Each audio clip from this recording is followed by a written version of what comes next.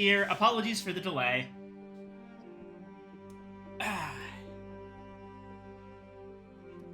Ended up having to do something to fix it. I've been having a couple of issues with OBS recognizing my headphones as a proper output capture device. But it does appear like everything should be fine here. Yep, okay. It's all working. Excellent. All right. Let's get started.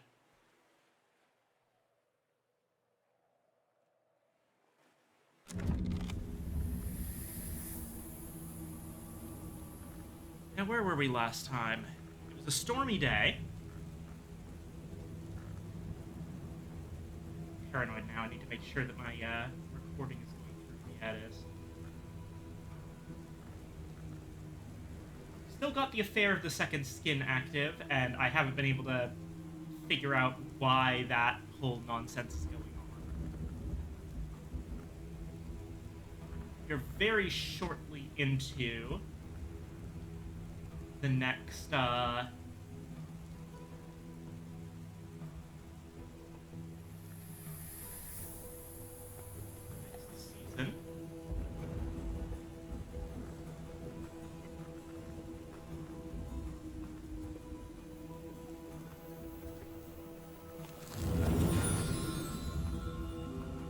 And we have, I think it was 3 branches of the Tree of Wisdoms. No, 4 branches all the way at the end. Those being Birdsong, Preservation, Skolakosophy, and Illumination.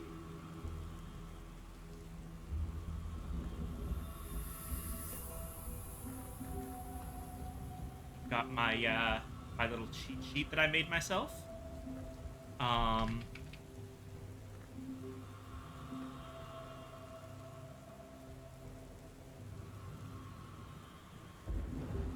Really, the next step is just keep working on insects and nectars, because that's going to be our capstone for the boss. We can't really do anything with Ithistry until we actually get a book that gives us Anbari and Lapidary. And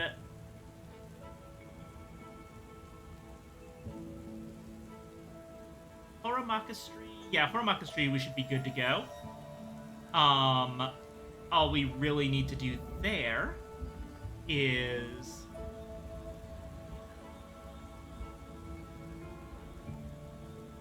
Coronoscopy's at 7. I think that the plan was to capstone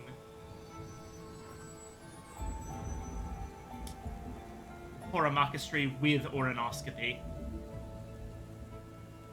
Yeah, because the Edict's Inviolable mostly just gives us High Heart, which we already have plenty of Heart. Heart's not a hard one to get. We do also have plenty of Sky. And Moon separately, but we actually don't have a 10 Sky or a 10 Moon, which I believe was my logic. And also Oronoscopy just kind of fits. I like that as a capstone.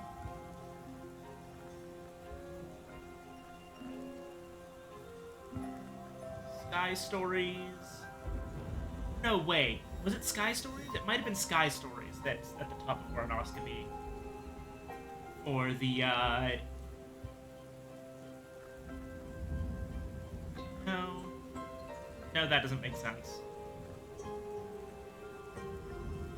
And my last one was Inks of Containment.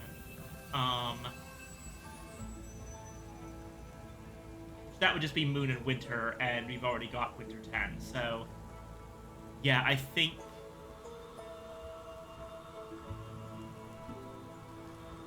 So from here upwards, right? It's 6, 7, 8, 9. I think that what we're doing is Sky Story 6, Inks of Containment 7, Edicts Inviolable 8, and Oronoscopy 9.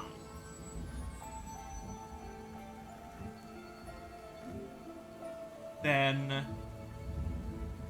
Hushery, we've got Disciplines of the Scar to put in.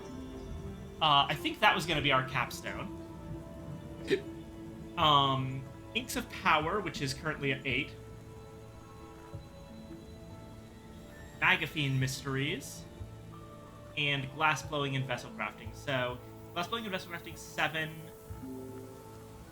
Inks of Power 8. Disciplines of the Scar 9. And that makes Magaphine Mysteries 6. So we only have to get that one up one more step.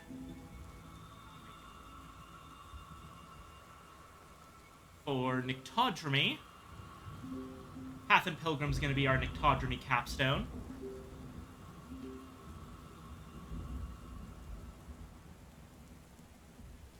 Wait, was it?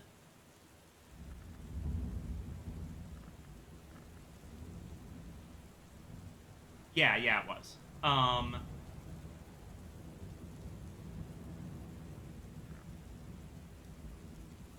Furs and Feathers was one that we had to put a lot into, but it doesn't. We don't really need it as a capstone because we already have Sky through several other methods and Scale through Serpents and Venom. So, the best one is definitely the Path and Pilgrim that we already have up there, giving us 10 rows. Not that any of this super matters, but I like it. And Coil and Chasm is... Where is that one?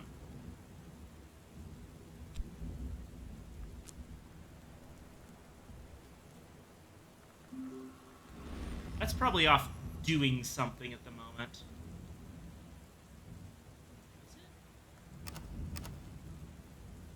No, there it is. Okay.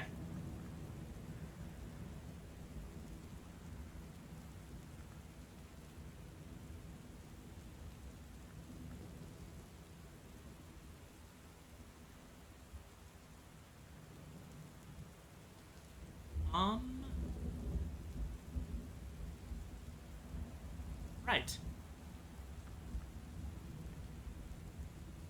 Other than that, we're going to keep, yeah, we're already doing this. We're continuing our beachcombing, which we're going to be doing constantly from now on. I'm going to also get us started on the moor.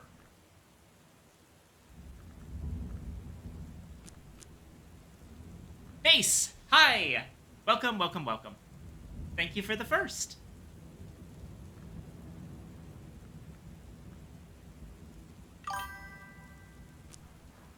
Meowdy. But yeah, we are going to be just constantly beachcombing in the hopes of potentially getting the very slim chance of a yellowed newspaper, which would be helpful.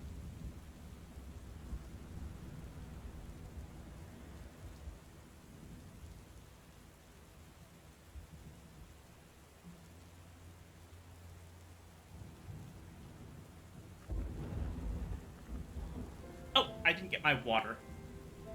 Give me just a moment.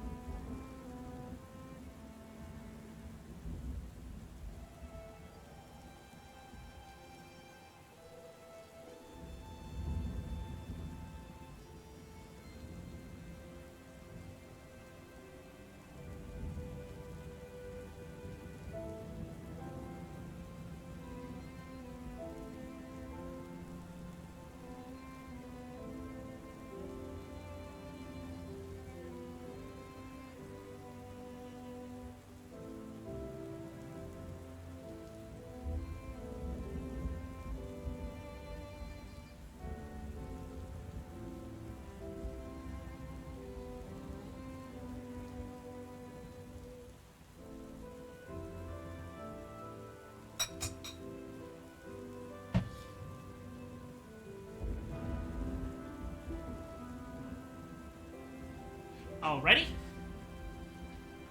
I'm back for now. Have to step away in about 5 minutes because my soup will be finished, but that shouldn't take too terribly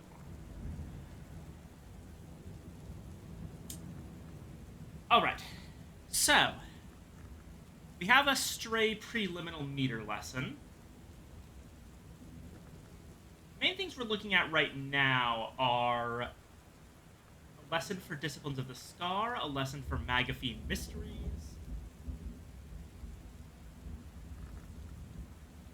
Yeah, I think those two are the big ones.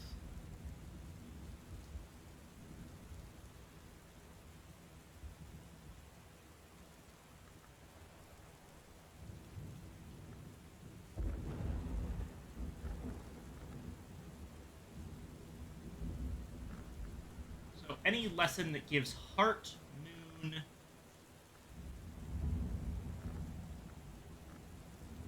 Edge, or Lantern would be positive. Unfortunately, Preliminal Meter is none of them. So, we can start just using random lessons to sort of upgrade some of our lower tier things for really just reasons of making crafting easier, probably. So, for example, Edict's Liminal.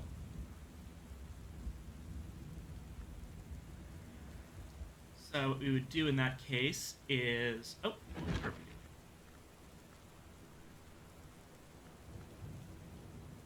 we doing? Right, we were reading Ambrosial as well.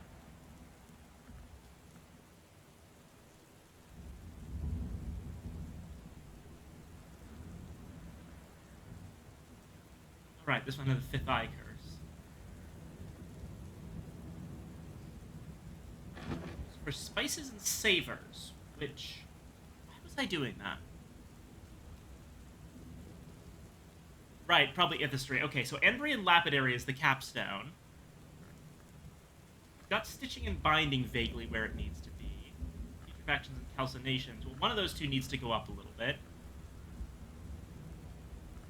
Purifications and Exaltations. And Preliminal Meter. Well, actually... Okay, why the heck was I doing that? I don't recall.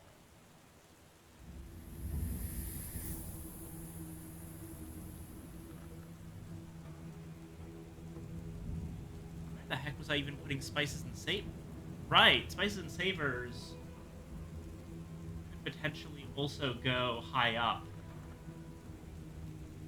Yeah. Yeah, I think I was possibly replacing one of the ones with listed there with Spices and Savors, so...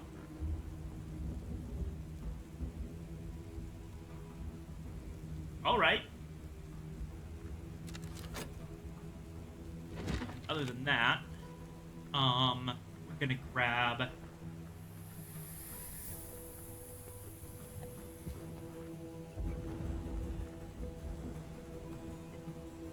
Right.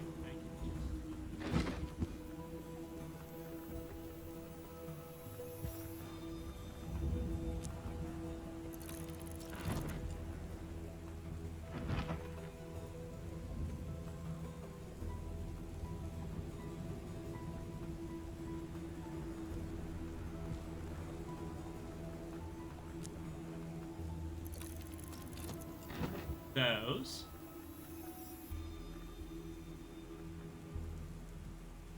And a secret third moth thing.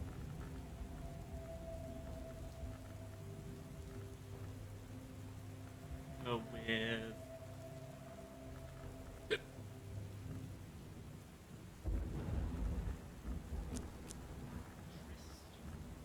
And...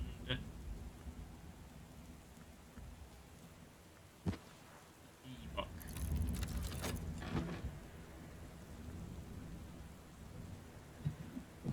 We do have some extra contraband flotsam.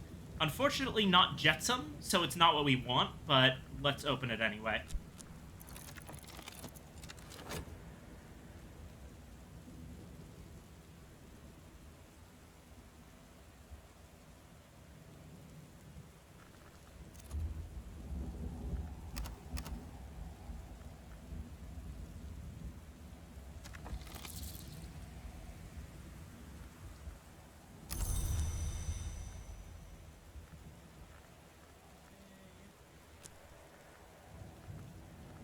Refill that. Get going again. We got mackerel.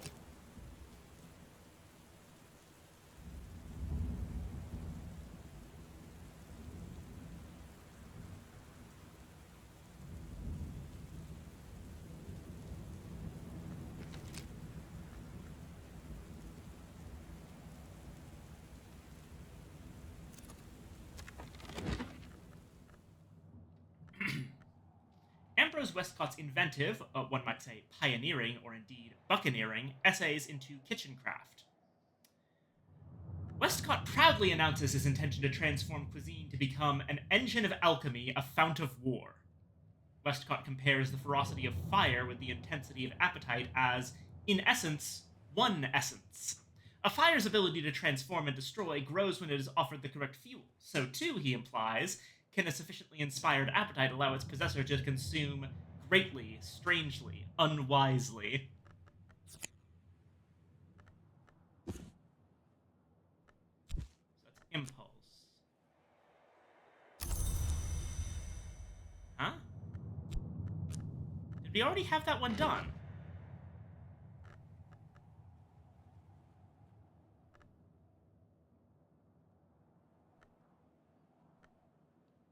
Uh-oh. That was supposed to give us a spices and savors thing.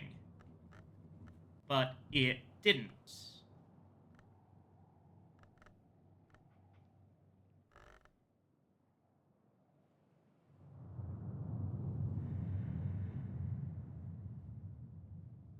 I'm not gonna worry about that for now. I'm just gonna assume that I messed up, but if that ends up happening again,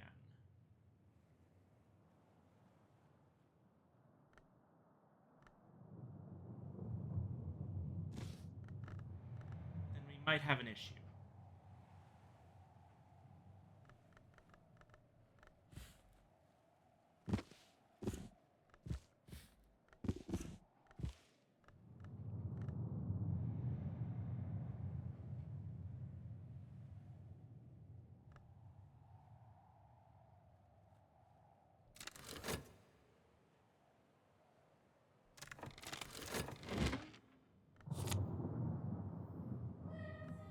Oh, wait, hold on. This needs to go up here because the beekeeper's end needs to go back here.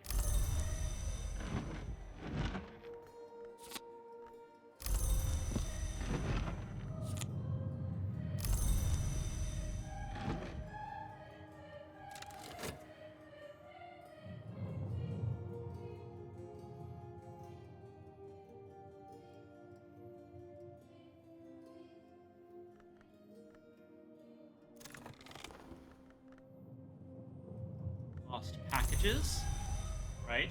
So now we take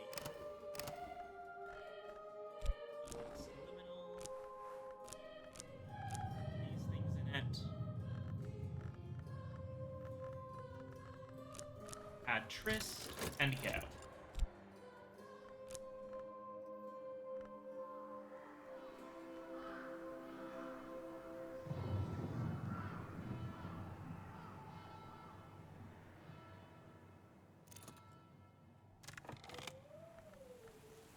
A granite slab. Oh, that's going in the toss for loss zone.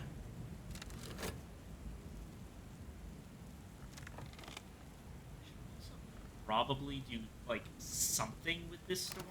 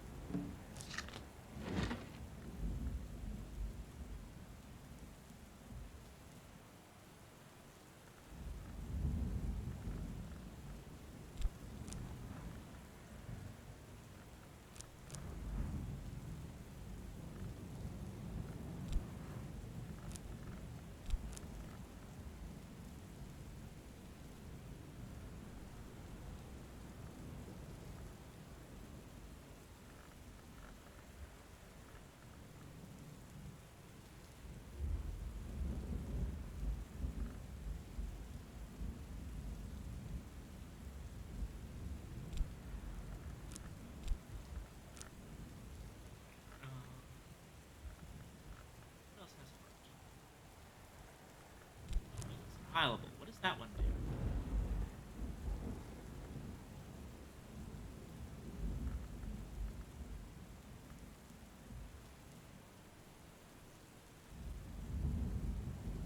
Memory plus liquid.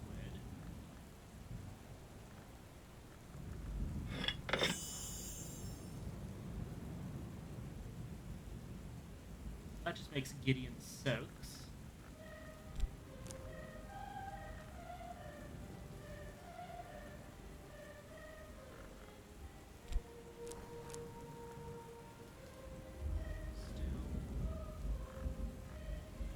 What heart recipes even exist?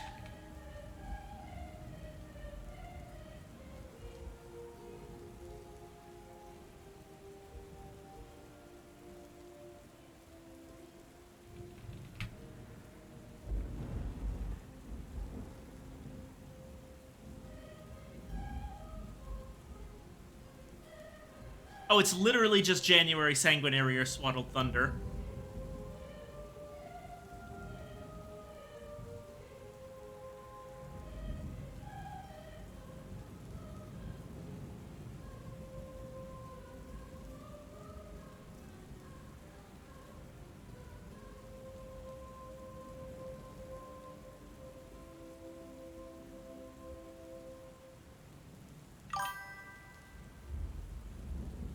Hello, hi Paint.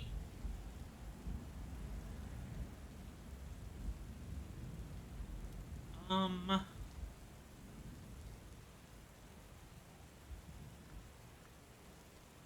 about Sky? What can I really do with Sky?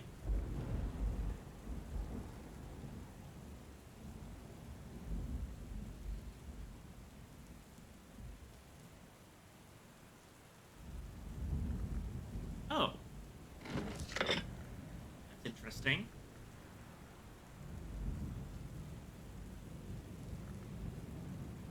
I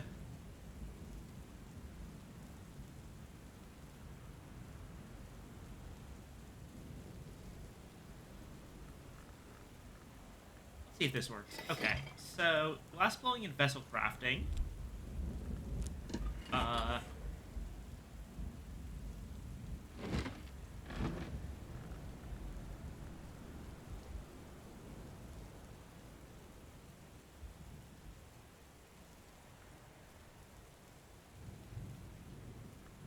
takes both Sky and liquid. It's furnace.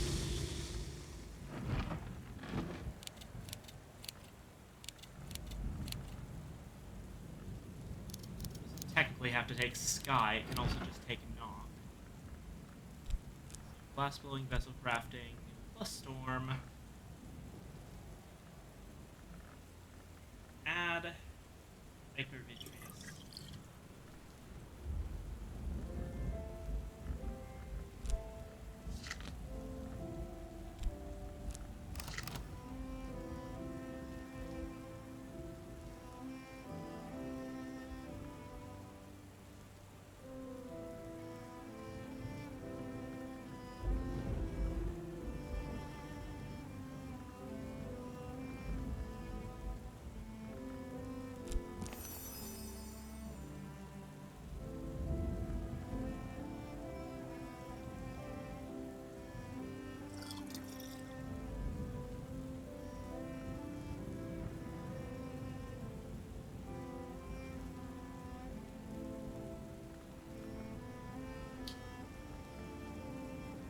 It feels bad to just throw away a perfectly good stormy day. But frankly, I'm not entirely sure there's anything useful I can do with the storm that I still have time for. I should have thought about this earlier. I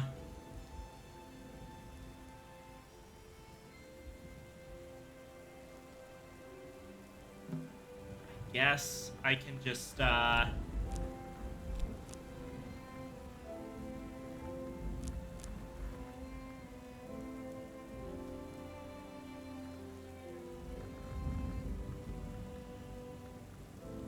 Oh, wait, I do have an Ascended Harmony. Okay, So what I can do...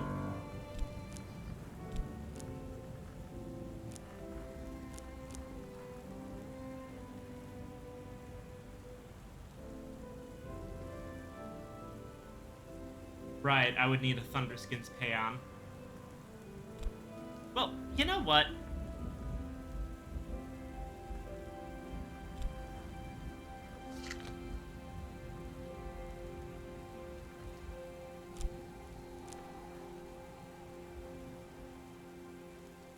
I'm just gonna make a Thunderskins Payon.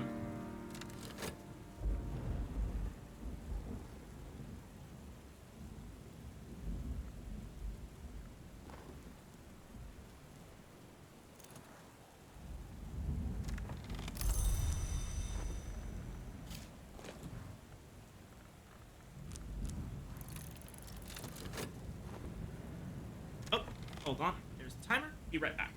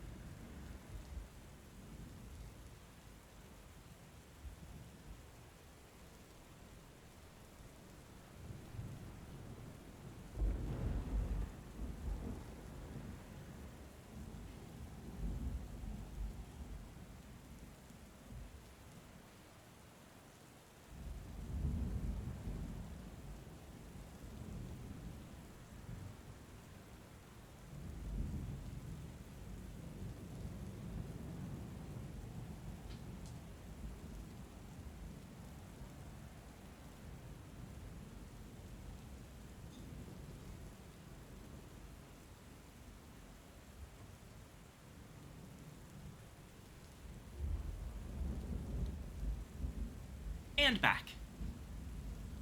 Much.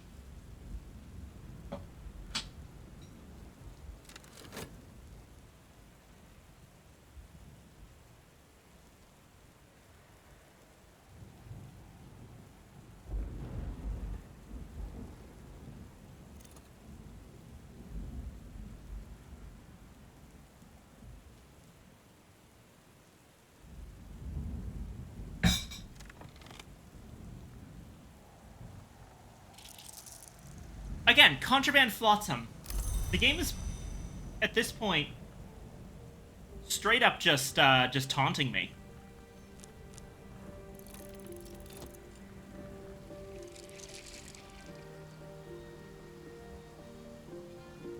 It's giving me the exact thing, like, I want the Contraband Jetsam because they do have different loot tables.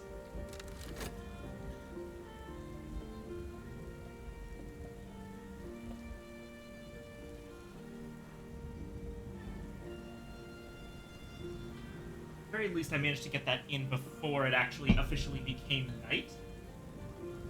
So despite the fact that the librarian doesn't like beachcombing at night, because dangerous, apparently doing it at exactly 11:59 all the way into the next morning, that's fine.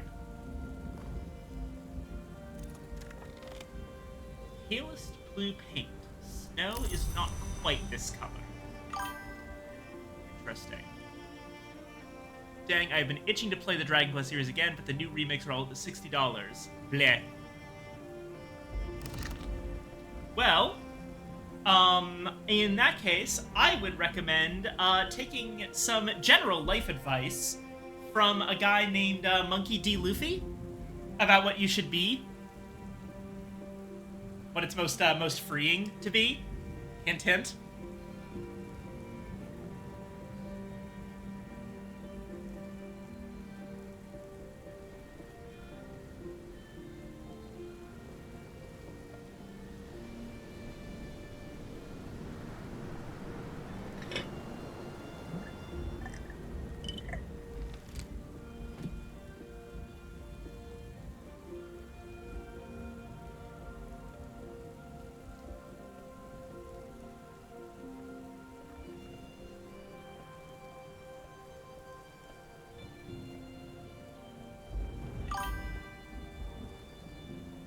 Lippy says they go on sale often. I saw 1+2 on sale for $50 recently.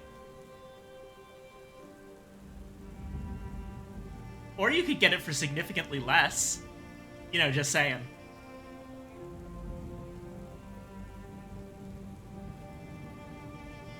They're on sale for a absolute steal anywhere if you know how to look, if you know where to look.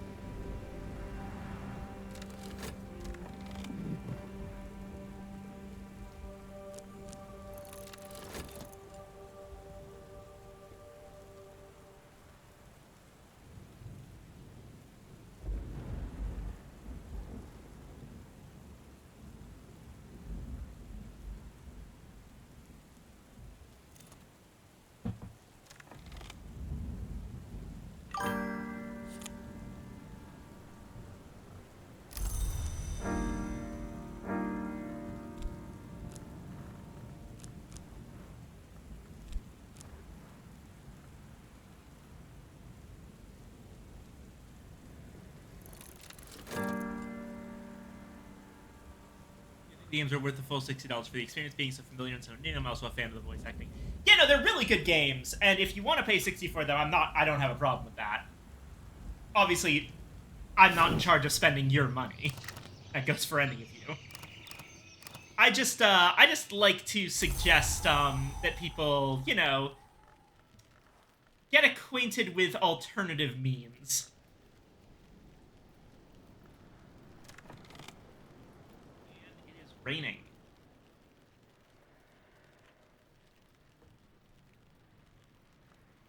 Okay.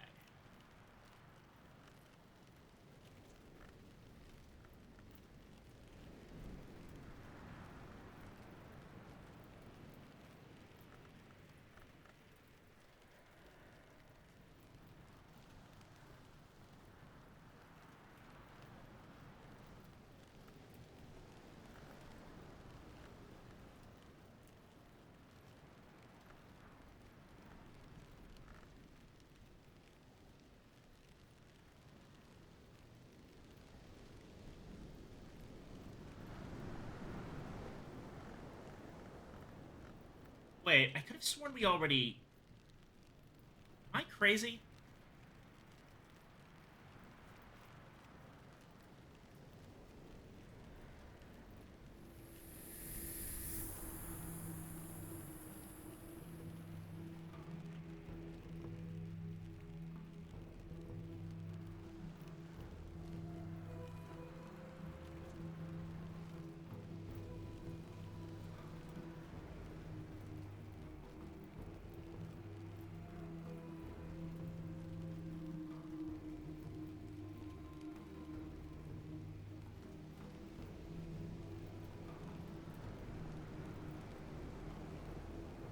No, okay.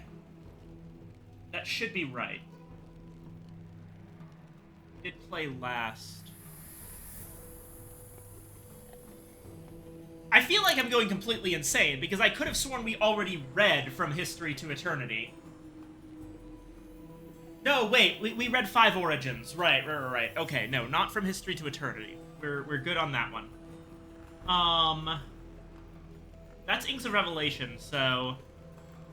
That's actually something we want. Ah! I'm being watered.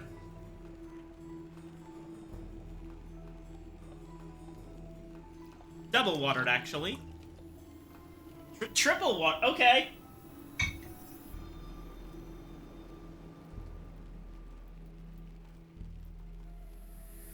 Quadruple watered? Alright, I'll drink a whole glass of water and I'll drink a whole thing of tea. Stop it!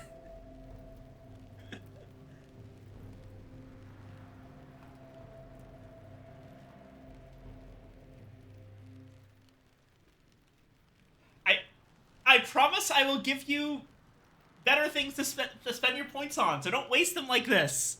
I am drinking!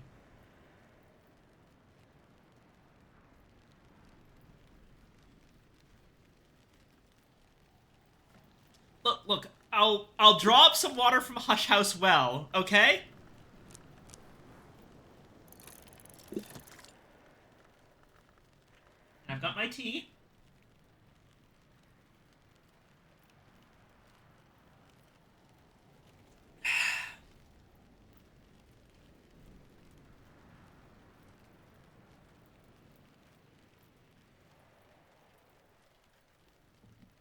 Oh god. Okay, I just downed an entire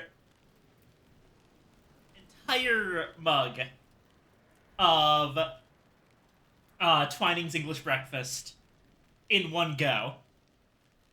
Are you proud of yourselves?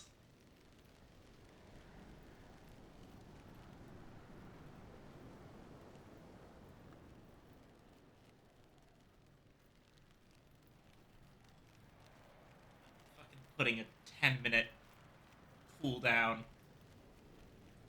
on water if you keep this up.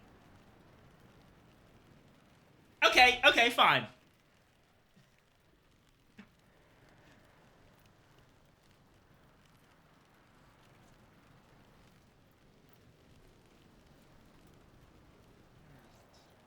Um.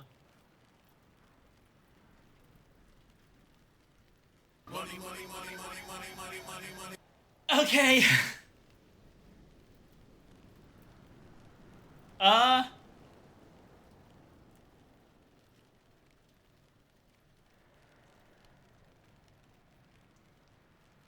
All right.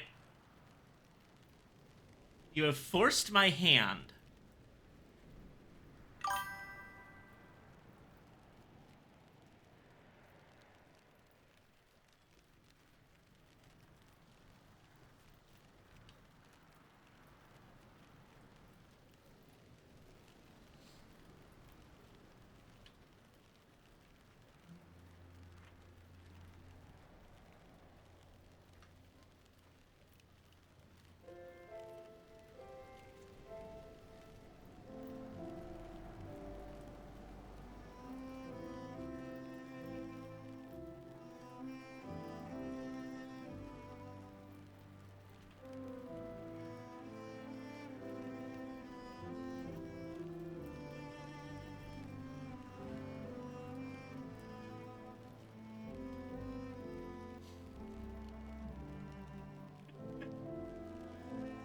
Okay, and also you need okay, the cooldowns are on. Um we also need to do the to run the ad. Hold on.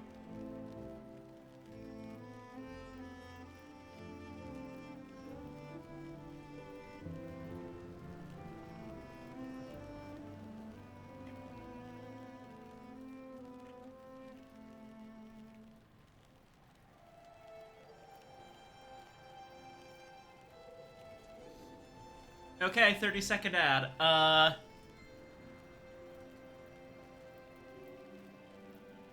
we go.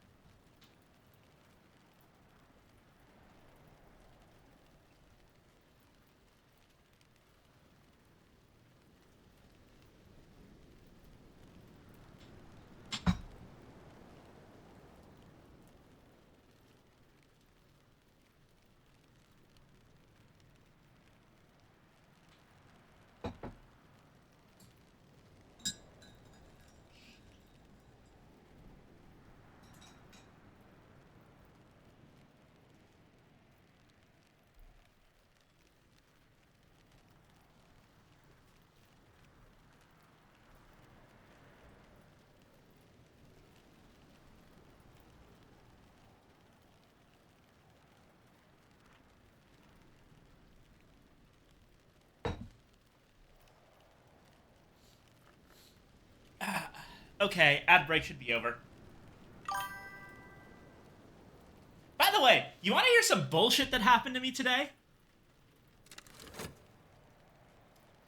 So, I used to work at GameStop a while back. And I need to grab my W-2 forms off of the I need to grab my W-2 forms off of the Workday portal in order to do my taxes. So I'm gonna have to contact HR sometime soon in order to get a temporary thing, because they were supposed to mail it to me and they didn't. So now I have to contact GameStop HR. So I go in and they have the little robot voice, and I note that it's a W-2 form thing. I'm happy because there's a preset thing for it. They give me some instructions and they tell me if you need additional help, like contacting them to get a temporary password, then I should get a talk to an actual HR person, right? So they tell me that I'm at position 10 in the queue. So it's like, oh, it's not going to be too long. And they ask me, like, hey, do you want to just wait in the queue? Or do you want to get a call back when we have an agent available for you? And I'm like, oh, cool. And I pick the callback option. 10 minutes later, I get a call back, and I'm like, okay, this was easy. I pick up the phone, and do you want to know what it says? It says, "We're sorry. All of our agents are currently assisting other customers. Please call back later." And then it hangs up on me. I specifically told them to call me back when they had someone available, and then they call back to tell me that no one's available and drop me from the queue.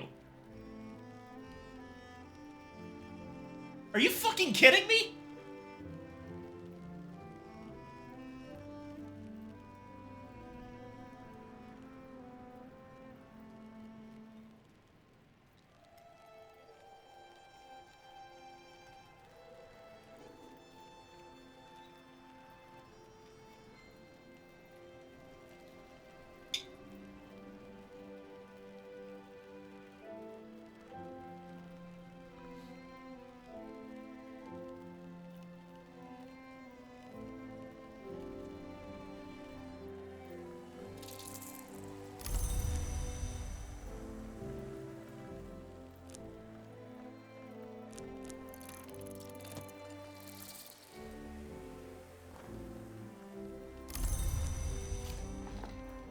Like,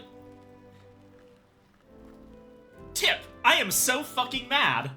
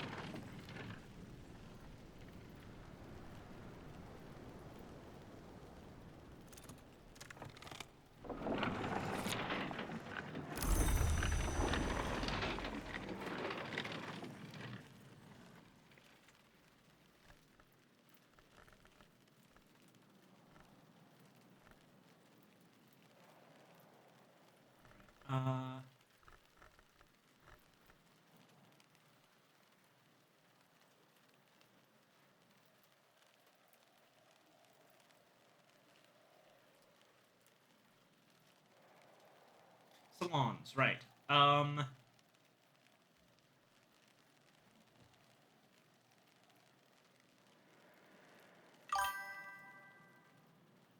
had issues with W-2 stuff in the past. The worst was when an ex-employer used foreign employees who did not really speak such type English. Oh, God.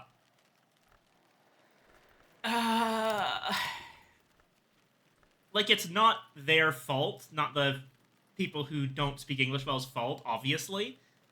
I just really wish that for like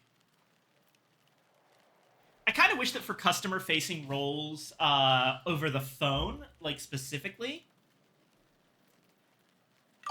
there was something that was restricting people to only doing it in country, because when it comes to like support and the requirement for people to understand each other, there's no need to introduce a language and or communication barrier.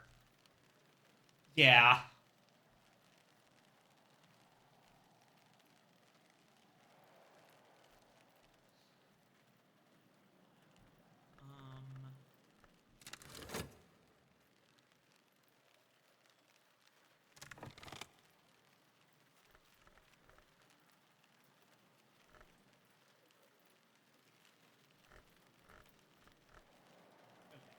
Um, uh, I will read Dehoris Book 1.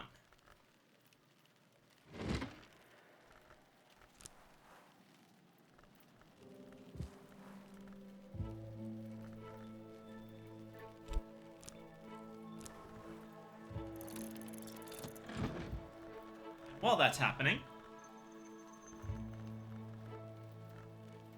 we're gonna get every single Nectar and Moon thing we can get our hands on. So that's gonna be Deratio Quercum. That's gonna be B-Book. Same issue with recruiting. I had to go around a recruiter because fortunately I knew the manager whose role I was applying for. Yeah.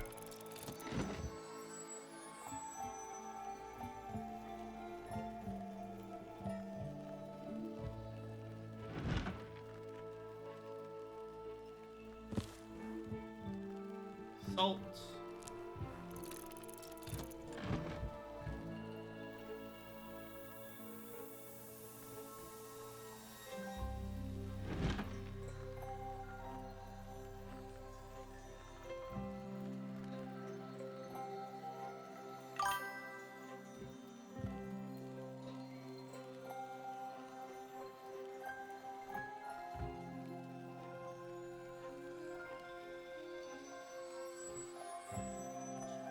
We need 3 more.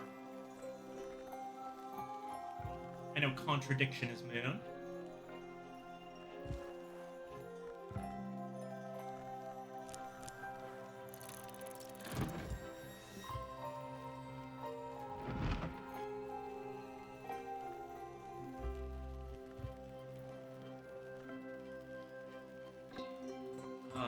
Stolen Secret I know is Moon.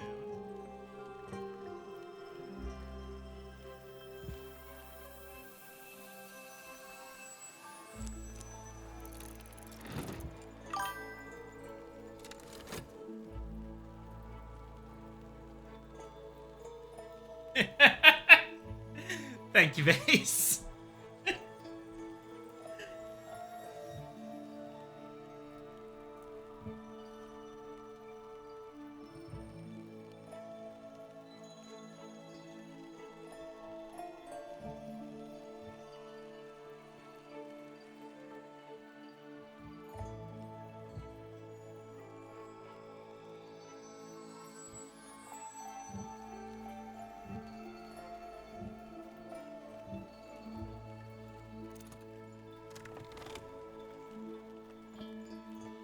Alright, so it's Lignum Vitae.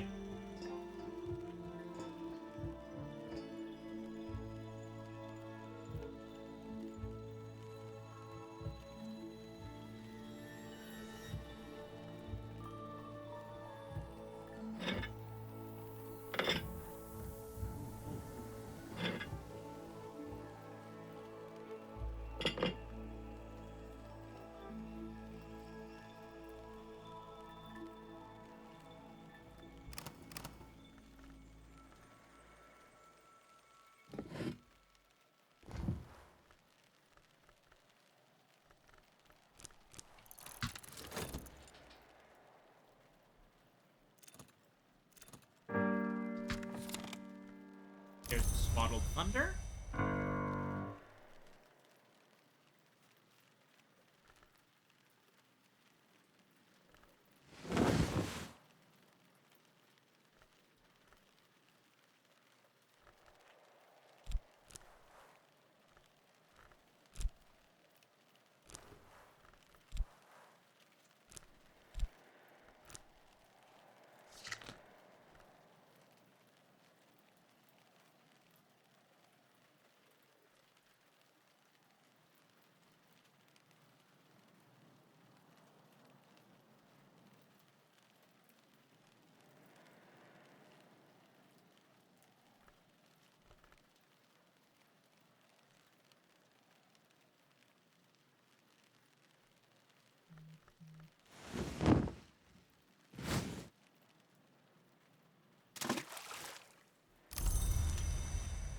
Water that we got earlier. When I was being drowned by my chat.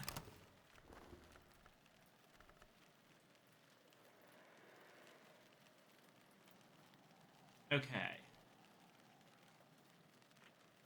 What do I want for this next salon? Oh, right. We're still trying to. Right. It was. We're still trying to effectively get Yvette and Zachary to talk about stuff. So, honestly,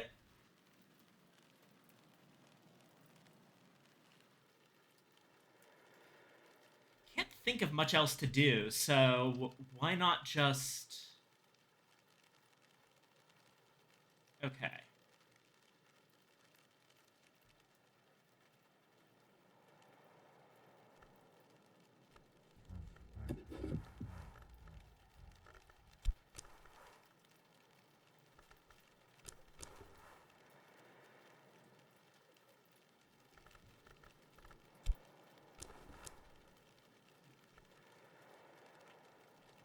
I'm going to turn that into pairs.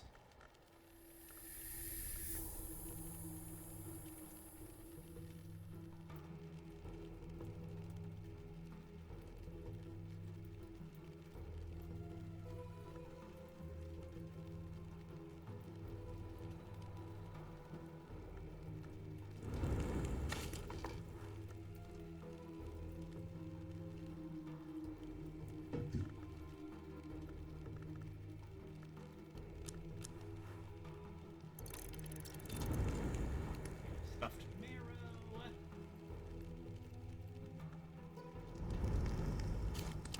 Single delicious egg.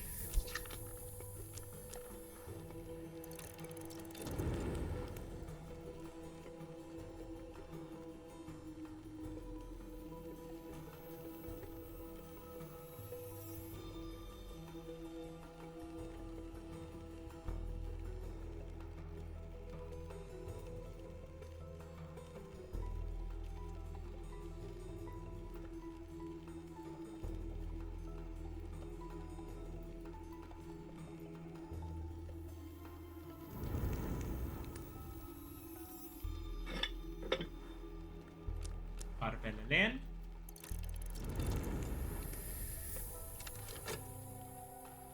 And something else for a side dish in a bit.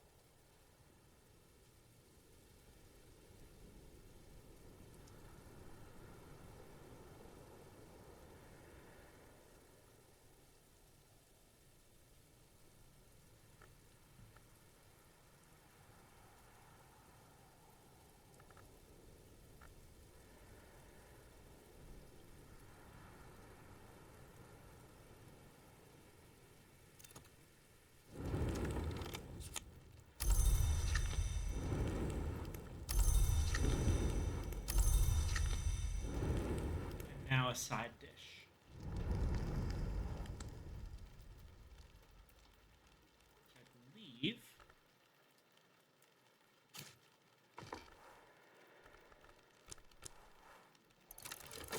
salad should be good.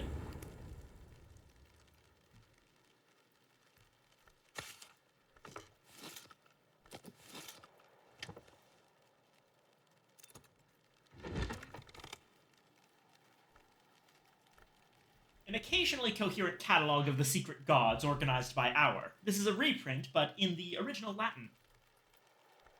This volume deals mostly with the Hours of the Wood, the Moth, the Black Flax, the Ringyu, among others. The glory is a question, and the Moth always answers yes. It's an impulse book with Rite of the Runes. That's about right.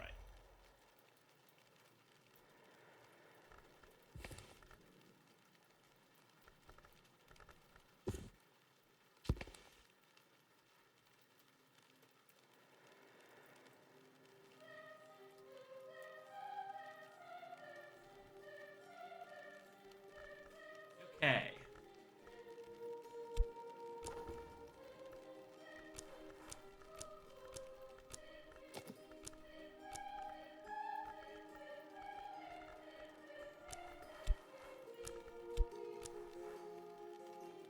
Here we go.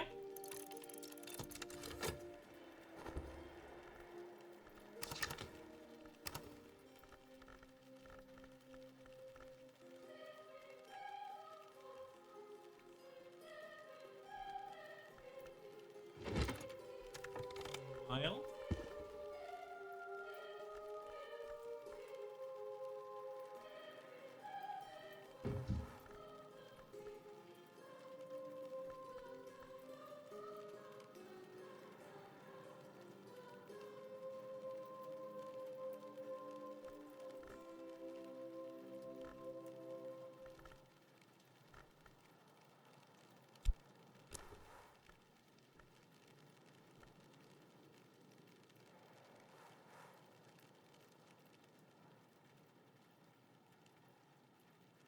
Should we invite Connie as well? It will mean we're still risking not getting that dialogue between Yvette and Zachary. But...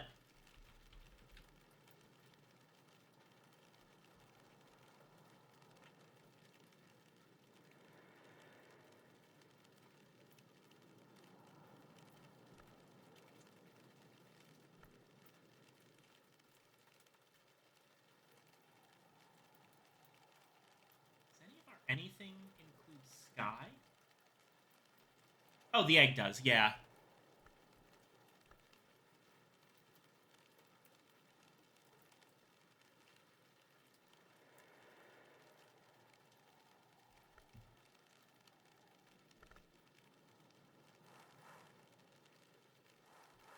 Well, at the very least, let's start with the people that we know we're inviting.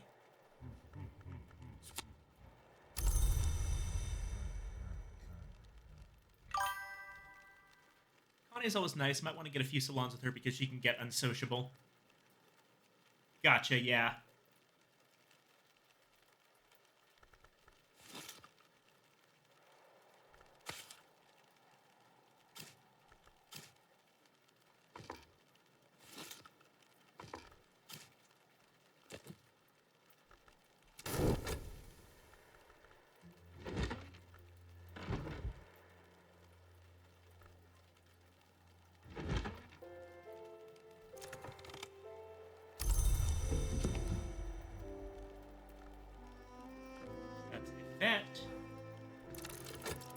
Zach.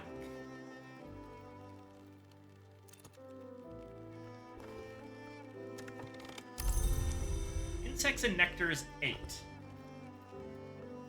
Almost there.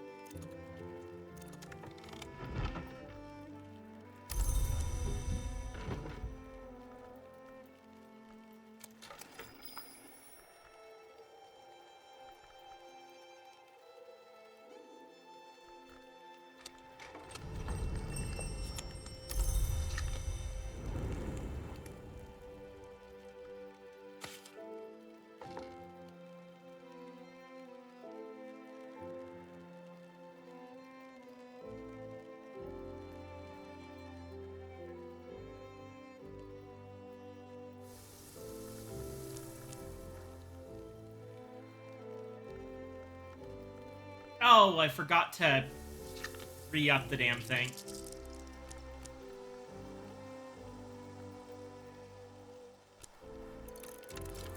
Probably lost a ton of time there.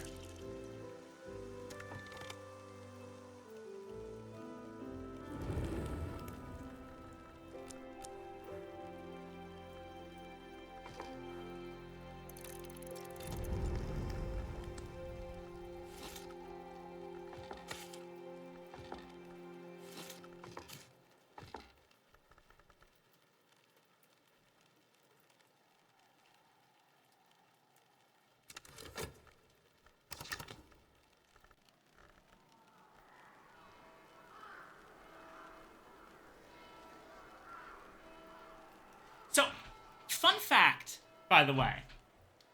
A friend of mine was doing a little bit of independent research. She's been on the stream before. We're talking about Riri here. And, so you know the audio recordings A Tower Rises and A Tower Falls?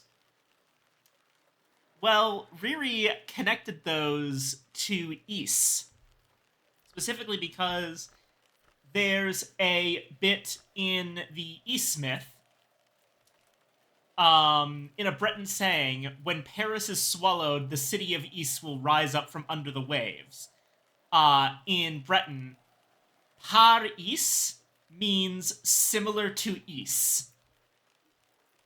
So in the same way that Kerisham is Ker Ys, Par Ys also has a meaning in that mythology.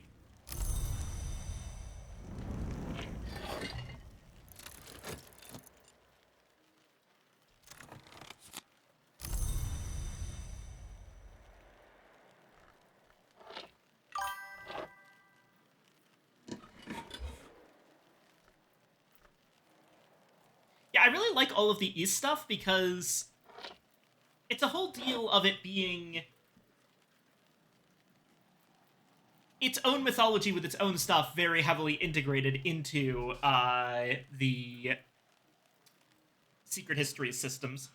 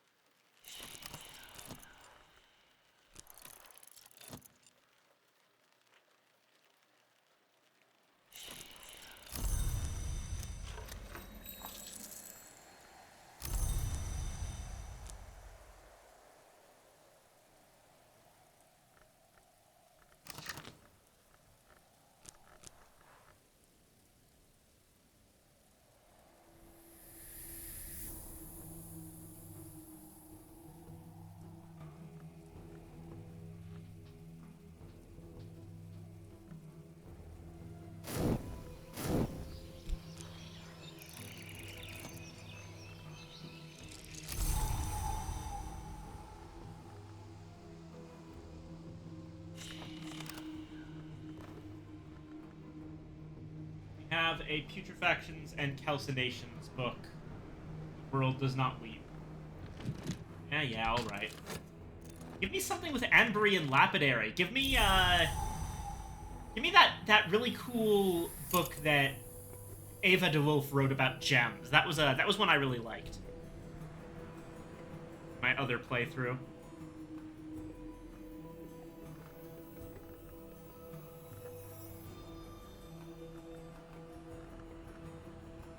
Okay, so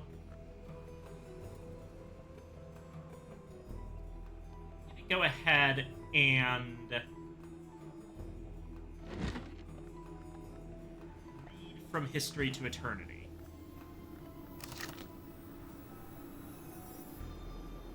What will I need for this salon? It's, okay. Zachary wants Tristan Wist. Southie wants Faustin Trist. And Connie wants Whiston Shaft. Faust, Trist, Whist, Shapt.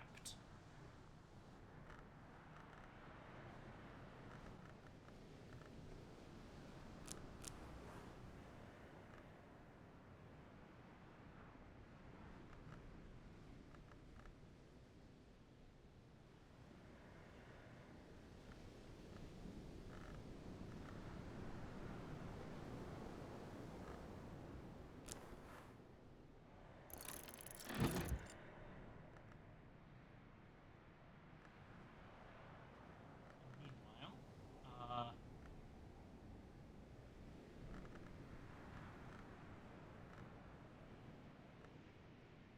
right, okay.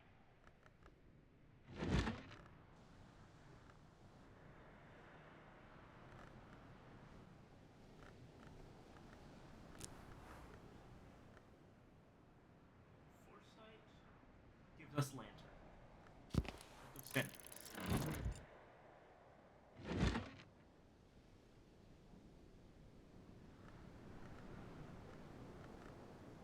Fear gives us Edge. Lament. That's 3 slots we have full. 5 more.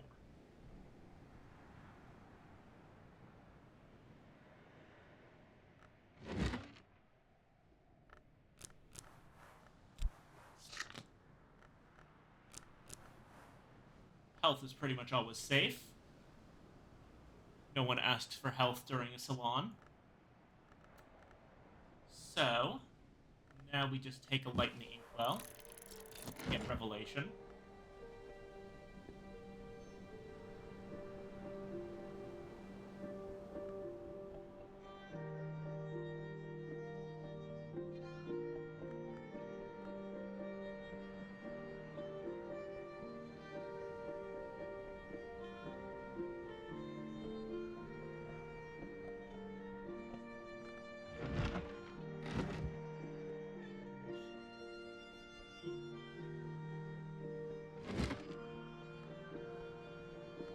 Exorcist's Field Manual for Contradiction. That's Edge.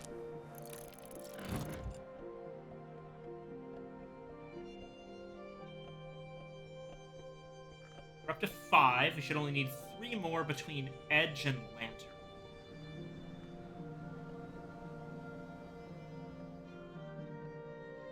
So Lantern does have sight. So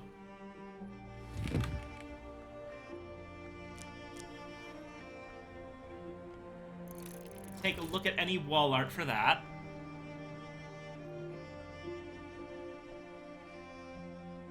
We can make Torg's Cleansing.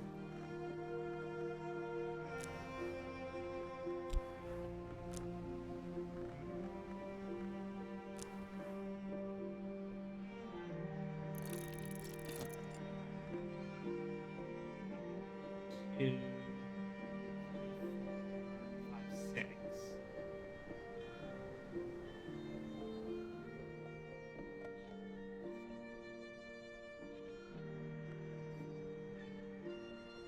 Seven. We should have 7 now. And, like, one more lantern thing, maybe? A Bittersweet Certainty should do. So that's gonna be,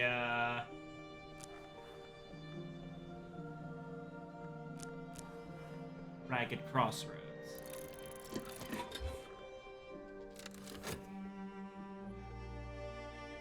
Should be good. I just like lore. Do you have the other Eye of the Serpent? I remember you needing it for a quest, so that one might be Glazerian Lights with me. We did that one. The other Eye of the Serpent was to complete the Royal Endeavor. And we instead did that by getting Glazerian Light, learning more than anyone else about Glazerian Lightsmithing, writing down all of it and handing it to Serena Blackwood.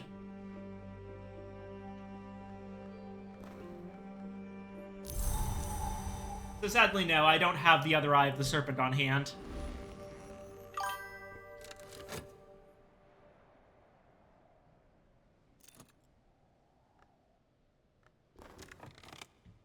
there's con. Which reminds me, at some point I should start recording my thoughts on the other things that I've learned basically everything about. My various capstones. Like I should literally write the book on serpents and venoms.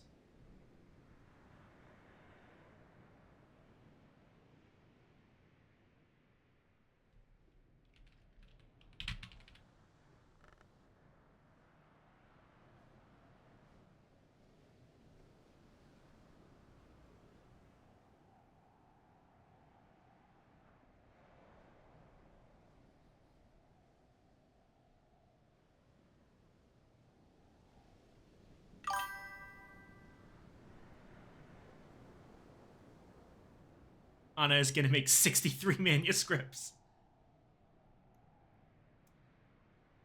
You know what, actually?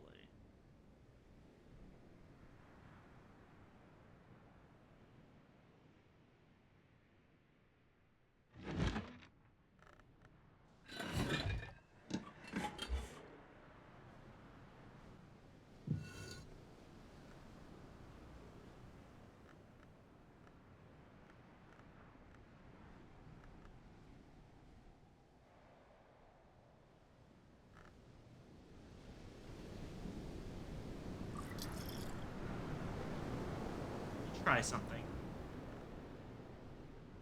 It should be under endoscopy, yeah. We'd have to spend one tryst.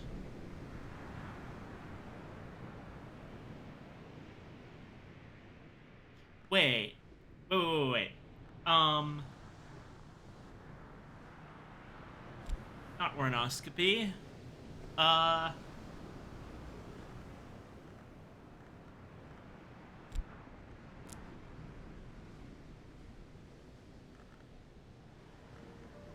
Okay, yeah, this'll work. This'll work. We will save it for when,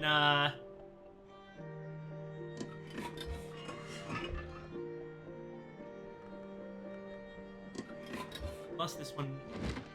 Yes, this one can do Moth. Okay. Inks of Revelation.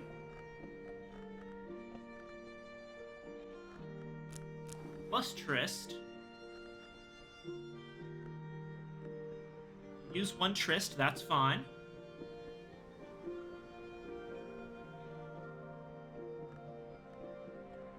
We can use any liquid.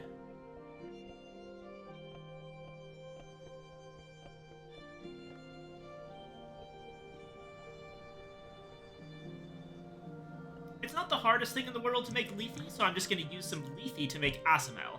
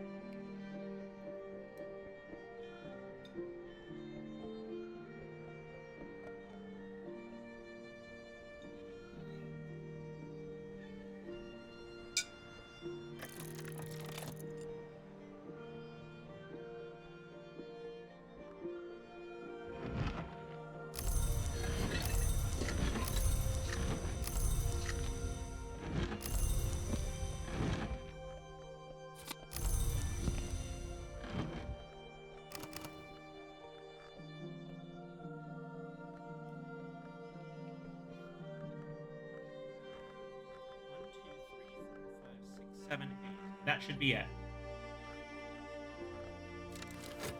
Now all we need to do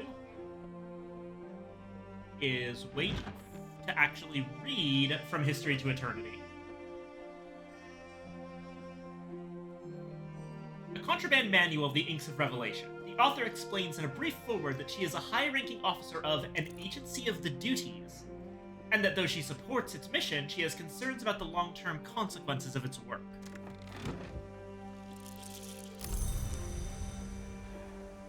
I don't want a vase of rushes.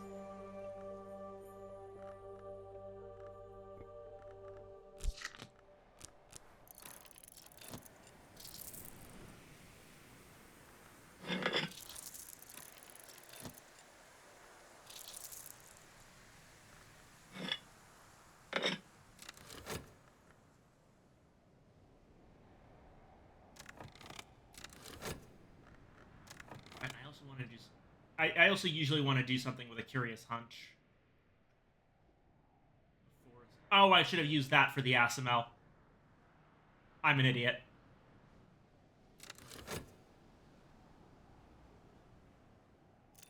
You know what? I'll make some more afterwards.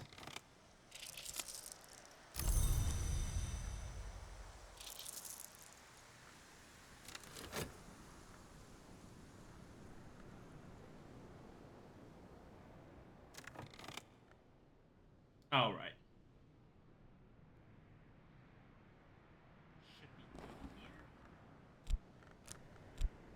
Dr. Southey. Mr. Wakefield. Miss Lee.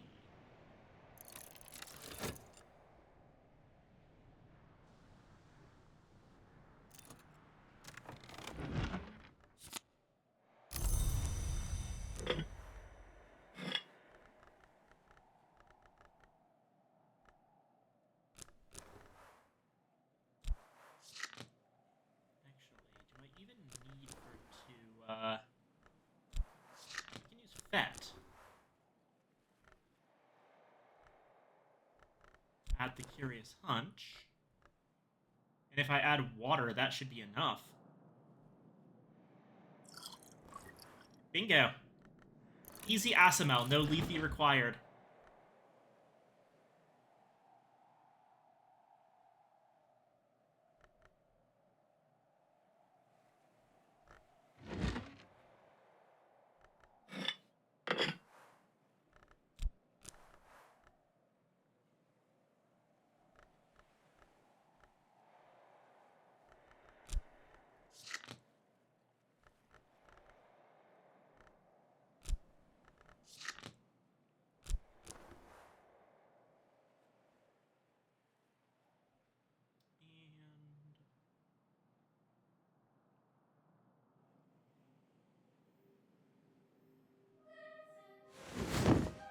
Oh no, can't.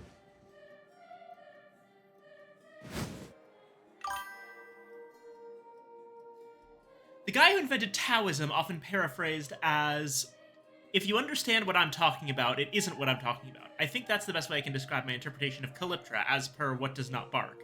You feel me? You shouldn't. Exactly, yeah.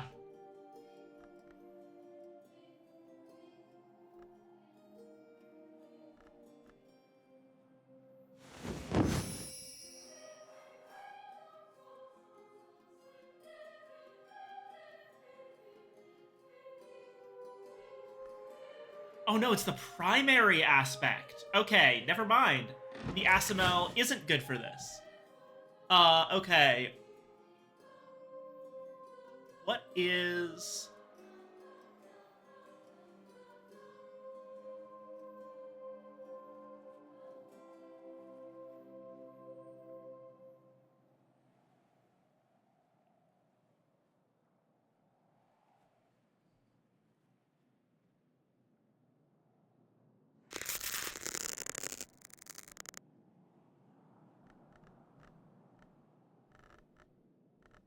Health, Path and Pilgrim, and the assistance of a torch.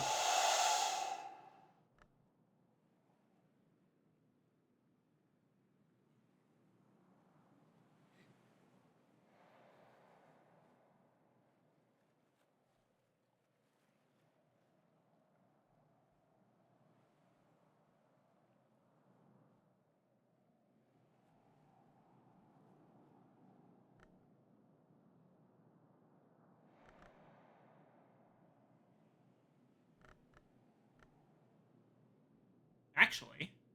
Wait. 1, 2, 3, 4, 5, 6, 7, 8, 9, and they all work, so I'll just use this fear. Certain relic byproducts can be repurposed to brew a scaling.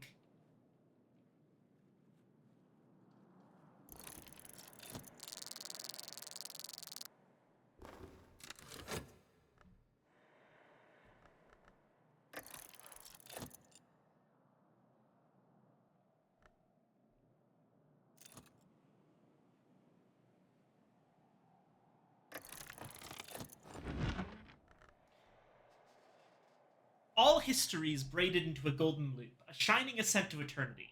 I had never imagined I could be afraid that there might be too few truths. I could be wrong, but I'd like to leave at least one door ajar. Ichor Auroral can be brewed into an encostum terminal associated with the second history, using Inks of Revelation techniques with Rose aspect. The author warns that this is exceptionally difficult since these techniques aren't aligned with Rose. But that's why I'm hoping the door will stay ajar, even once all the others are closed. I wish you luck. Okay, Ichor Auroral, Inks of Revelation, and Rose.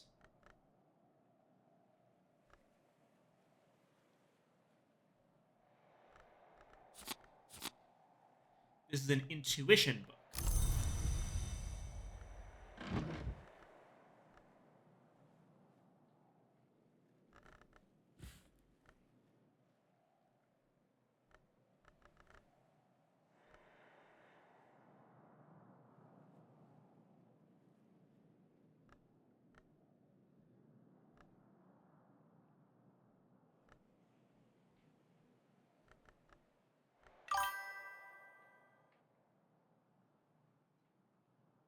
And that's what the author isn't talking about. The duties is the Suppression Bureau is Calyptra. I like how Calyptra is the most well-organized. Yeah.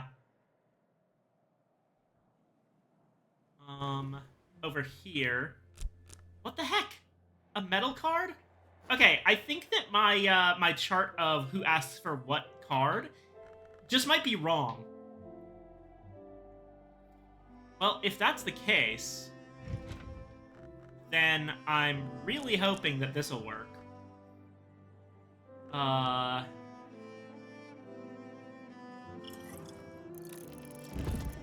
ahead and rest. Now, where the heck was my overflow shelf for intuition? I do not recall where it is.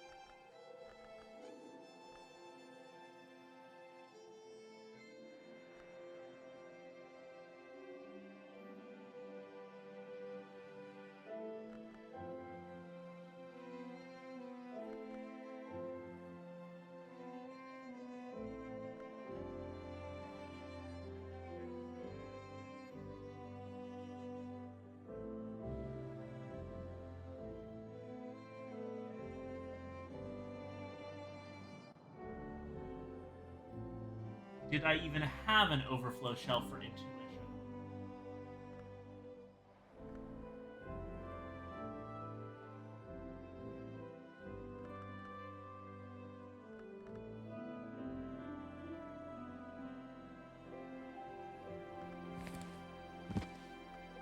I'll put one here.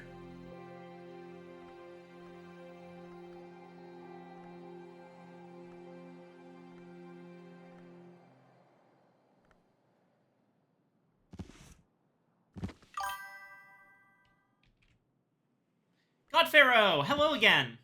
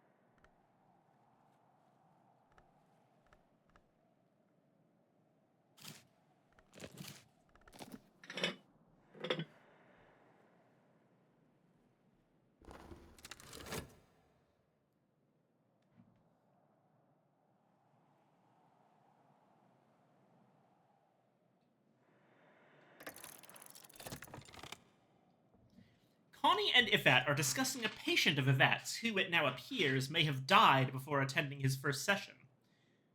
I had wondered, Yvette says slowly, why my rooms were always so cold afterwards. Connie is of the opinion that since the man is dead, no ethical considerations about confidentiality need apply. Yvette is not convinced. Lesson Ron remembrance.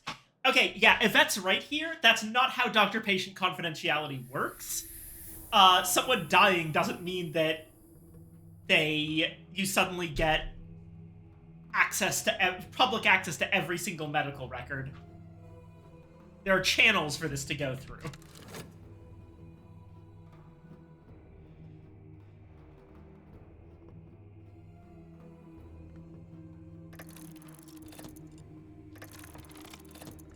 Twist.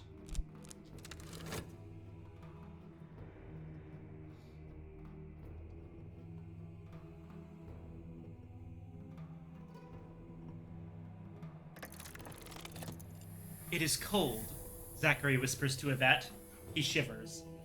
I must stay cold, mustn't I? If I thaw, I will come loose, won't I? Yvette nods carefully. I think it's for the best that you don't thaw. Not yet, she agrees. That's the one? I see how it's working. So, yeah. Thawing would be the process in which winter gives way to heart.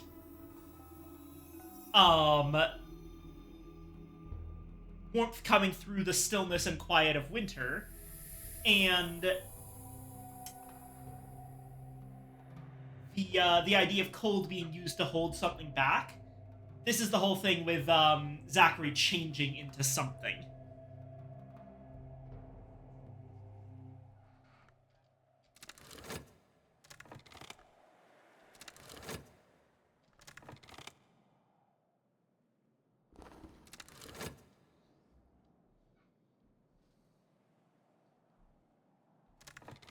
I should also take a moment to Mwah. Ah! Meh.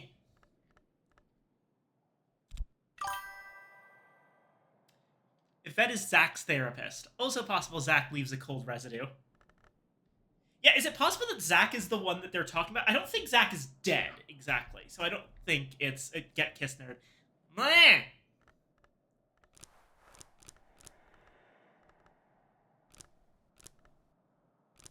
I'm exploring in Elite Dangerous right now. Ooh, Elite Dangerous. That one's fun. All right, hold on. I'm getting watered.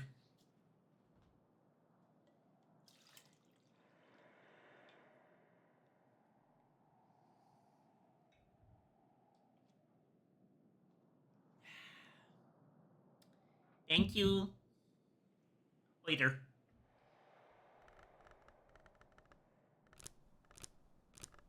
Elite Dangerous is one of those things where it's not my thing, but I enjoy that it exists. If that makes sense. I think it's really cool to have a genuine space sim on that scale as like a sort of a Escapes to the Fog, Never Be Seen Again. My fucking watch streak broke. Oh wait, I can save it.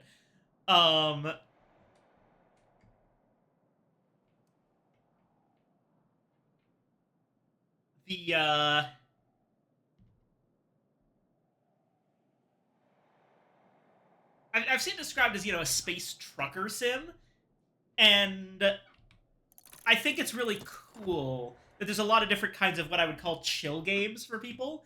Like, this right here, Book of Hours, is my chill game. This is the, I'm just doing what I enjoy doing, with occasional bouts of challenge, but mostly just kinda sitting and chatting.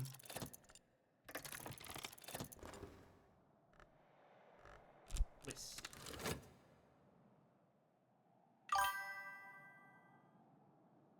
Space trucker, miner, explorer. It's got it all. Hell yeah. The language of the four quarters, Connie shakes her head. I learned it out there before I joined the Bureau. If I talk too much about it, it'll spoil the mood, but here's some pointers. Kirosimi lesson.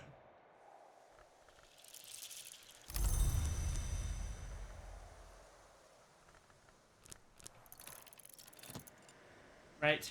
Ava's locks.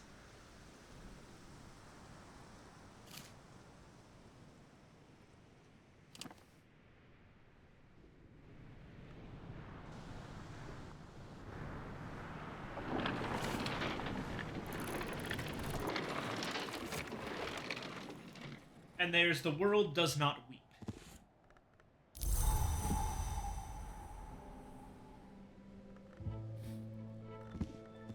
I should probably start thinking about what I'm going to do with this shelf.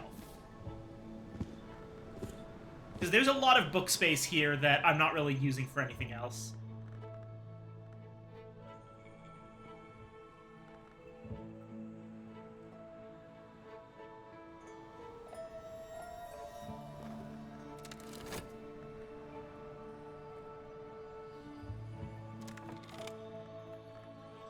Snow Stories, Rhyme and Remembrance, Kilasimi.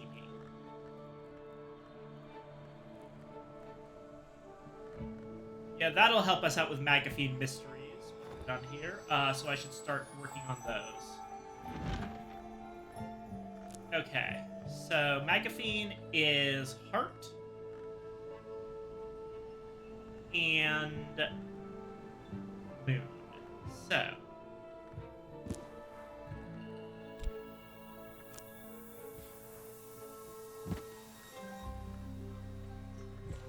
contradiction.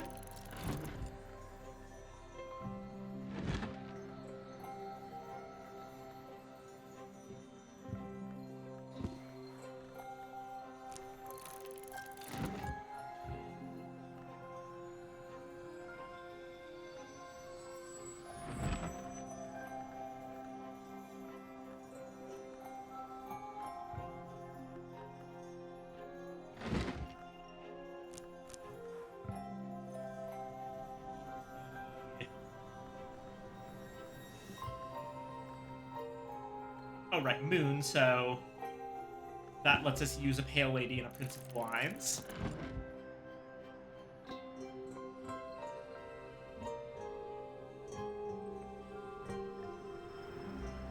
Stolen Secret also has Moon.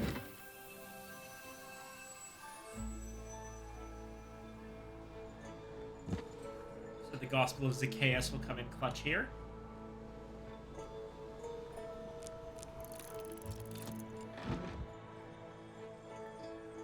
And then a storm should round us out nicely.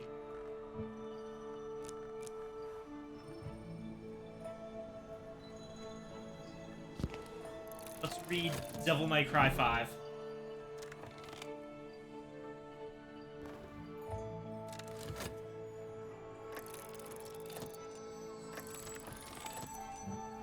And now we add Shaft.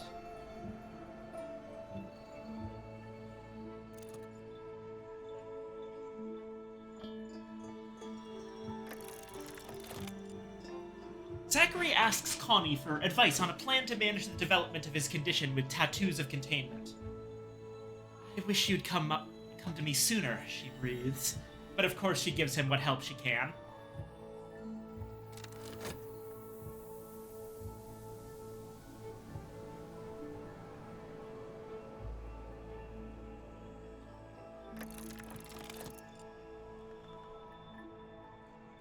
Zachary asked Connie for help. Oh, so there's something ongoing there.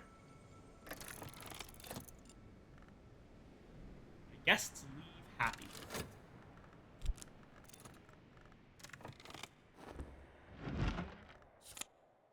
More Asanel. Metal.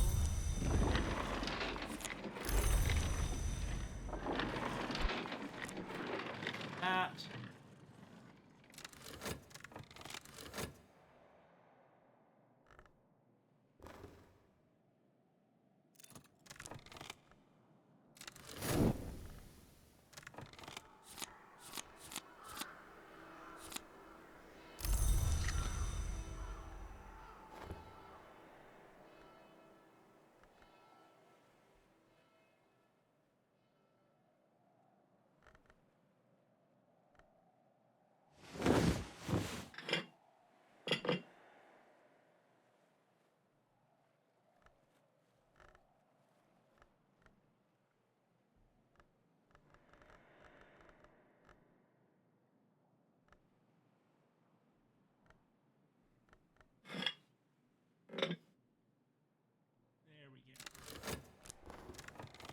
And Discipline to the Scar is now 9.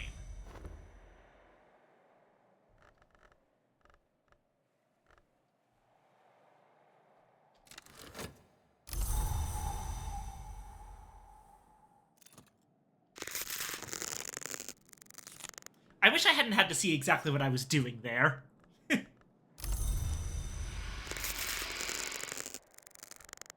Alrighty.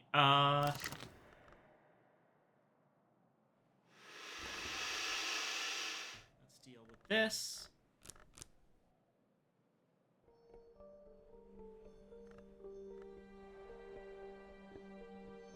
Got plenty of Gull's eggs.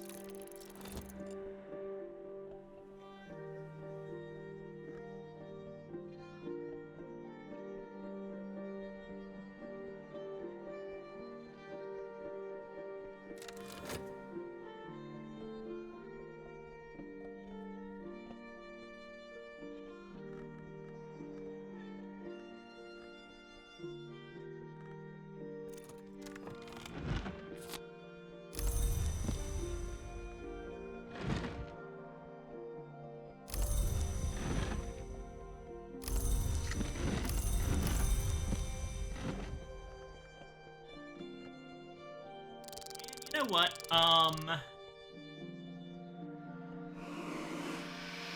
probably need more of this stuff in the future, so...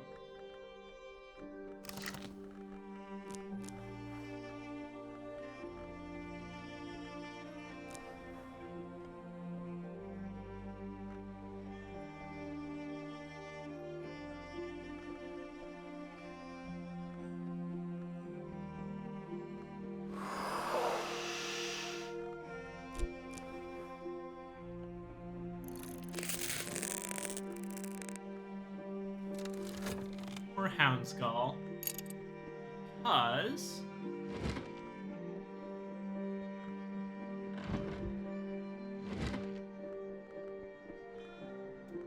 using my Whist, which is crossed by the shell, written in Houndskull,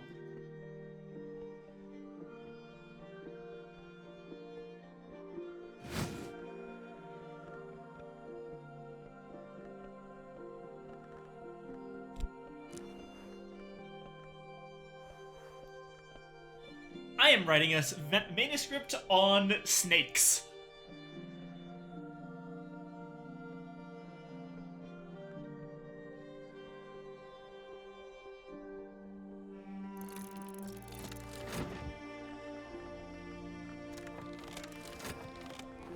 And, in addition, we have a Kilisimi lesson. Snurpent and Snenums.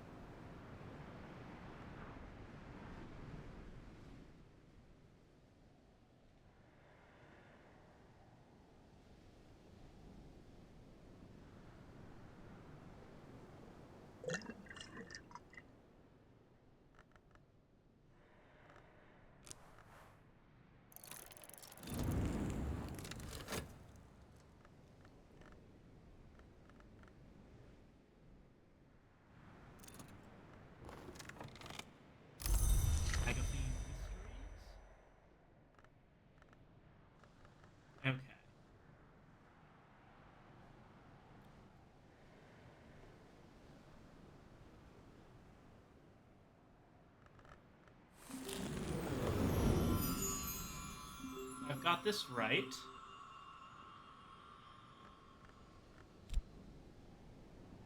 Magazine Mysteries. Then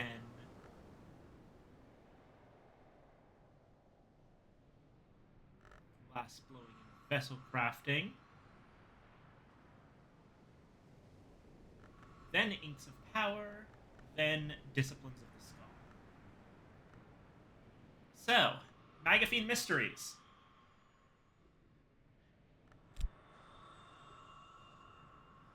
If we put this into preservation, the gods who are, which we call the hours, ward against the gods from stone and cast them down. What remains of the gods from stone we call plague, scourge, catastrophe. But if the gods from stone were reborn, would they still be plagues? Would renewal bring peace? The arts unregarded hint that it might be so. The gods who are, which we call the hours, ward against the gods from stone and cast them down. What remains of the gods from stone we call plague, scourge, catastrophe. If the hours were cast down in their turn, would the gods from stone be satisfied? Would revenge bring peace? The night arts hint that it might be so. Preservation is more in character for us, but,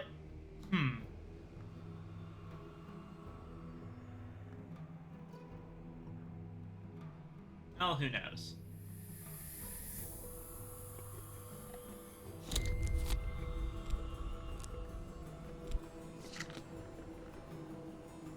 Then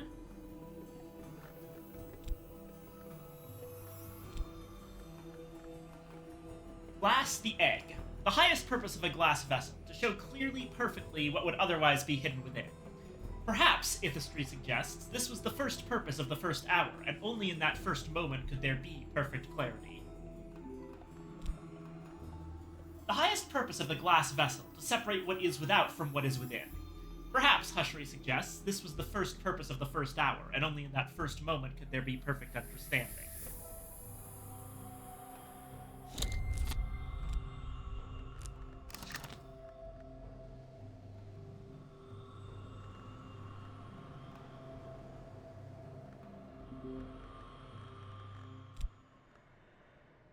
The greatest and most secret truths can only be recorded by the librarians of the Watchman's Tree, even then only beneath the shelter of the tree's branches, and only in the unsanctioned inks called Encasta.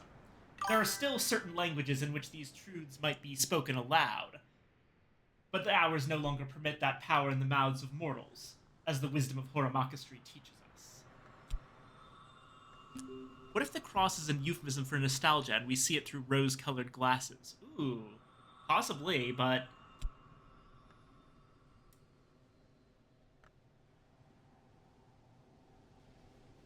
the greatest and most secret truths can only be recorded by the librarians of the Watchman's Tree, even then only beneath the shelter of the tree's branches, and only in the sanctioned inks called Encastum Terminal. There are still certain languages in which these secrets can be spoken aloud, but that has never been safe. These secrets are the world's blood, and to speak them aloud is to shed that blood. We who are silent have always known this.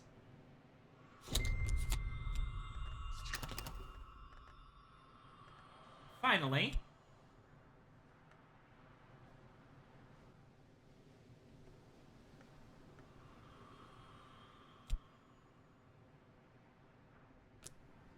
I'm gonna need to check.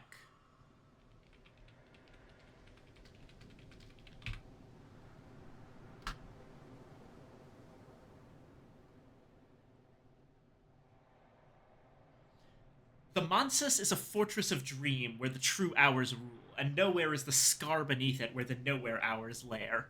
Without the hours above, that scar would be an open wound. So the bright arts teach us.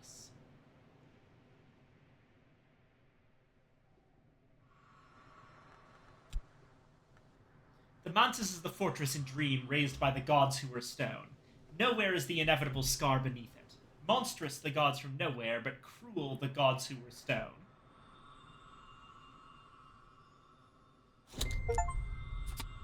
And I've mastered Hushery.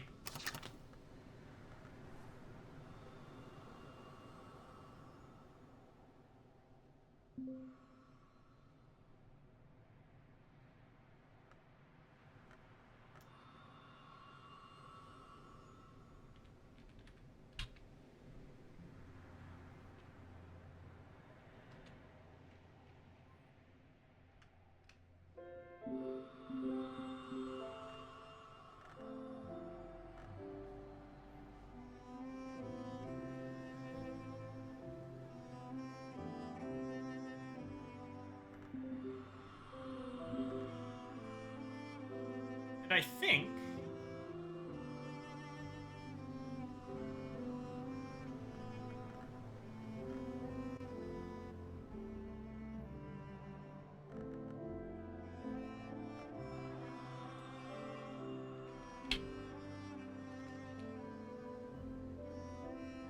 So for Coil and Chasm, in Skolakosophy, the Night Arts speak of the Savage Door, to which Echidna, mother of monsters, keeps her savage key. It was the means by which the gods who were stone entered the Mansus, for Echidna was once counted among their names. All Skolakosophists seek to understand what this might mean. Oh, Echidna was probably a name of the Seven-Coiled.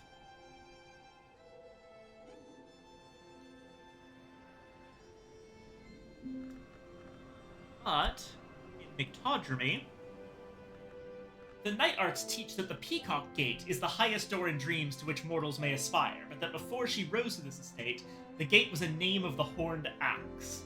All Nyctodromists seek to understand what this might mean.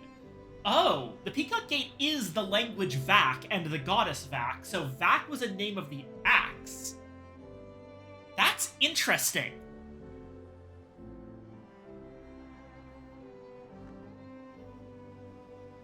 So, we know that Vac was the reason that mortals were able to make it into the Mansus. At least in one history. But the fact that that was most likely done as, like, part of the Horned Axe's plan. Possibly the Horned Axe's plan for revenge for the other gods from stone. Because, generally speaking, the Cross and the Mortals, most of them, I think, were broadly... I mean, there were splits. Obviously, the original priestess and the warrior who became the mother of Ants and the Colonel, they were humans that participated in the Lithomachy. But then there was also the unwise mortal that saved the egg on hatching by becoming the watchman with it. Sun Cecilia did her thing.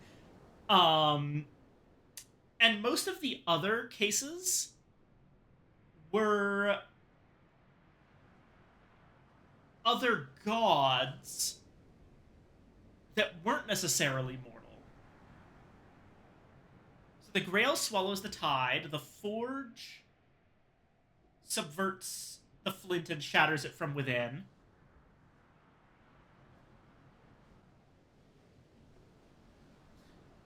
Let me check up on where some of these gods come from. Give me a minute.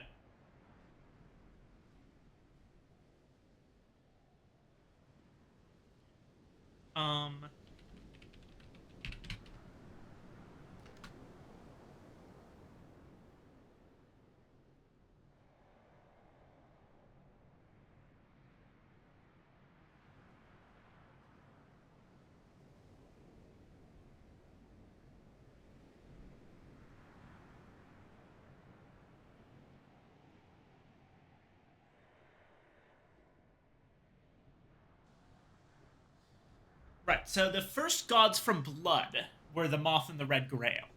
The Moth arose from a chrysalis of black and white, to which birds of the air were sacrificed, while the Red Grail rose from a crimson well in which beasts of the earth were drowned.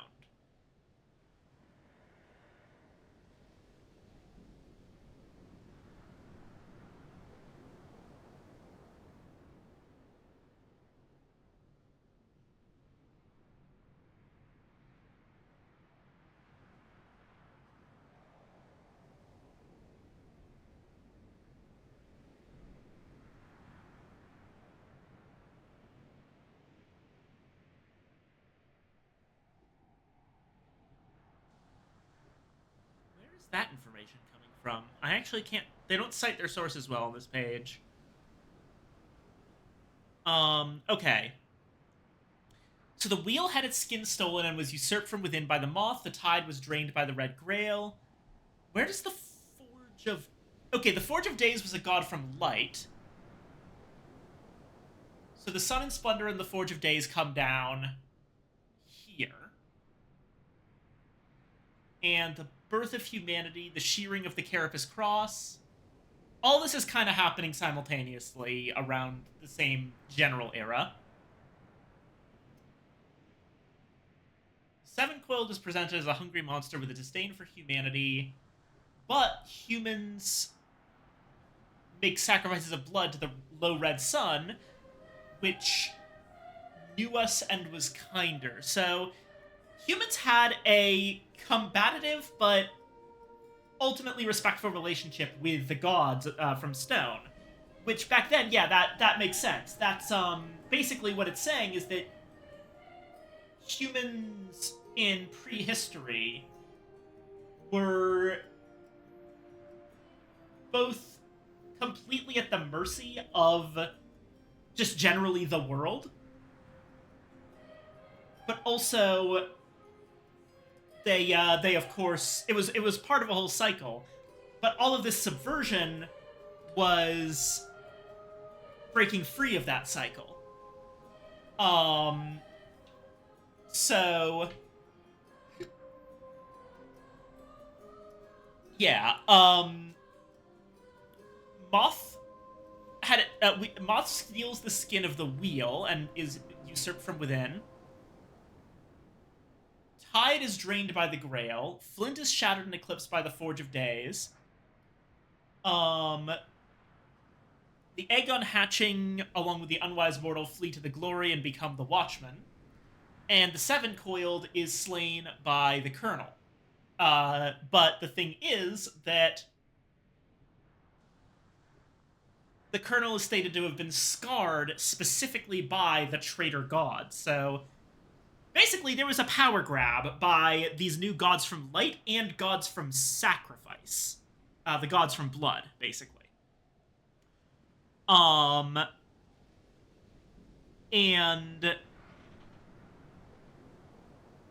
yeah. Yeah, that makes sense. So, while humanity was broadly complicit in this, it was the gods doing it as a power grab for mostly themselves. And the Horned Axe decides, all right, let's start letting humans into the Mansus more directly at the higher levels, and sends its name Vac to go become a door. I think that's probably what's happening with the Lithomaki.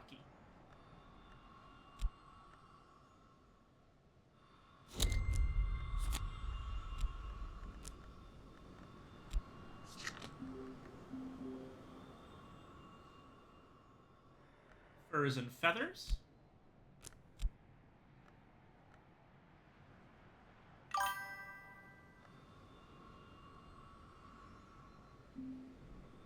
Not the first time someone has become a door. Hello, Toop.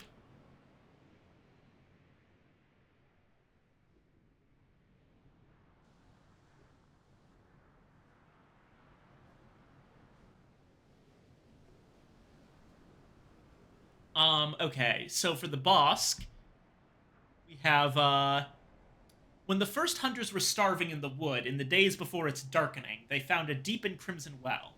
In it they drowned the beasts of the earth so that the beasts would be reborn threefold and the hunters could feast. So the Red Grail came to be, and so ever since she feeds us and she feeds upon us.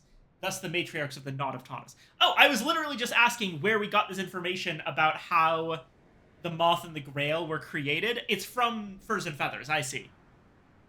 So, okay. The first hunters. Interesting. So, I was always wondering, right? If the Moth and the Grail came from sacrifice, who was doing the sacrifice?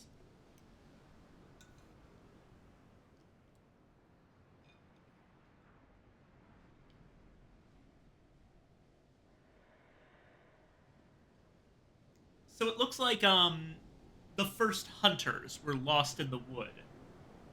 Basically, early on we have like prehistoric hunters. I think these are assumed to be either early humans or like after the shearing of the Carapace Cross, or the Carapace Cross themselves. I think this is post shearing. Um so basically the hunters would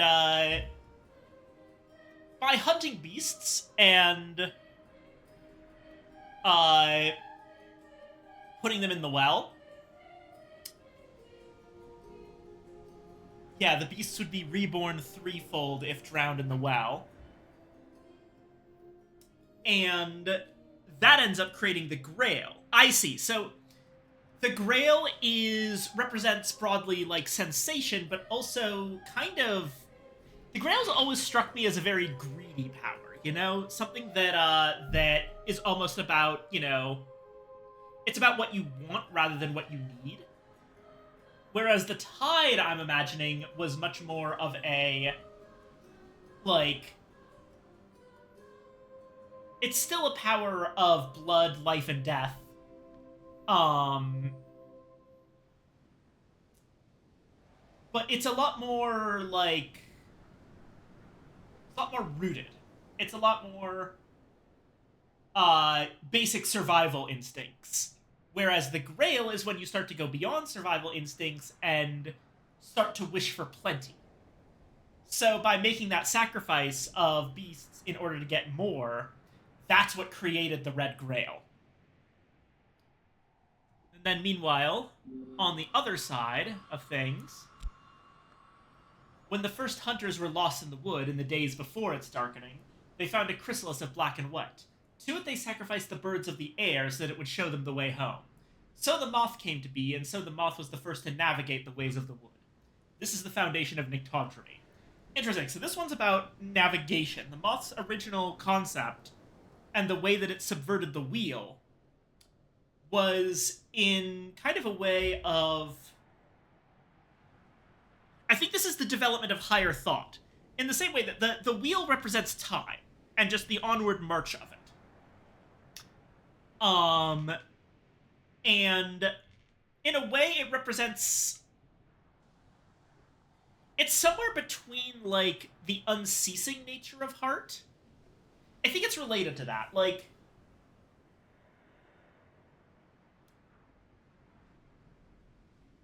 the wheel kind of just goes round and round and round. In Cultist Simulator, right?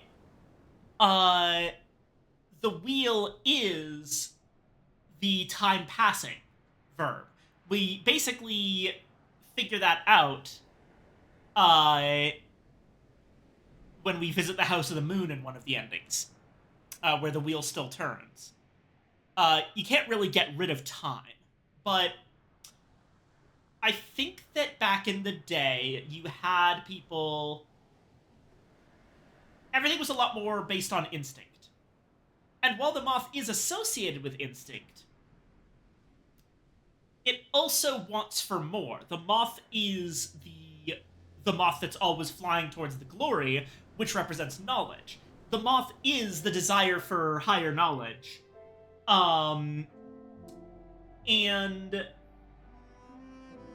a desire for more than what is. It's a desire for the future.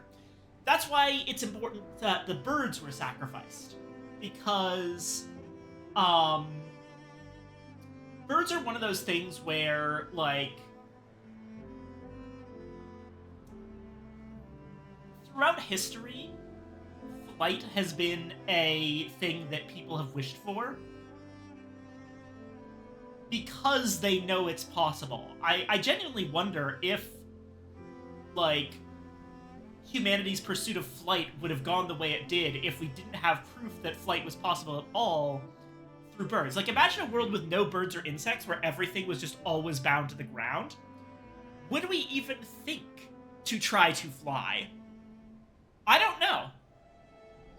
But I suspect that we might not have, or at least might not have until much, much later in our development. So I think that this wish for more, for navigation, for the ability to see from above, for the want of knowledge and the want of change, is where Moth comes from, and that was the other sacrifice. So the things that brought humanity out of the wood, the place of animalistic instinct, were Grail, the desire for excess, and Moth, the desire for knowledge. Which is broadly where we came out of, right? Like, passed on knowledge and comfort and excess in terms of like having excess is a bit of a mean term for it. Think of it like having a surplus, right? You know, I could be playing something like Vintage Story, and you know, even if I have enough food for the day, I have to work every day to get the food. But if I can set up farming, if I can set up agriculture, if I can get like a better way to kill animals in order to get meat, if I can make a stockpile, then I have time to pursue other things. And I think it's that desire, along with the desire for change, those are the things that brought us out of being hunter-gatherers primarily and into agriculture, which, if you know anything about human history, agriculture is the first building block towards society. Because when you have these resources that are stockpiled, when you have the ability to, one, just make more food without having to, like, hunt or gather it, and you can make it all in the same place, so you don't have to constantly move around and find new places for it and wait for it to return to where it was before, that's when you start getting the ability to, like, for people to do things other than hunt and gather all the time. So you have someone being a farmer, then you suddenly get other people specializing in other things. Like, you start playing with clay, and you figure out pottery. You start figuring out how to make something more than simple flint tools. And you get, like, very early metallurgy. You start getting all of these other things. And bada bing, bada boom, you've basically got a society. So yeah, that's my interpretation of this. I've always taken... I talk a lot of times very literally about what's happening in the plot, but I definitely see a lot of elements of the Secret Histories universe as being based on ideas about real history, and I think that this is the important... Especially, like, the Gods from Stone. I've talked before about how I think the Gods from Stone are representative of very major foundational things that pre-society humanity would deal with, like how the wheel is time, the tide is blood and the need to survive, the seven-coiled is threats from predators and wild animals, the flint is early attempts at tool making, the egg unhatching is essentially the mysteries of the early mysteries of the heavens, like the fact that it's an egg and it conceals what's within, basically.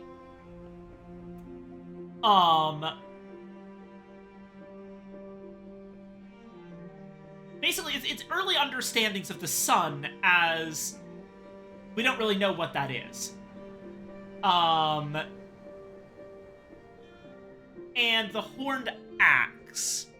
Now, the Horned Axe is the one that I'm not sure, I've never fully understood exactly what it is. The Liminal Guardian of the Threat. Oh! Wait! I'm looking at it right now. It's day and night. Horned Axe is contrasts. It's, the thing that separates and distinguishes,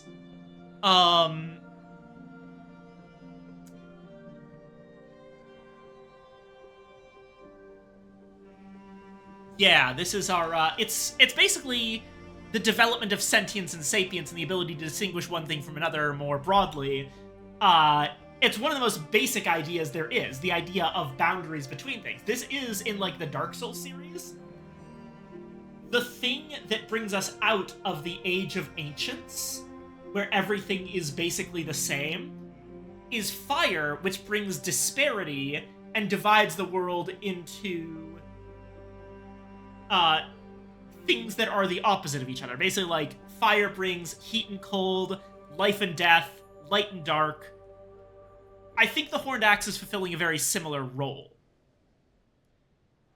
And that makes sense that was one of the few that was left over when the rest of the gods from stone were destroyed.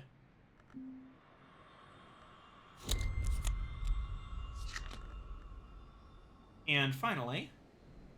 Oh. Sorry. We don't have Path and Pilgrim available right now, but we can do that momentarily.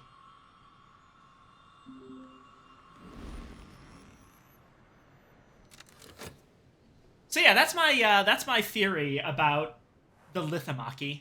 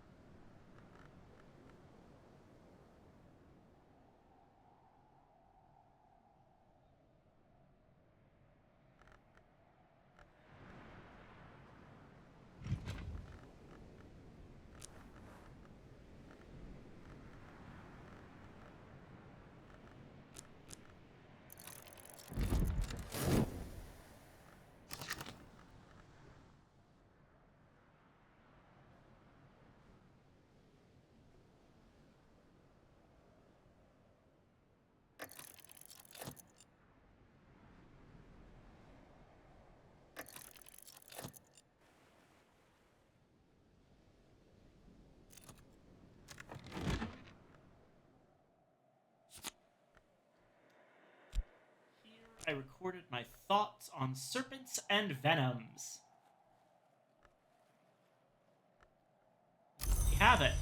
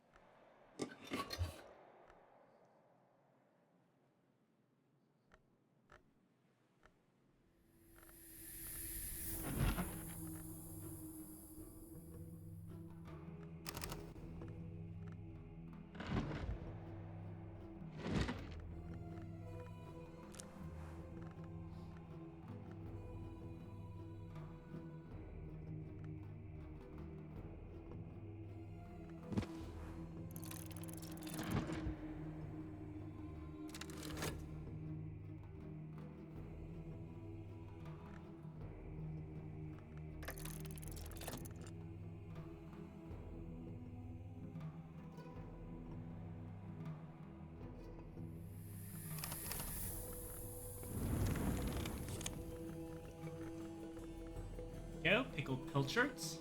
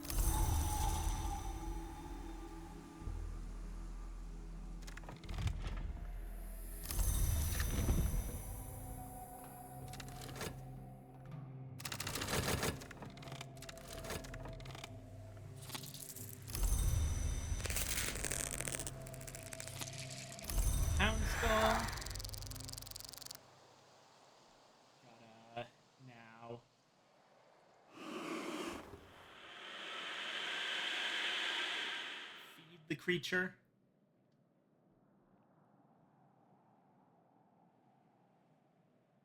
I've still got more Gull's eggs somewhere.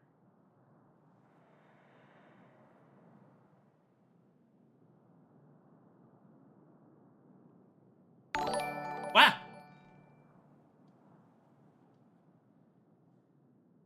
Jumai Baby 4! Welcome! Welcome, welcome! Thank you for the follow so much!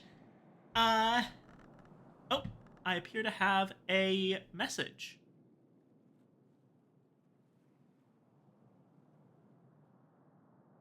Hello, I really enjoyed your streaming vibes. Thank you very much. I appreciate it. Welcome in.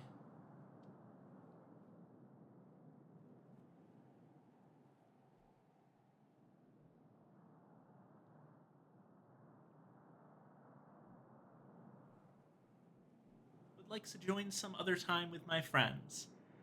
Well, feel free to hop into my chat anytime. Though you can just type in the chat. Yes. I don't know if you if it's easier for you to just send me direct messages on Twitch.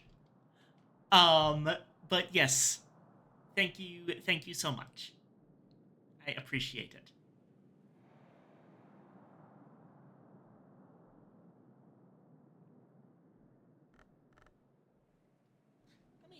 I've got 8 people. I don't know, but in case anyone needs it, here's the link to the Discord. The Discord is where you should go if you want to get notified for every time I'm streaming, as well as if you want to vote on which board games I play every Saturday/Monday. Or opt in to potentially join said board games as a player. Right.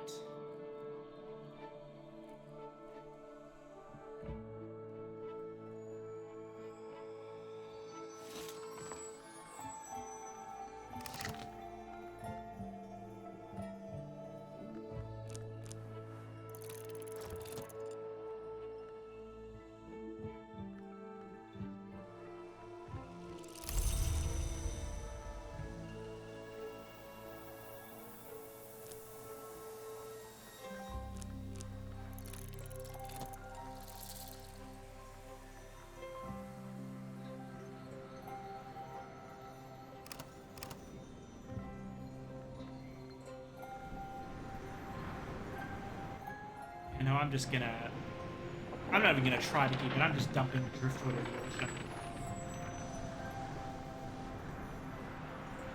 Unless, wait. Can I be silly?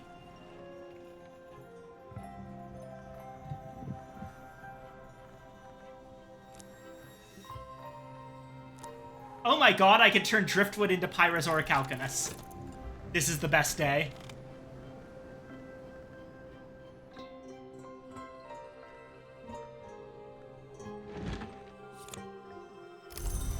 Brett. Let's go ahead and take Sights and Sensations.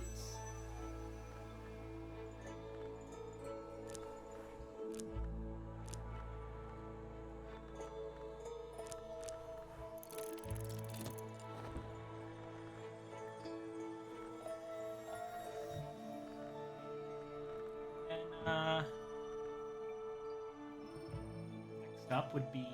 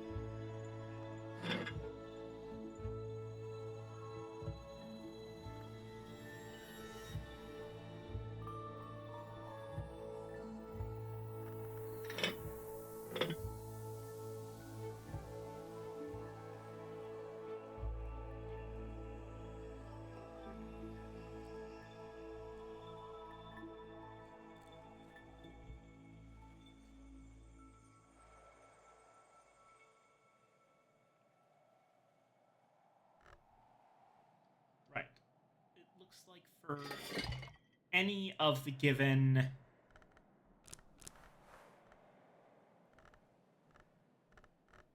inks of,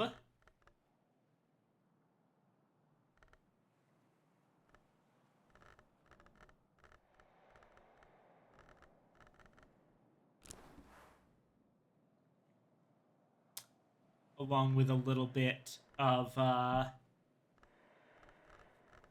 sky.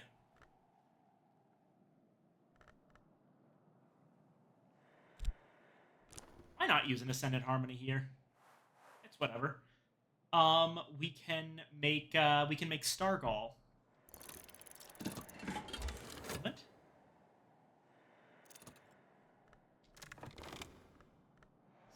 Stations at 3.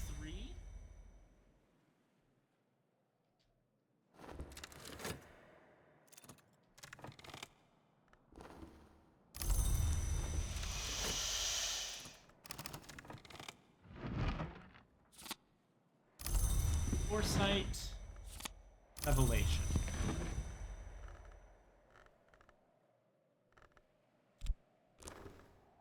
Sunny Day, Revelation, and Foresight, plus an Inks of Revelation lesson and some Faust. Make Hieroglyphics stronger.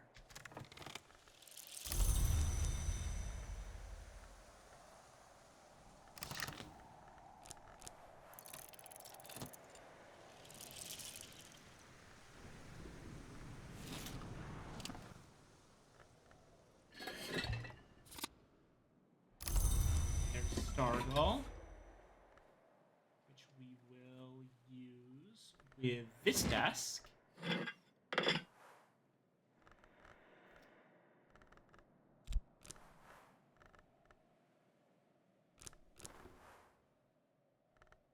And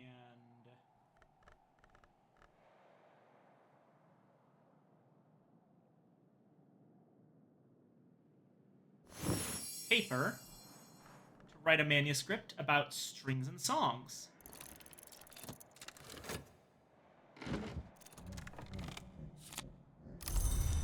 Eris Orichalcinus.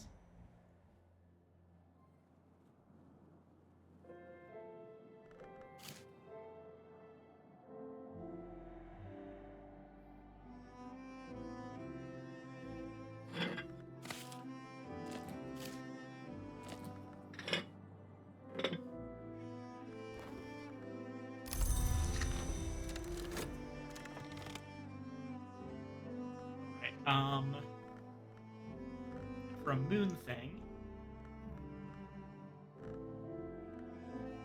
Right, we should be good if we just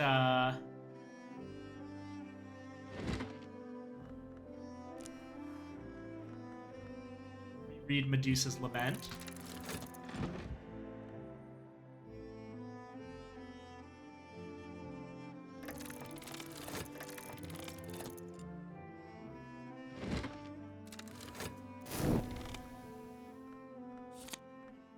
Songs 18.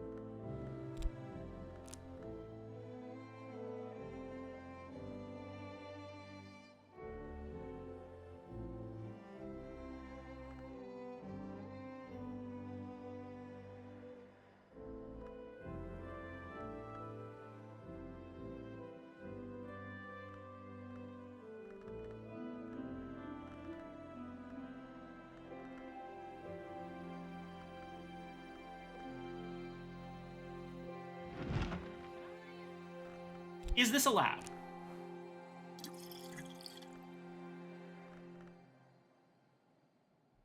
Do I even have the paper for it?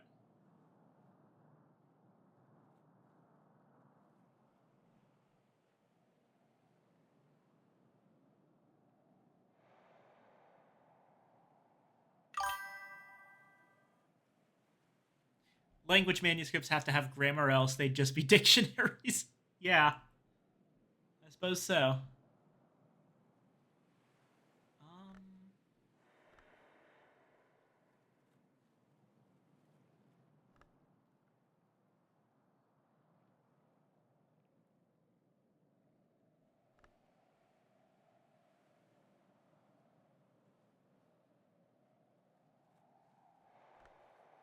Well, I wish I could use something other than...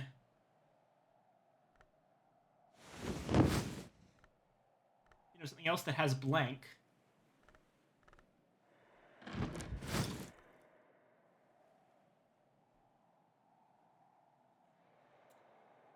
Well, I guess...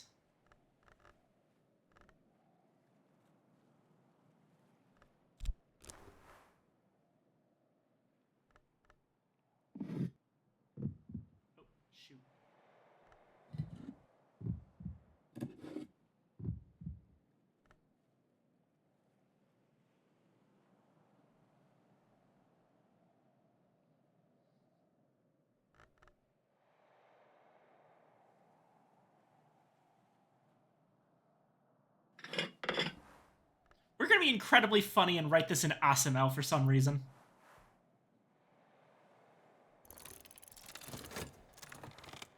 Can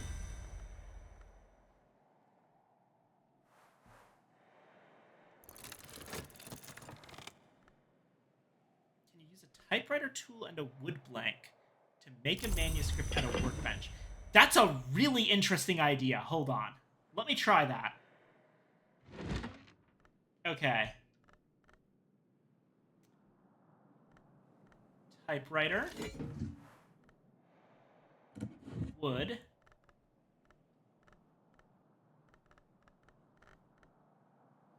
Let's say you wanted to make a Lockworks and Clockworks manuscript. No, it doesn't look like you can. Oh, forge skill for the typewriter? No, not possible.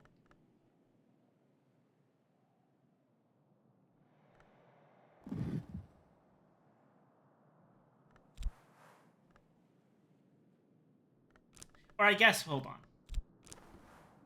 Nope, still not possible. They do not let you use a typewriter for these.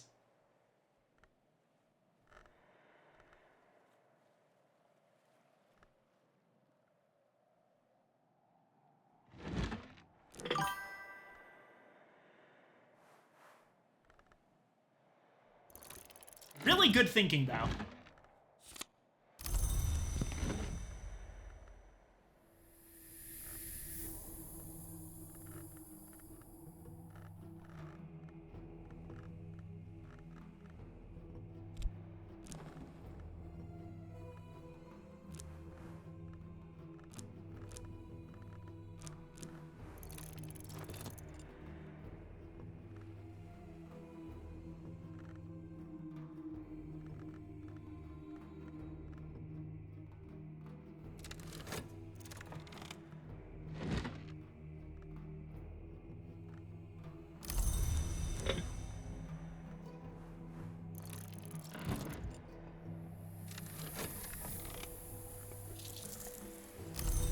Okay, contraband jetsam. That's possible.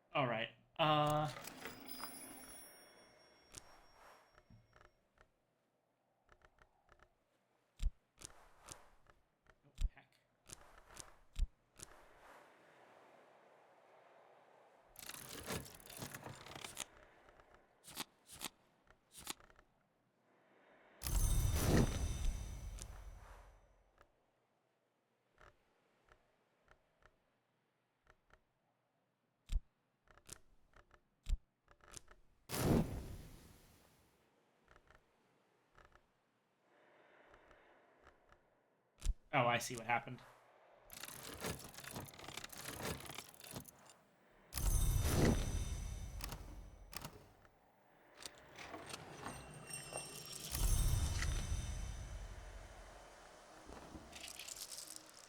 Abandoned luggage.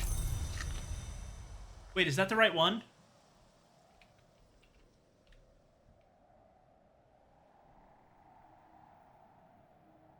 No, no, it's not.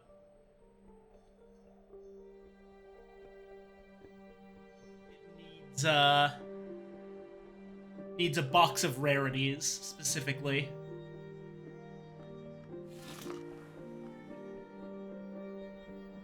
Ah, care package incoming.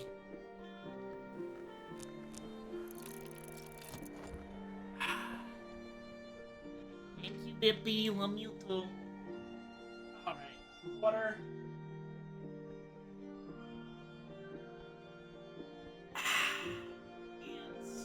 And stretch. Long snake.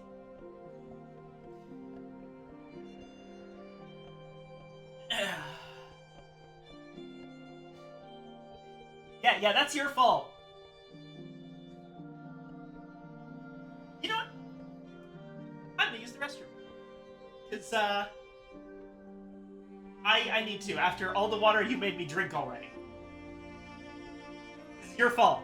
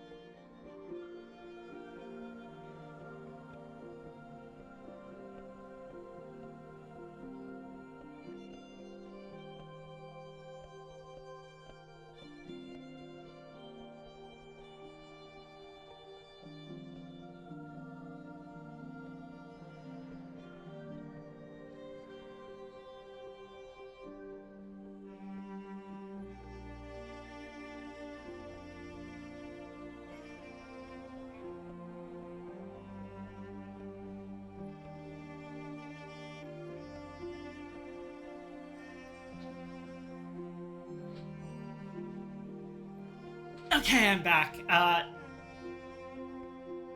Flippy.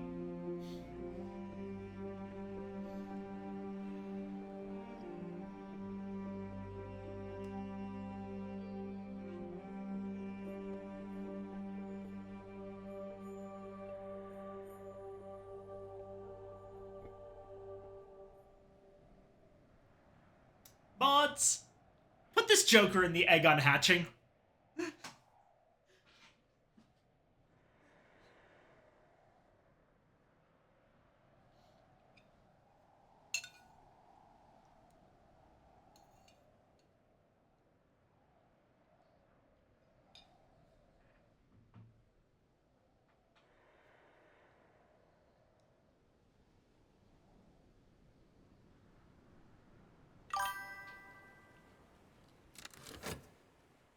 Mods imprison them outside of history and eternity. Yep.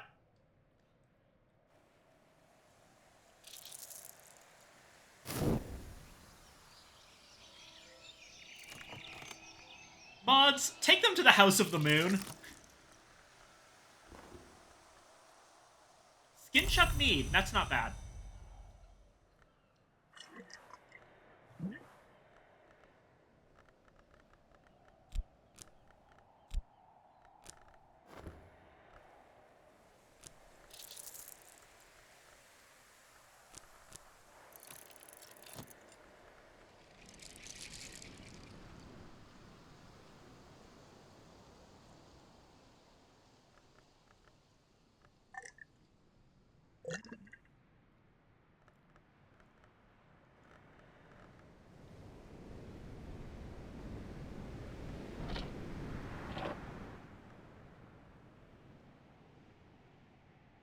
Wait a second. Are the chancel mods? It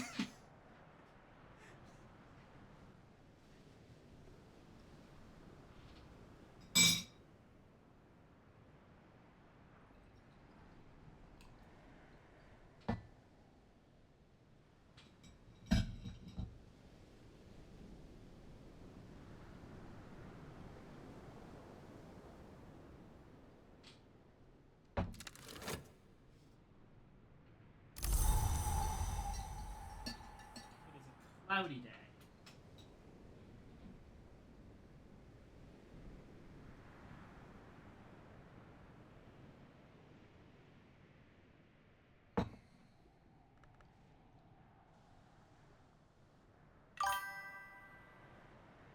Mod, silence the streamer with ambiguity for calling you out as, oh shit, not me too.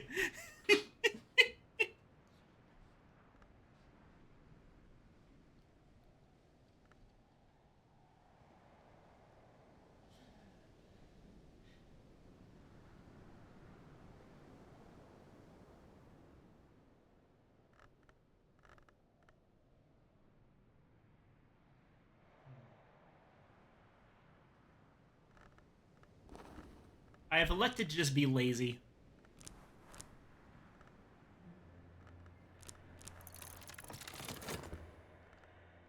We're gonna upgrade Wolf Stories. Oh, right. And we need to, finally,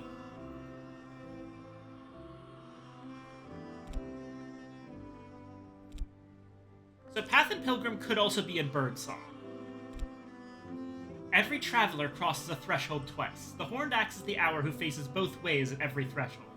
Find the answer to her riddles in Birdsong. Speech is the key to dream, and because we are speaking apes, every night is a journey.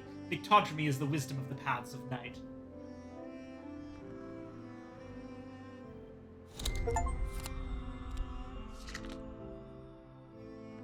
I mastered the wisdom of the ways and byways of the transmundane. Pictodrome is done.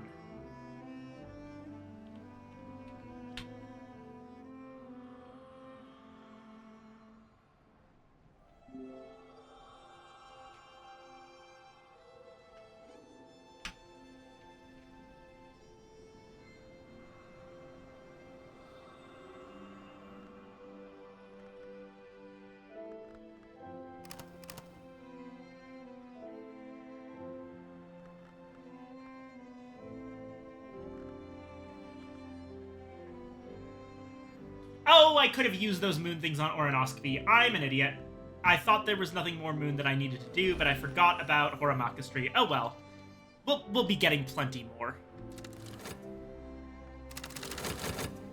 There's really not much else to do for this particular season.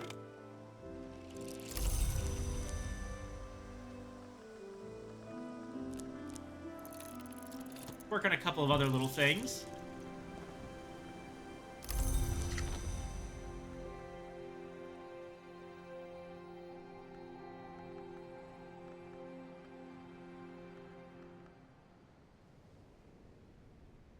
Oh yeah, I think for the past few runs, I haven't been actually opening these.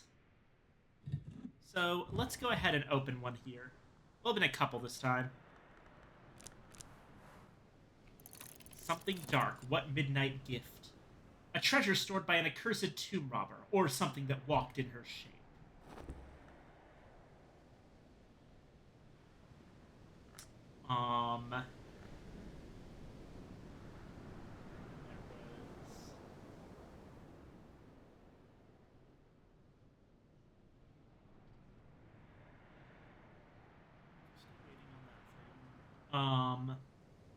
What other things can I even do? Well, I'm gonna make a grape salad in advance.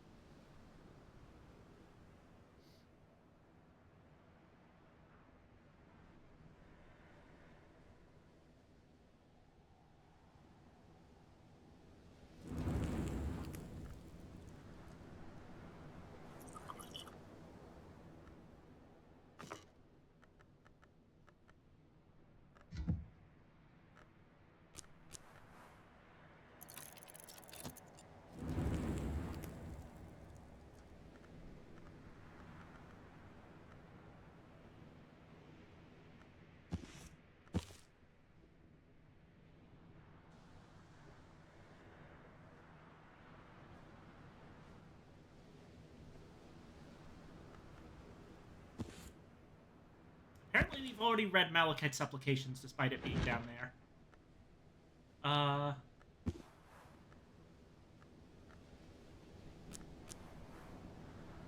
Reread it to see what it is.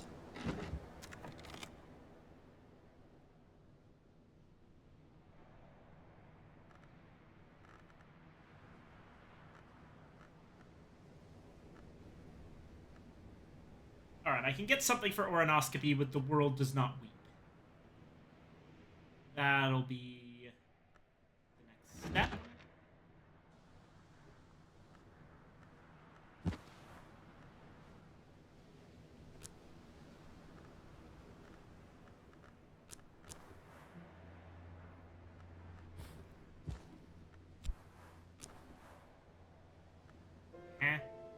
Oh, it's winter. Right. I'm not smart.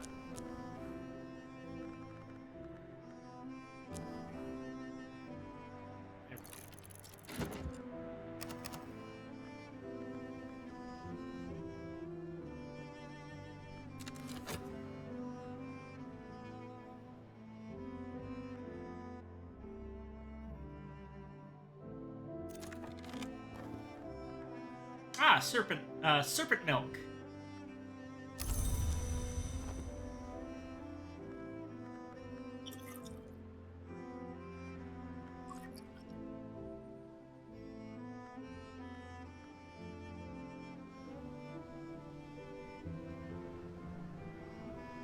Ironclad Casket, a treasure stored by an esoteric anarch on the eve of her failed revolution.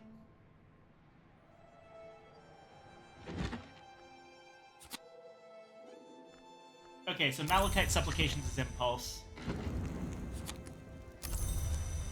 Salad. No.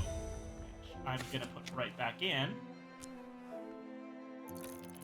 Red.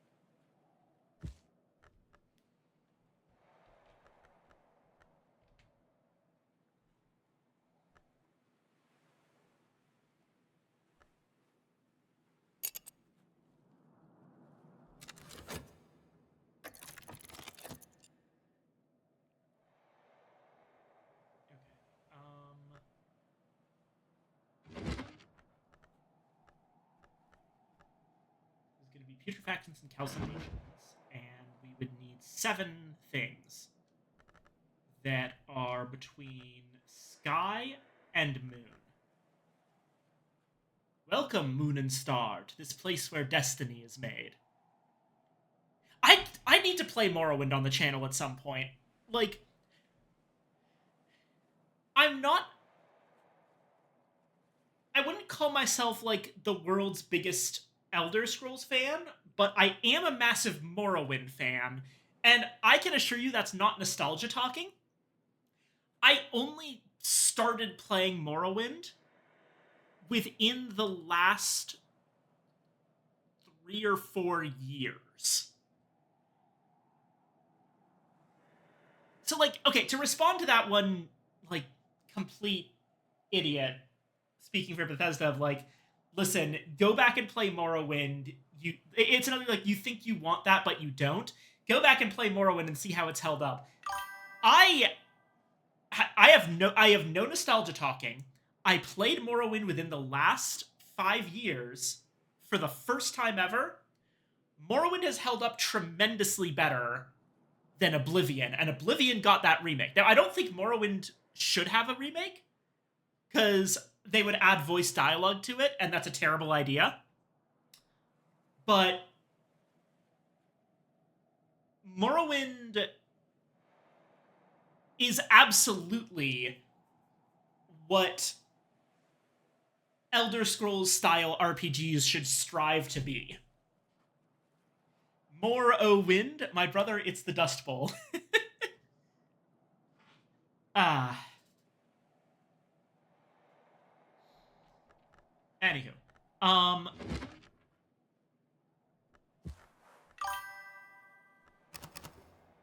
Do you hear it's great for level upping? It's one of the most fascinating RPG experiences you can possibly have. Now, its combat and leveling system are an acquired taste, and they're a little bit... I'm not going to say outdated, because I actually don't think they are. They're an early example of stuff that we would see done better later. A lot of people are confused by it because they don't realize how important having actual skill in your weapon of choice is, because that directly contributes to accuracy. And they think that, you know, oh, if the sword model connected with the enemy model, how did I miss? Well, because they don't have animations for you actually missing or glancing blows or anything like that. But if you actually engage with Morrowind systems instead of just complaining about them, it's really brilliant.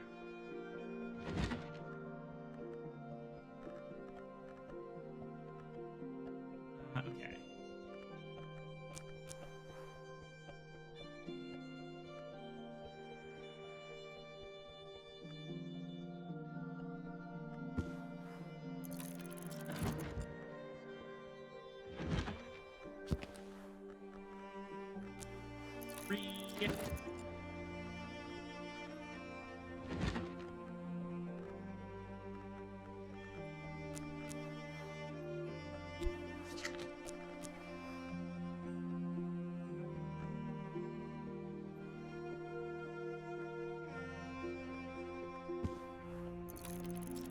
Skeleton songs.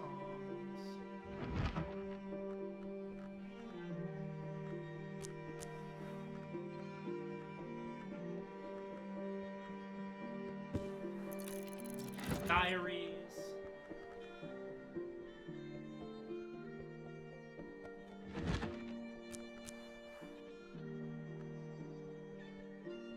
Singlefoot songs. So that's gonna be 1, 2, 3, 4, or 3, 4, 5, 6. One more.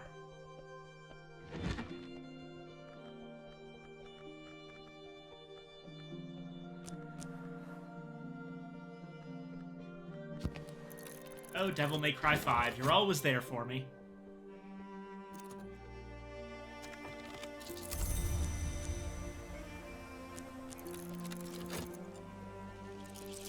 Sand is always there for me too, but in a way I don't want. Go away.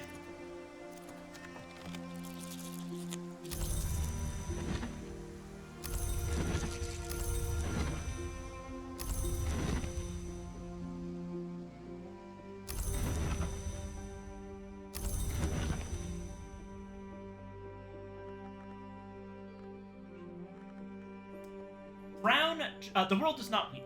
Brown Joshua found this in a well in Hamath. There's an unlikely story that it was abandoned by Alexander during his retreat from Essos. The unknown adept who wrote this proclaims, "The world forgets, but the ivory dove does not." The text contains a number of prescriptions for ensuring that certain acts are remembered, including a rite which requires a sacrifice in a particularly monstrous mode.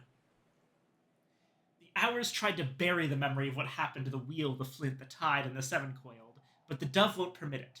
Nor will he permit what happened to the first egg to be forgotten, although it is perhaps the one thing that the Watchman might ever forgive.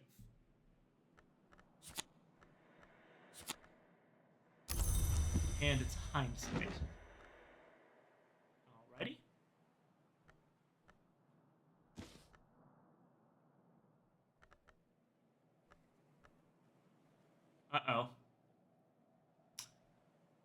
Alright, I'm gonna move Nin's cages. Let's put these...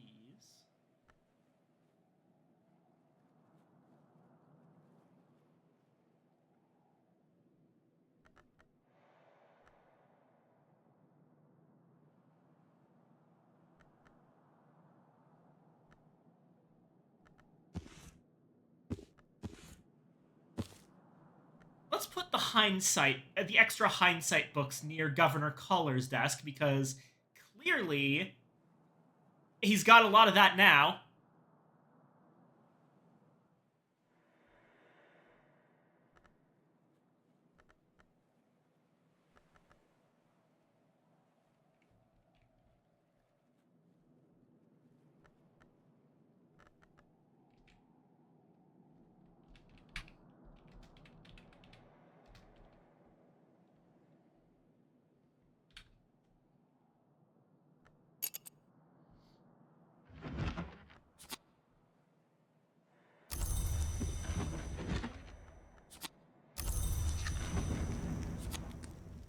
Right.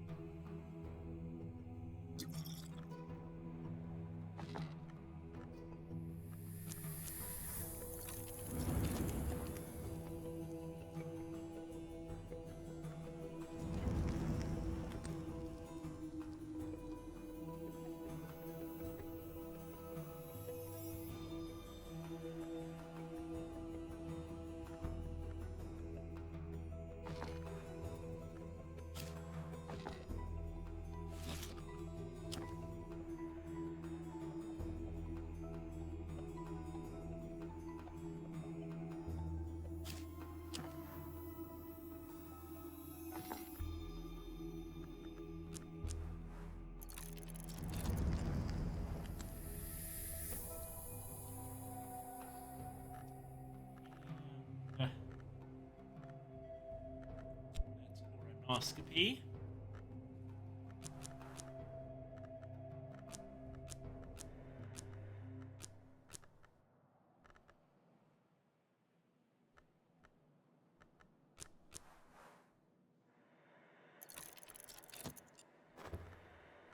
Okay. Now,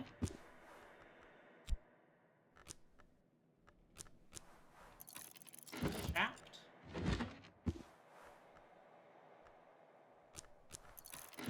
Shaft.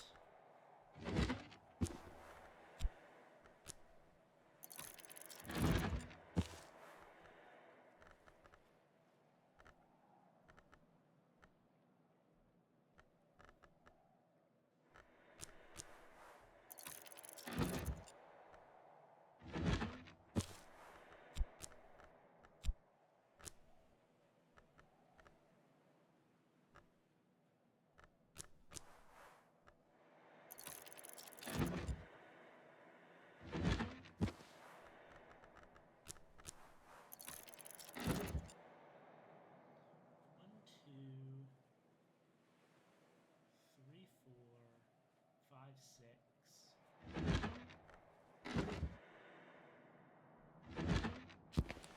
7.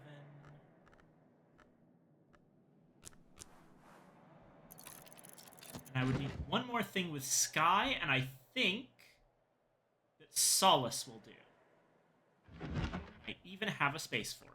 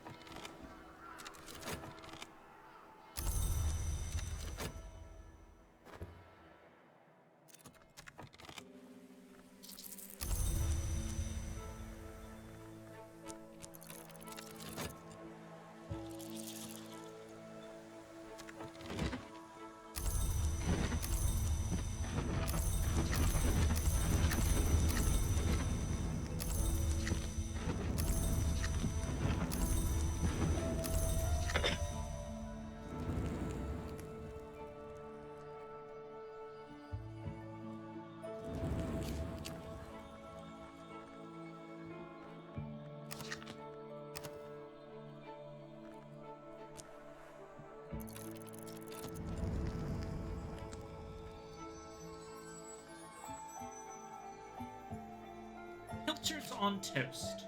Triple crunchy, apparently. And some blackberry jam.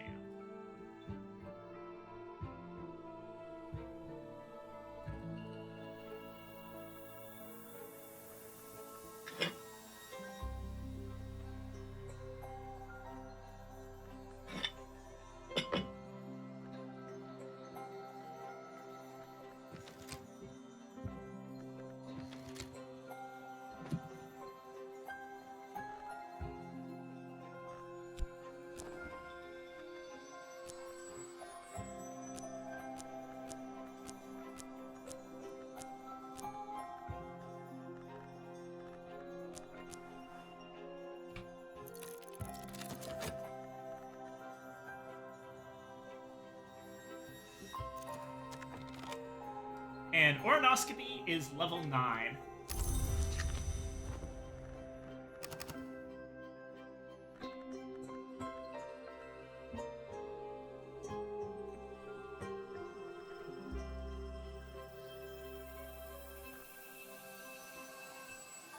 Now it's just down to insects and nectars, and when we get it, Anbari and Lapidary.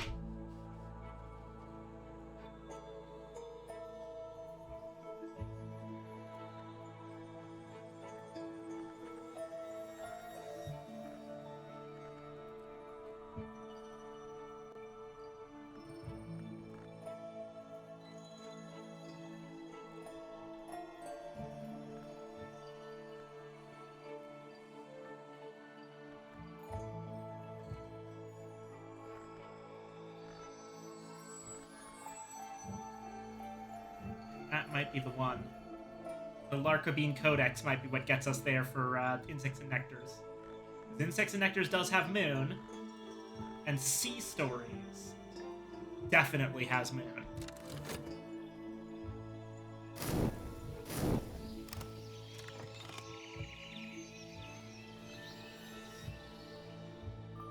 Okay.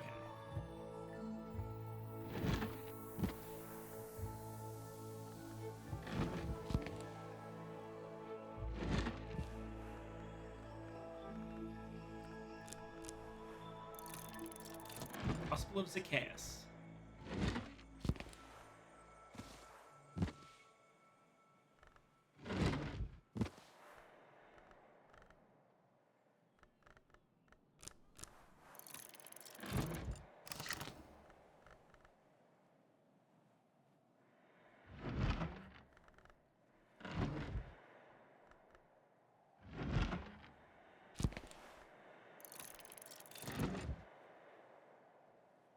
That's 3 Moon.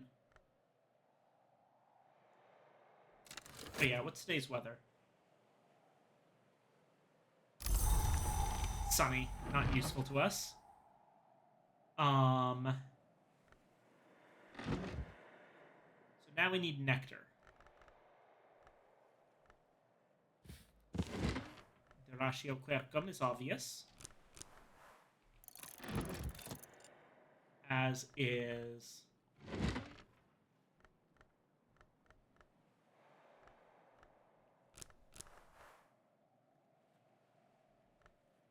an impulse book.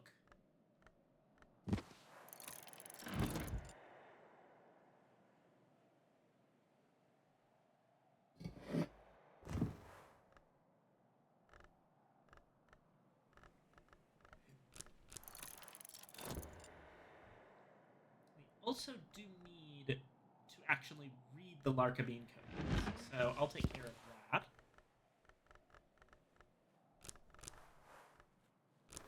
Read it using Serpents and Venoms.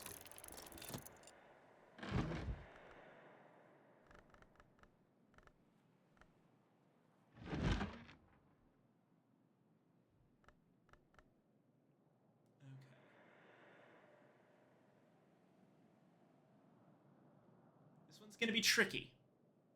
Not going to lie.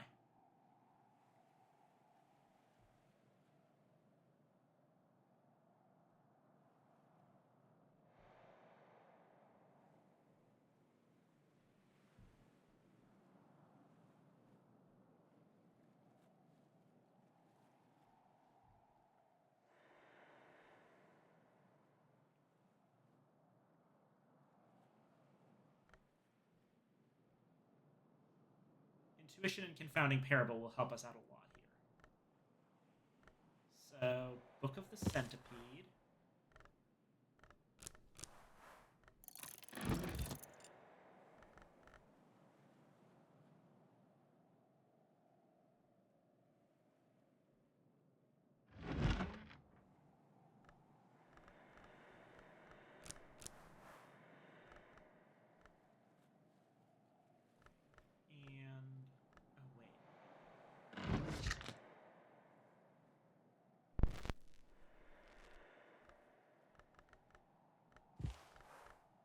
Tower Rises.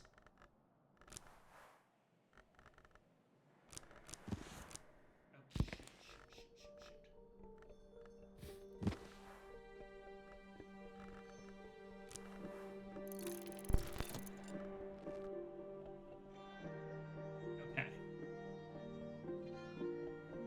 That's 1, 2, 3, 4. 5, 6, 7.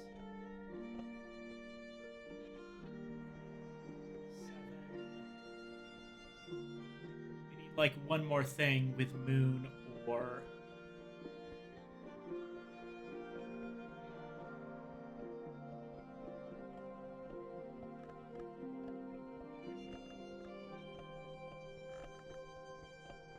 Nectar.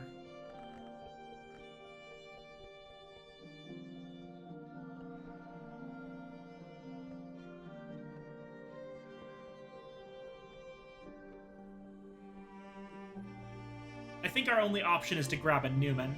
Luckily, we have got plenty of those.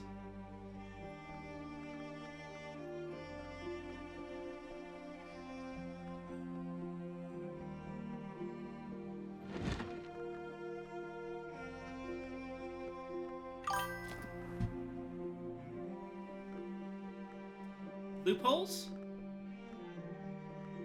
I don't think, Oh, no, it does have Moon. I was actually going for the Charitic Book of Suns for the Great Counterfeit because that has Nectar.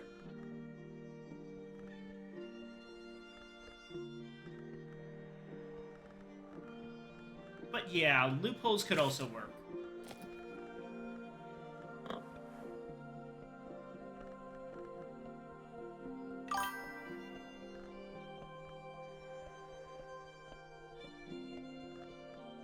Yeah, why not? And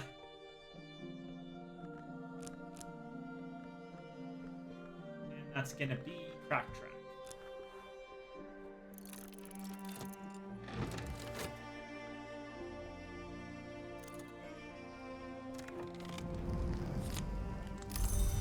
Red.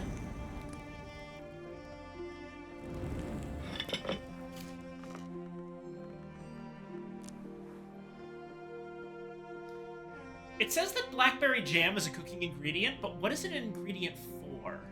Actually,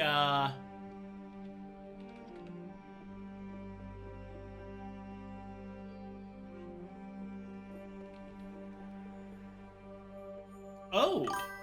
Blackberry sponge cake, apparently.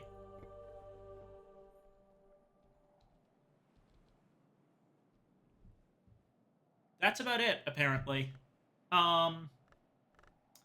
Okay.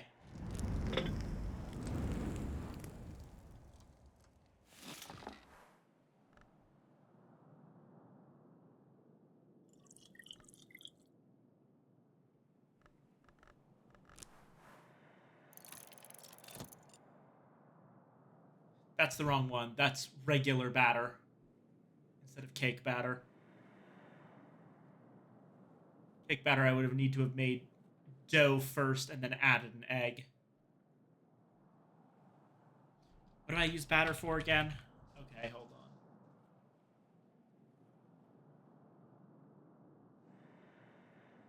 on. Onion rings or Yorkshire pudding? Okay, not too bad. But I will go ahead and make more dough.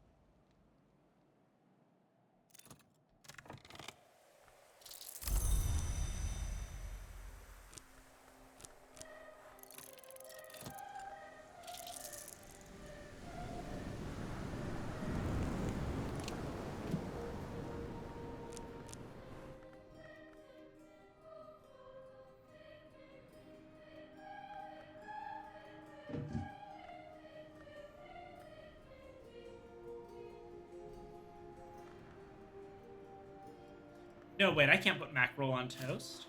What can I do with mackerel?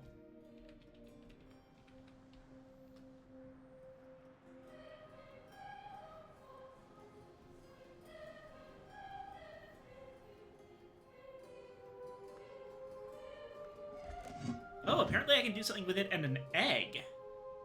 Okay. Mackerel kedgeree. Let's see what's up there.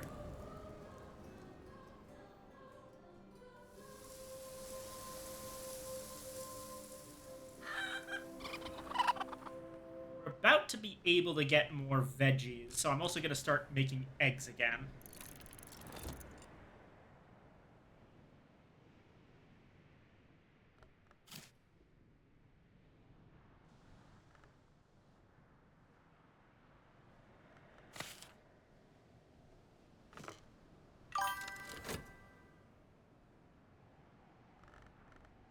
A really good mackerel omelet. Oh, that sounds quite nice.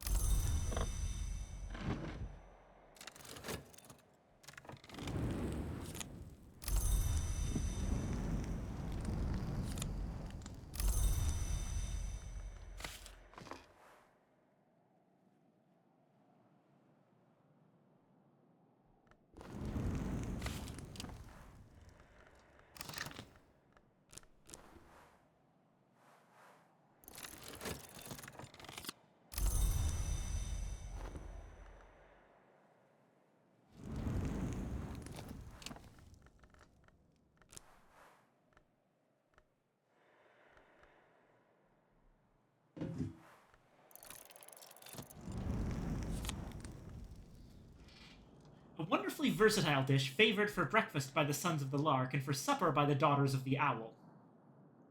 Ah, it's a first course.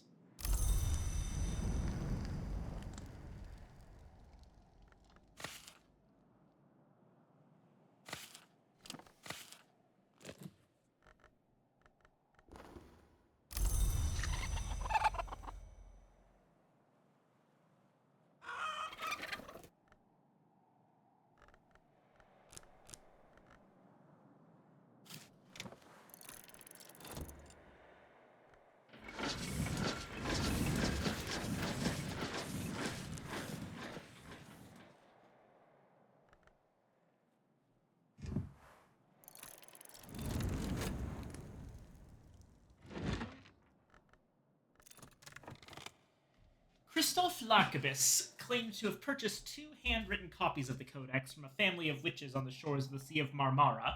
A third was given to the sea.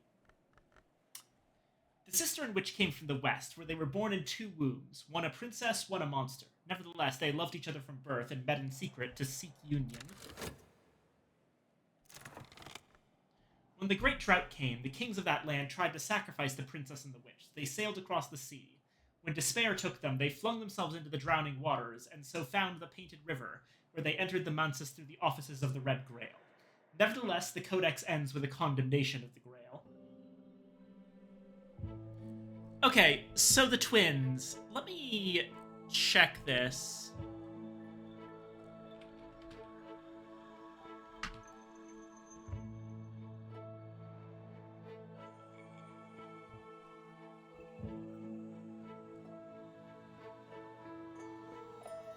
They are a god from flesh. Yeah, got it.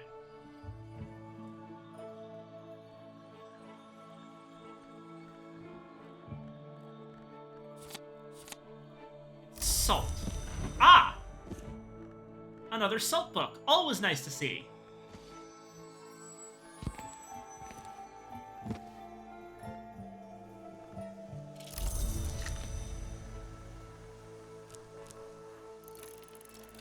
Right. And finally, insects and nectars. With sea stories. Loophole, stolen secret, intuition, contradiction, confounding parable, impulse, salt, earth sign. I didn't actually need the loopholes.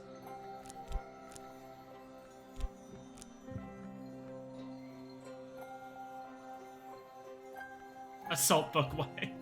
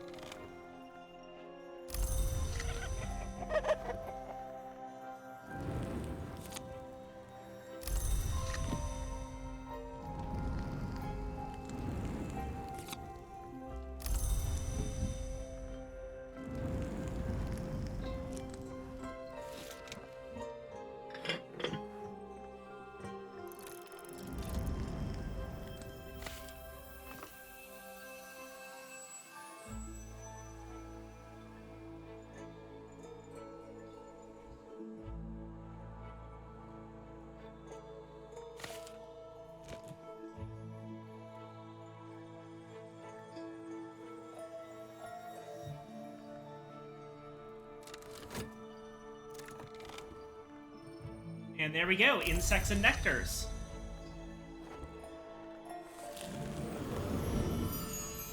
In Nyctodromy, the bright-winged, dark-winged Gleiterfloge kind called themselves the Moth Spawn. They are gone now, like all the Carapace kinds, but we can still use the arts of the nest to follow the old roads of the night, the legacy of the Carapace Cross, Nyctodromy.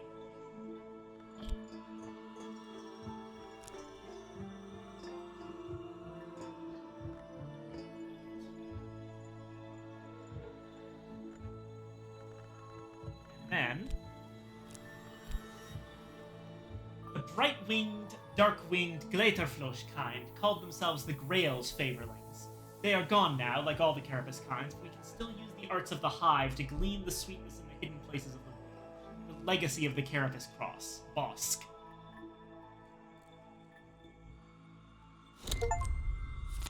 I mastered the wisdom of the primeval wood. Bosk is done.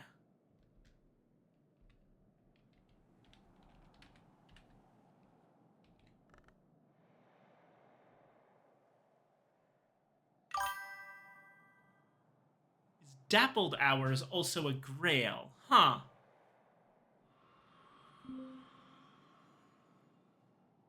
Well, notably, that means that all of the arts unregarded we have now finished, as all of the night arts, those are all finished. So all that we have left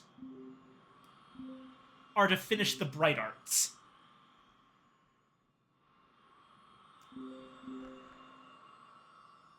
Got the capstone here.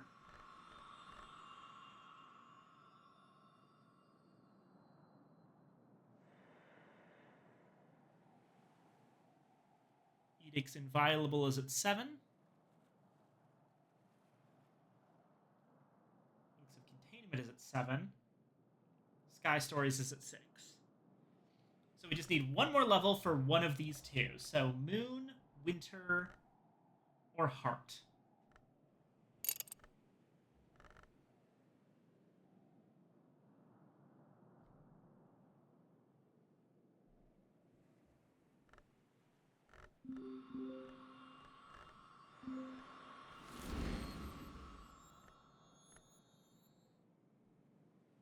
Oh, wait. Aha! We can use Glimmerings to do that.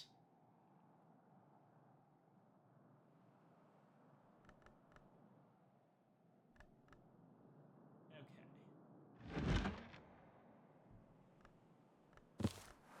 An anonymous prison diary written by a dreamer convicted of oniric irresponsibility and confined to the cucurbit.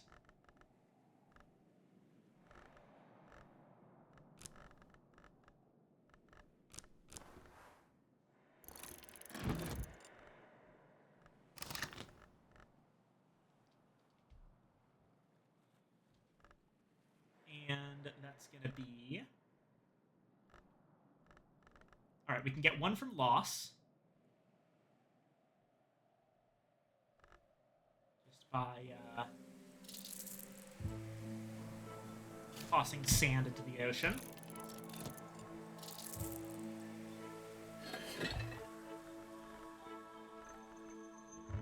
Ragged Crossroads gives us that bittersweet certainty.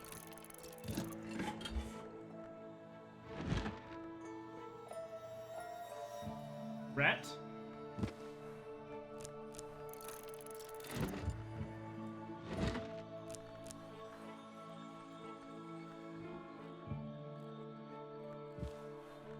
Hindsight. Actually, 4 already.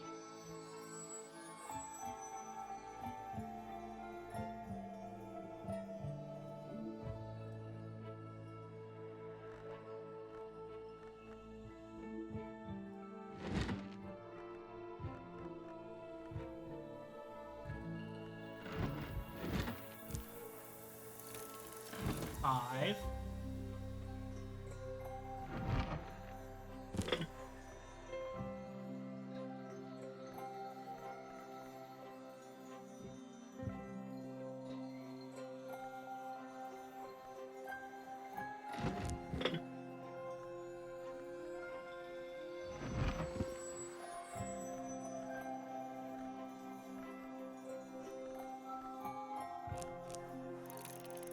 Six.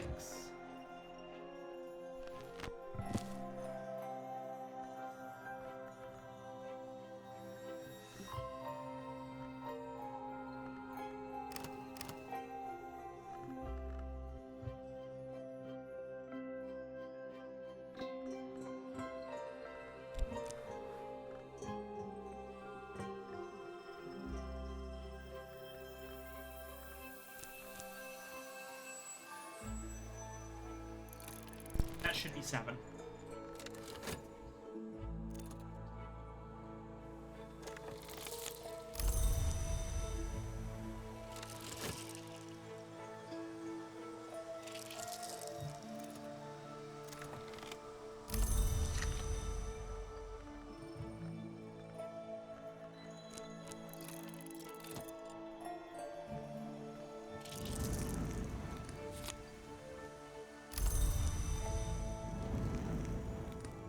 Berry Jam, Sponge Cake.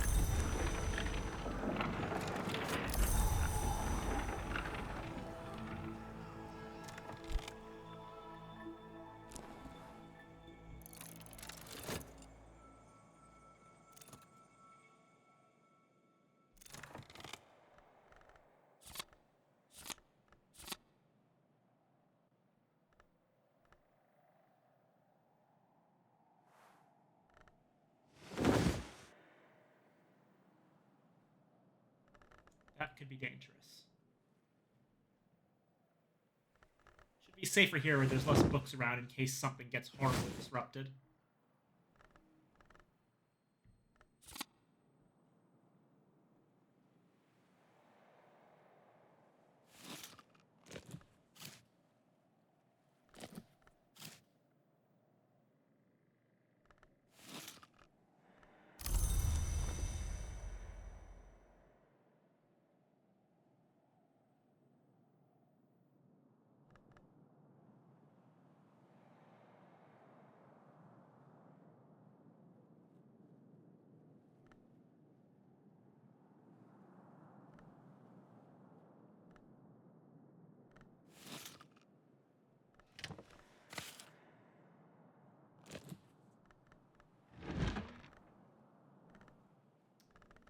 The prisoner is plainly terrified and bewildered by their situation and has been unable to wrangle a coherent explanation out of anyone.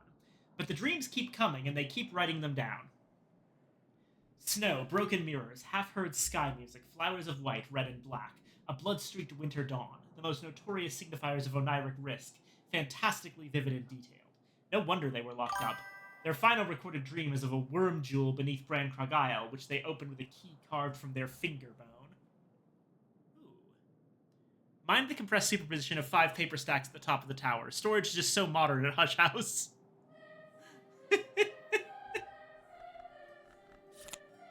Taste and sensations. Oh shit! That's new. Glimmerings gives us a bittersweet certainty. There's not a single other book that does that, I think.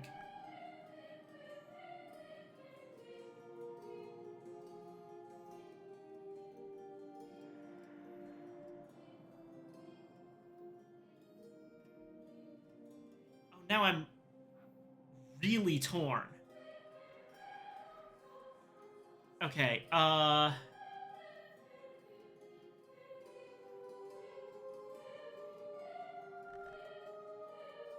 do I have shelf space left?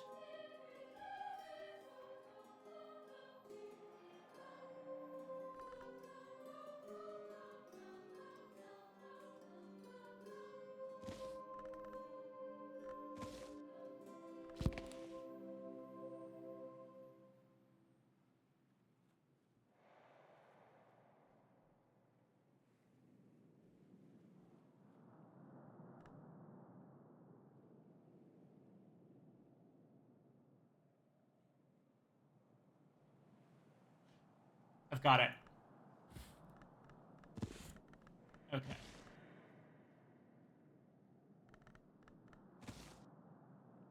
Please fit. Please fit. No! 3 books? This can totally fit! Ah!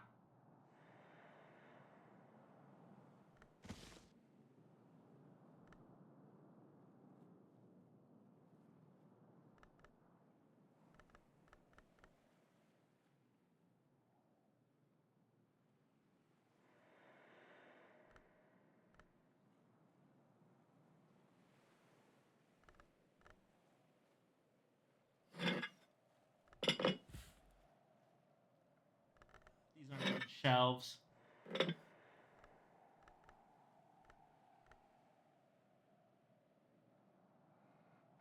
Man, this sucks. Oh!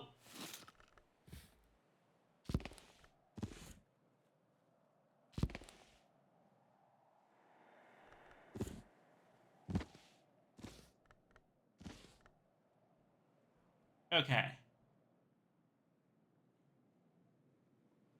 So here's the plan.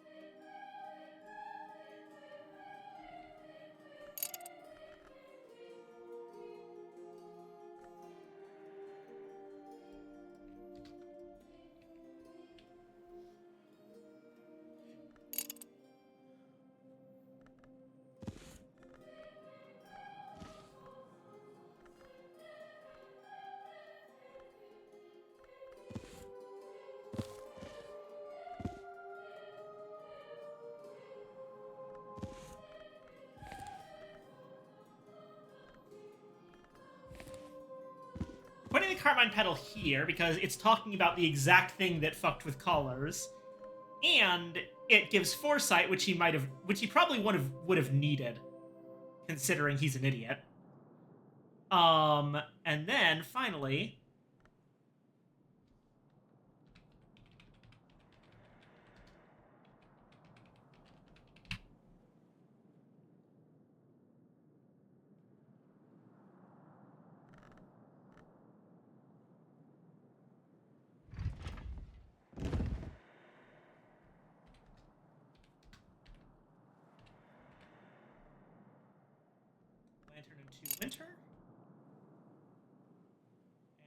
will take Glimmerings and put it in the very cell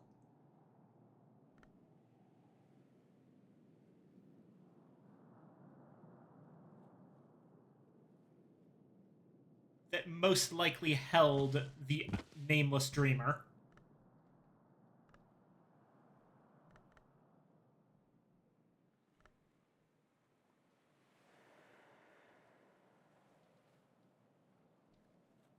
And then we will take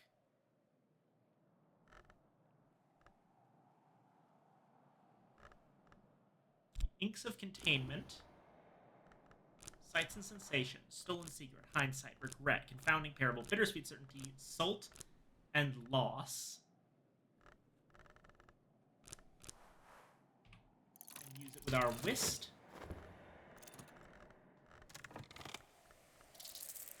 Contraband Flotsam. Amazing.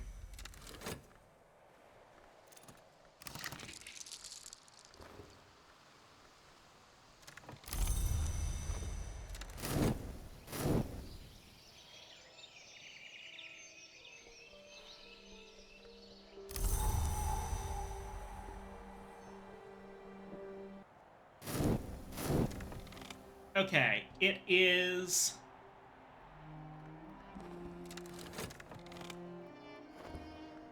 officially summer, which means that we're no longer going to be able to get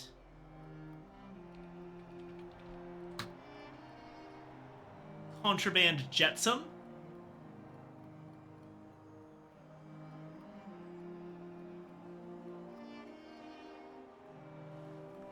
So I'm going to start focusing a lot more on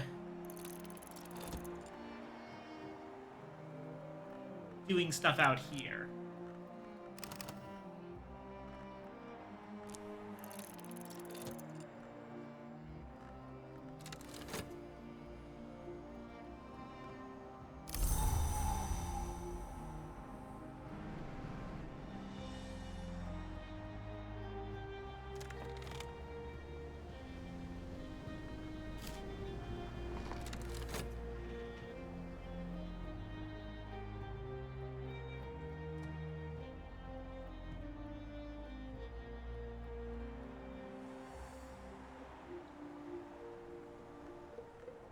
And I think at this point, Oromakistry's nearly done. So the plan is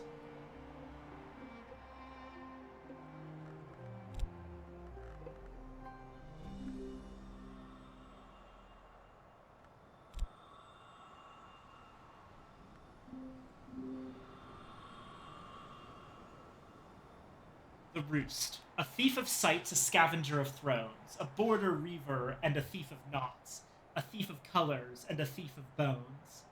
This is Birdsong. Okay. Oh, God.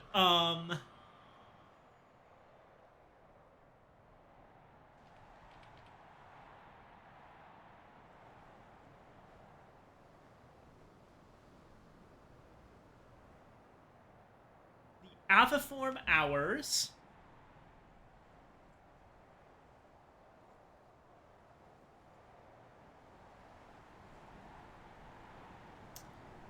There are supposed to be 6 of them. There were originally 5. Then we had the Vagabond, the Elegius, the Beachcomber, the Twins, and unknown 6-member killed by the Horned Axe, which is then replaced with Pharazereth. And I remember there was a book, The Thief's Tale, right? Which was, yes, the dove boasted of the bones he'd stolen from Flesh, so the Thief of Bones is the Elegiast. The Crow of the Flesh he'd picked from the bones. Okay, so that's probably... We'll we'll think about that in a moment. One of the Kite Twins bragged that she'd stolen the borders from kingdoms, and the other that she'd taken the roads from crossroads. Okay, so the Border Reaver is one of the kites. One of the twins. Peak Lorand incoming. I'm working on it. I'm doing my best. The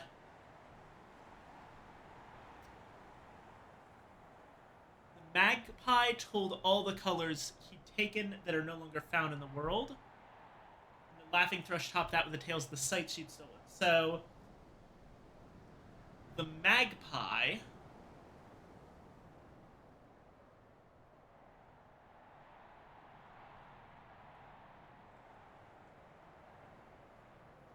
Shit, who is the magpie again? I remember we went over this.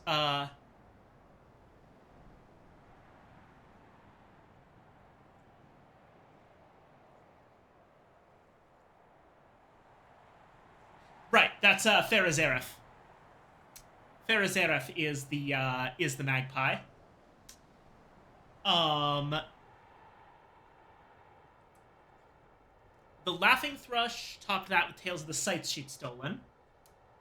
So that's the vagabond. So okay, a thief of sights, vagabond.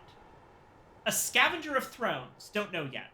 A border reaver, that's one of the twins, and a thief of knots. A thief of colors and a thief of bones.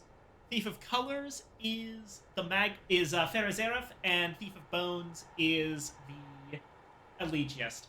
So notably, there's two missing here. There's the kite that takes roads from crossroads, and the beachcomber of flesh.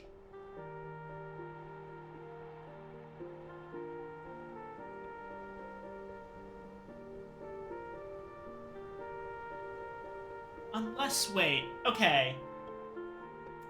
Is it possible there's only 4 here? That the Thief of Sights and the Scavenger of Thrones are one and the same? The Border Reaver and the Thief of Knots are also one and the same, but the Thief of Colors and the Thief of Bones are different, which would make this the Vagabond, a Thief of Sights, a Scavenger of Thrones. No, but that doesn't make any sense, because there's a comma there. So who are the other two? I'm assuming that it's the Beachcomber and the other twin, but I don't know which one is which. Or maybe one of these is the 7th who stole something, the Glitterwing 7th, who stole something that,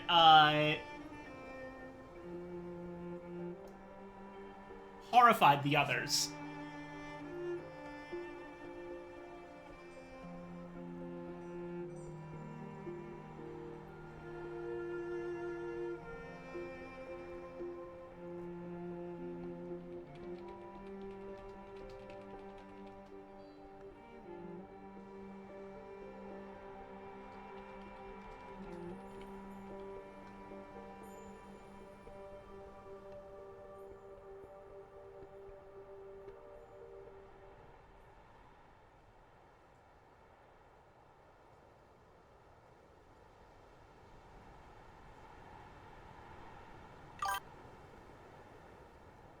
Glittering 7th is the avaform of the Flower Maker or Chancellor.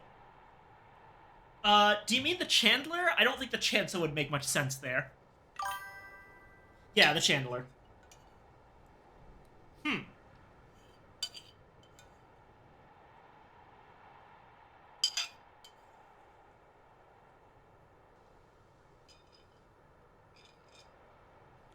No clue.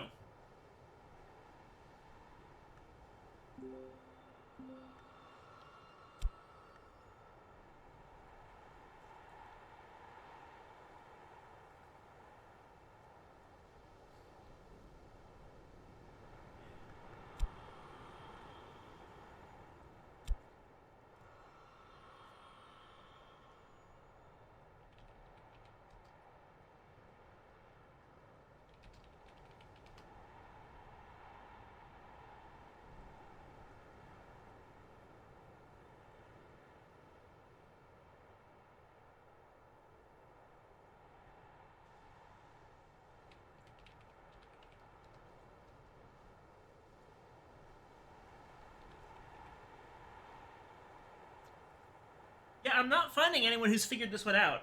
We know who the hours of the roost are, but I don't know which one corresponds to those two.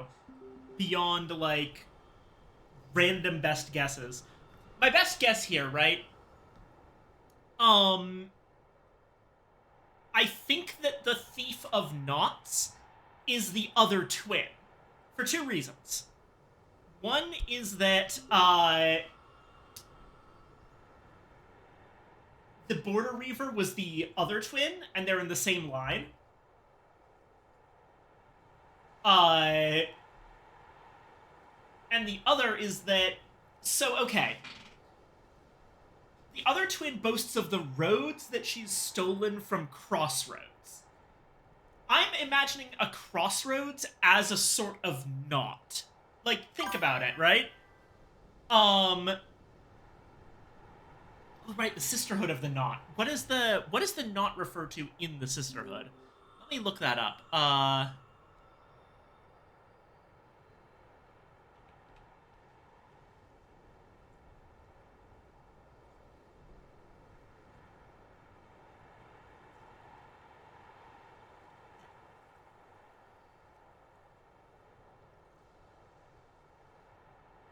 Right, so that's all about the pact between the Grail, the Ringyu, and the Horned Axe.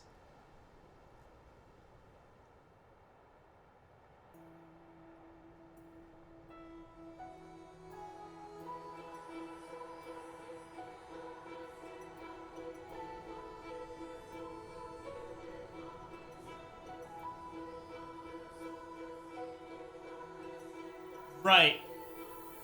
The knot refers to the Gordian knot, most likely. And we know that... Okay, that would be Sabazine.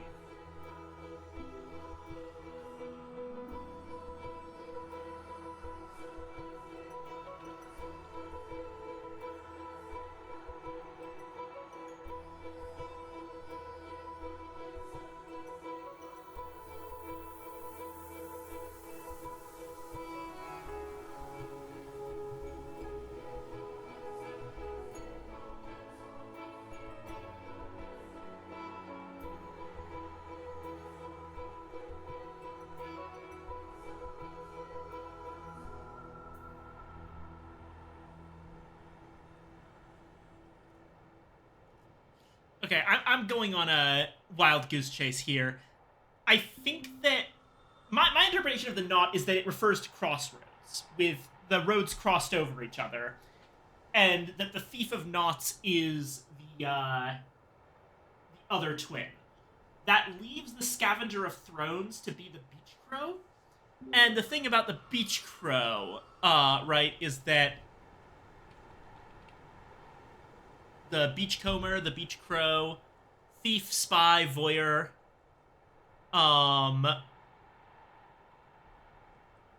and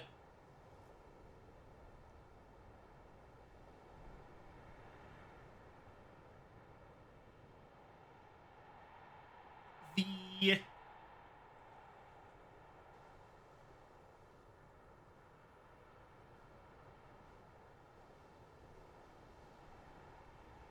I can't really directly connect the Beachcomber to the Scavenger of Thrones, but in terms of generally stealing from thrones,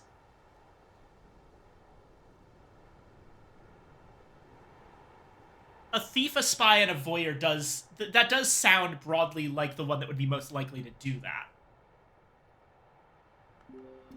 As for its other commitment, the Pilgrim's Intrigue and the Grail's Scheme, the Sun in Shadow and the Forge Unseen, the Swan King and the Elagabalene. So, okay. This is definitely about the Great Counterfeit and the Intercalate. Now, how is the Grail involved in the Intercalate? There might be something there. I might have forgotten that part. Let me see if there's any connections that I've missed.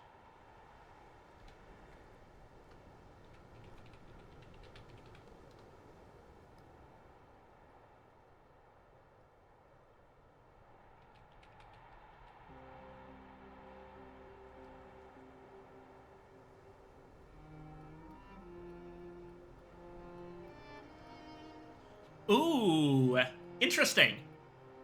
The Red Grail and the Sisterhood of the Knot prophesize the union of the Sun and Splendor and the Forge of Days. And talked about the shaping. Other prophecies warn not of the Sun's union, but his division. So I wonder if, okay, either it's possible the Grail actually set the whole thing up, which, honestly, that's something that makes sense, that I feel like Book of Hours is more aligned towards history, right? It's a lot more about the Carapace Cross and the world of the Low Red Sun, the Line of Antaeus. Well, the Line of Antaeus was mostly in exile, but all of the stuff of the world that was is more central in Book of Hours, whereas Cultist Simulator was much more about the Intercalate.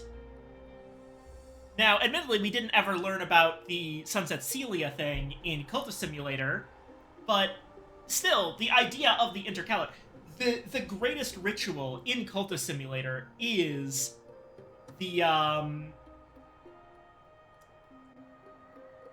god, what's it called? But the big one that sacrifices everything but has 6 slots. The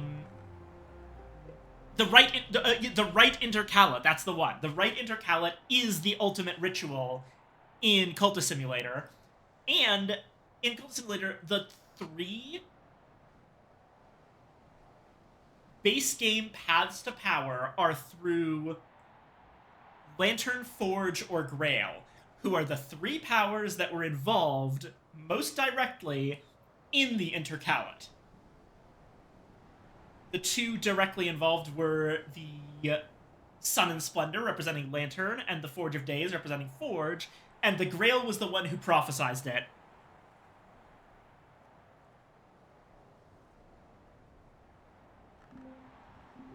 So, the Pilgrim's Intrigue and the Grail's Scheme. We know the Vagabond is off doing shit. So, it doesn't surprise me that she was doing that kind of nonsense around the Intercalate as well. In fact, let me check.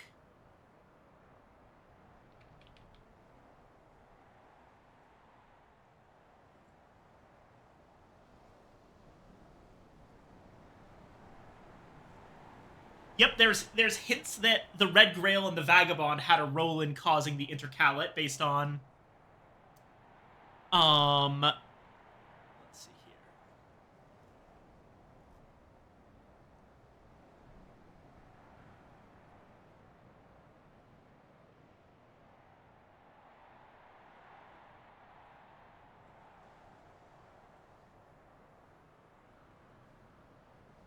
Love will not be the cause of the sun's death, but rather envy. Envy will not be the cause of the sun's death, but rather thirst. Thirst shall not be the cause of his death, but curiosity. Curiosity shall not be his end, rather it will be love. Okay. So I don't know what envy connects to here, but thirst and curiosity, as listed here, are associated with the Vagabond and the Grail. The Grail being thirst, Vagabond being curiosity. So that's additional confirmation that the Vagabond is also involved in all of this. The Pilgrim's Intrigue and the Grail's Scheme, the Sun in Shadow and the Forge Unseen, the Swan King and the Elagabalene. This is Horomakistry. Remember the Sun Disfigured? The counterfeit might have been a way for different histories to... different histories, the Grail exploited the Sun and Forge's desire. Yeah, that could work. I'm definitely... This Sky Stories commit, this one's actually even more interesting to me now that I think about it. That first line at the top, everything else I knew about. We knew about the Sun in Shadow and the Forge Unseen, the Swan King and the Elagabalene, but we didn't know the Pilgrim's Intrigue and the Grail Scheme, and that line just blew the whole thing open again. The Vagabond and the Grail were heavily involved in the Intercalate. I'm confident about this one. And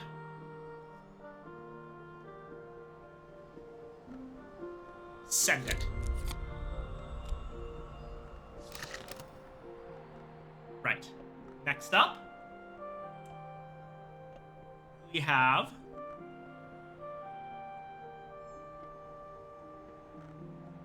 the Edicts Inviolable.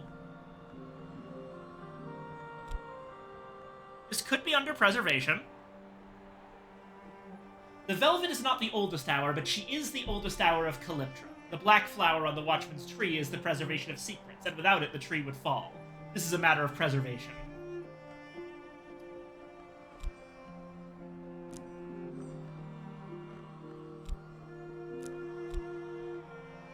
The mare in the tree is not the youngest hour, but she is the youngest hour of Calyptra, for she has been born many times in many places. The red flower on the Watchman's tree is the fire fueled by truth, and without it the tree would fall, as all Horomachists know. Anna would get a kick out of The Root Trees Are Dead, a genealogy research game. I have completed The Root Trees Are Dead. It's extremely good. I loved it. I have not yet completed Root Tree Mania, the second campaign of The Root Trees Are Dead. So, I'll say that you are absolutely correct that I would like it. Because I did.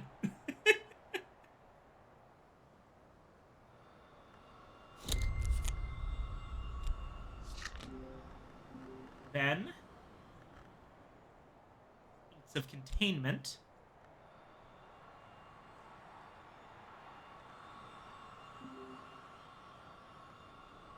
Inks of Containment also goes in preservation.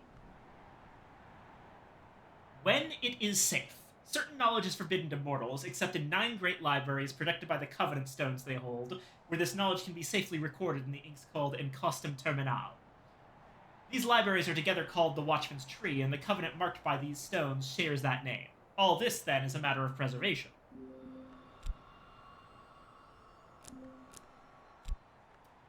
Certain knowledge is when it is permitted. Certain knowledge is forbidden to mortals, unless it's wisely contained. This law is named Calyptra. The enforcement of this law is named Calyptra also. The 3 hours who enforce it share that name. They permit that knowledge to persist only in certain sanctioned places, and the most dangerous secrets must only be recorded in the inks called Encostum Terminal. Horomakasri teaches us Calyptra's importance. Finally, Oranoscopy can go into Hushery. If the stars are wisdom, then dawn is ignorance. A day might come when there is no dawn. Oranoscopy should be numbered among the night arts.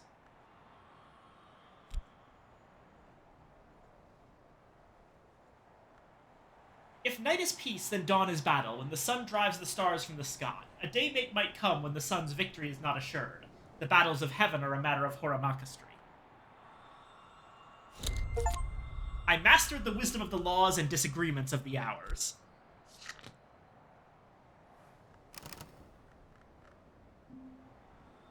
There we go.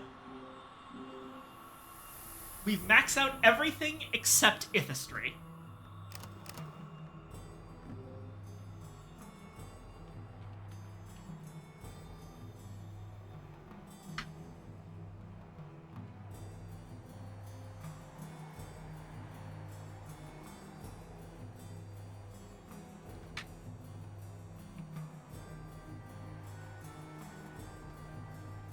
So, Ambrian Lapidary is our capstone for Ithistry. Other than that, we have...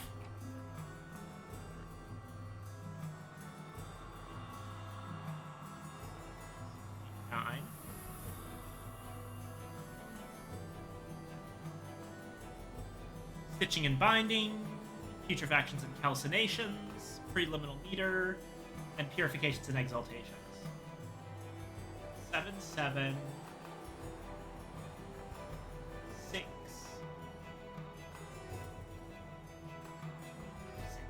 Right. So all we really need to do is raise up one of Preliminal Meter or Purification's Exaltations to 8.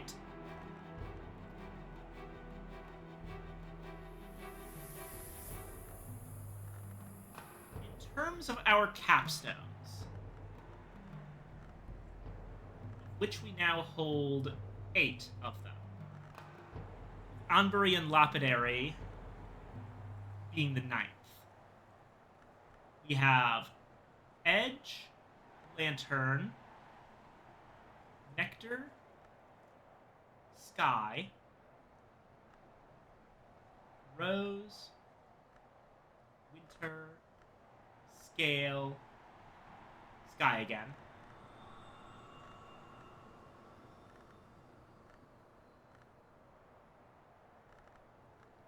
So, I think Preliminal Meter is the one to raise up as high as possible.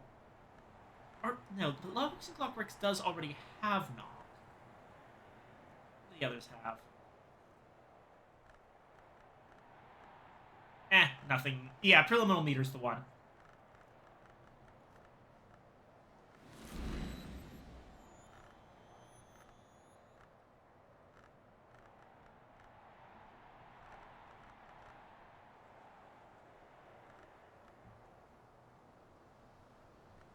we've got a Sights and Sensations lesson that we can use.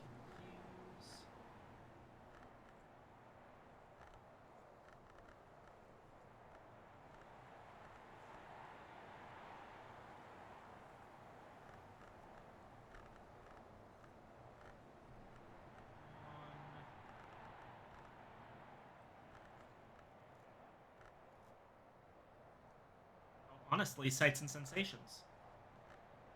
We just go with DMC5.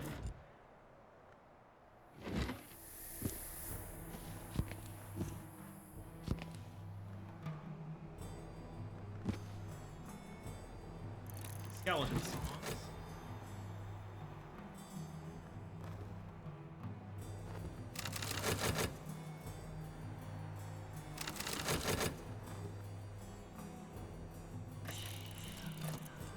Oh, thank God.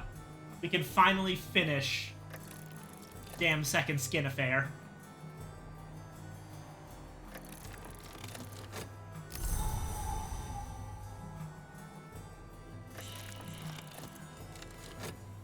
Madame Bichet.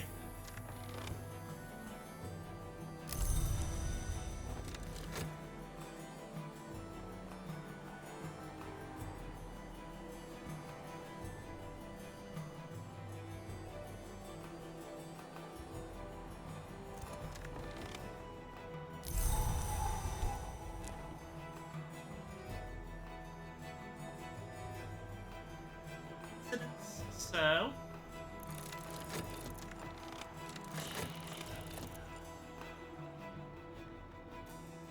it's gonna be Forge or Moth.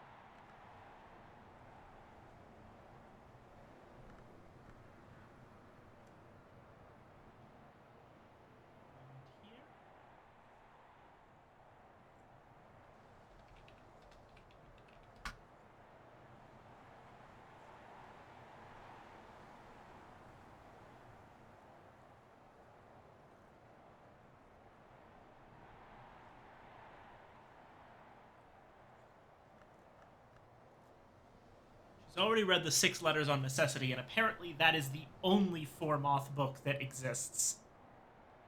About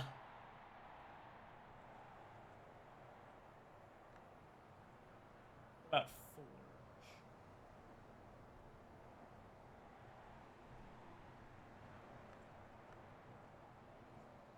She hasn't yet read Vinzant's Minglings.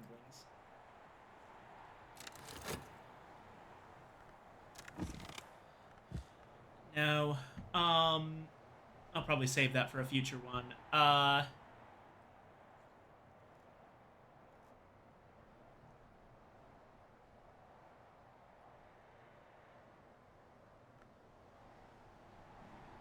There's a number of 6s, so I'll just give her Kitling, right?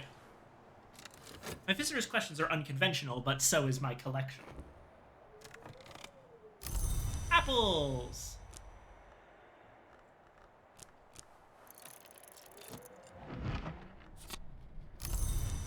Beguiling Melody. Retreat Mania is like even better than all. I have gotten a lot of the way through Retreat Mania. Last I left off, I was at the part where you have to like effectively lock in your guesses on the possible infidelities, because I wasn't really sure how to even get started going about doing that. Like I didn't know what was even the kind of proof I would need for that. Like I assume that the idea is, you know, yeah, make absolutely sure that this kid is 100% a result of infidelity. But I might also be completely barking up the wrong tree, and the idea here is just that you get to decide which ones you think are legit. It's a weird case where I'm a little bit paralyzed by just not knowing what the game expects me to do.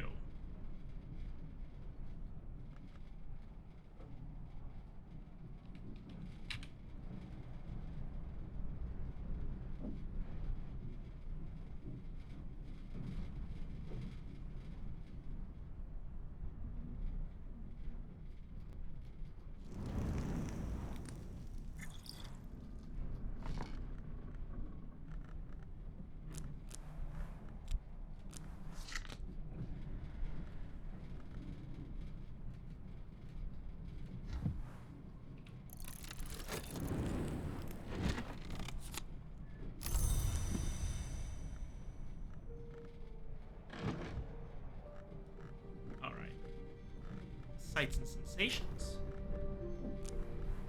Gale, Storm, Melody, Faust.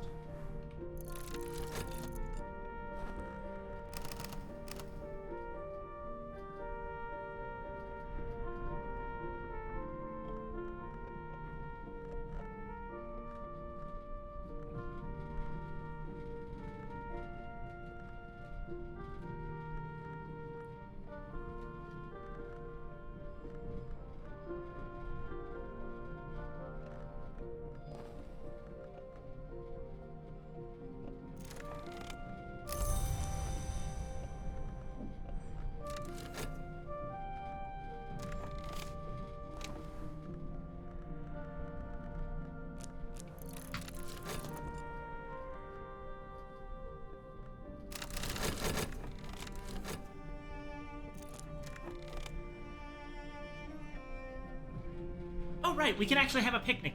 Let's make sure we actually have a picnic before the year's out.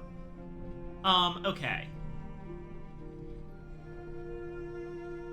We'll use this baked apple meringue.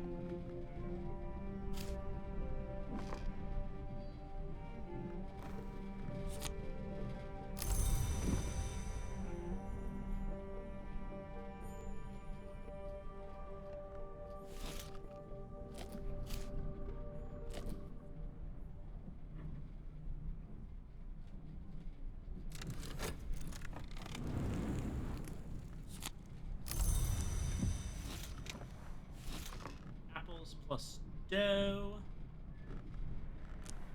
And then we just have to add spicing. That gets us an apple pie.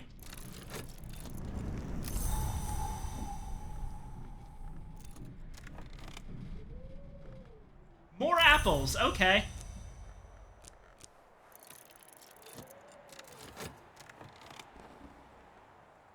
Oh, Roscragon whiskey. Not bad, not bad.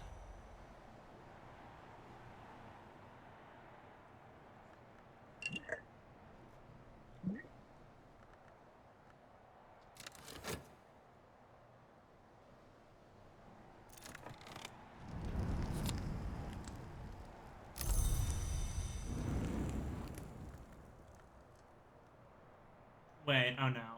Okay, so an apple pie is explicitly just a pudding. It can't be anything else. I would have assumed an apple pie could actually be a side dish, but I guess not. What else can I make with a basket of apples? Because I got a lot of them.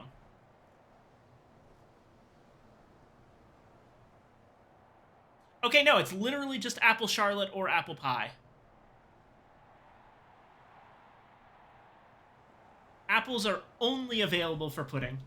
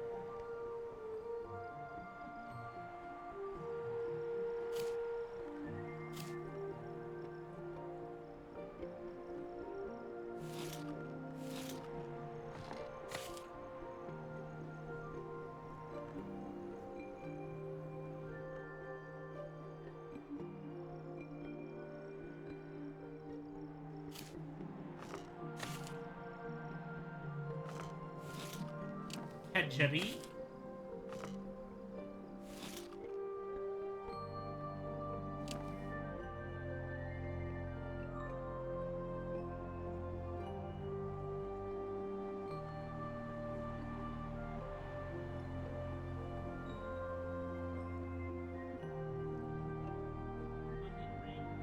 And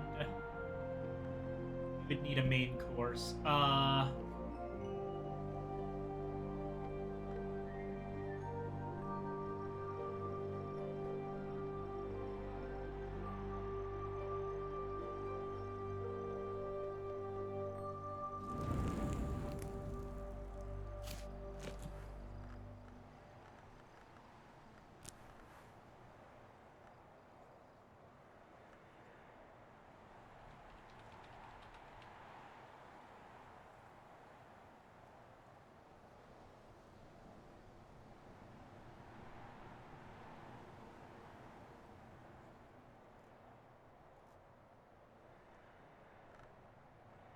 Oh, wait, I've got an idea.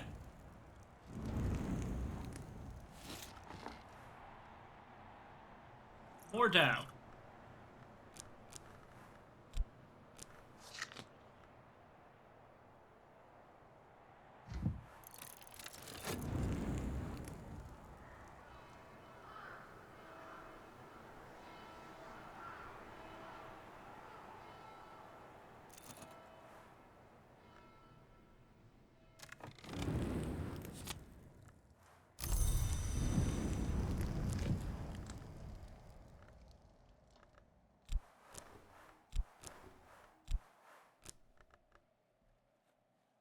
Add pheasant.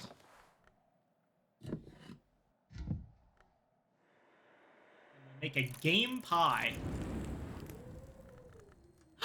Wild Viper! Yay! Hello, beautiful. Little creature.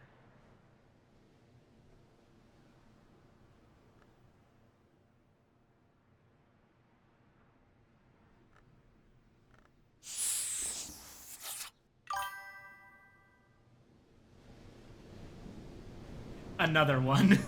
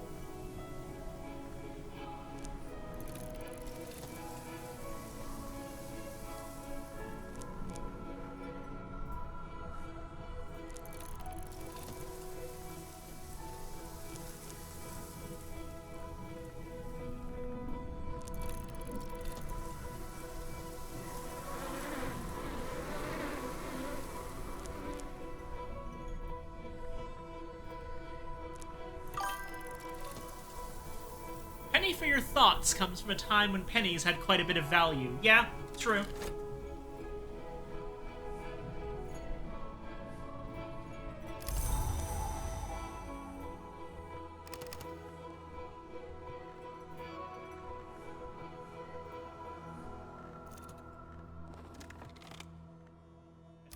Viper.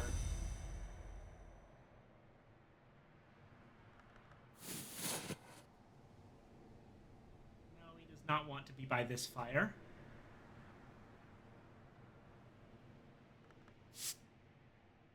Oh, perfect.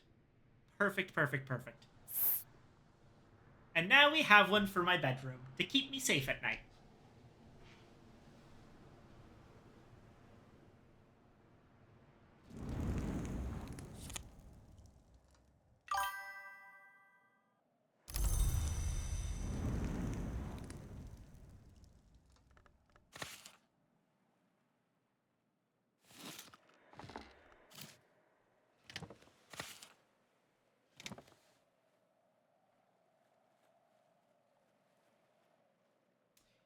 You know, as much as I probably should be using this first course, I actually think it might be a bit too big for this table.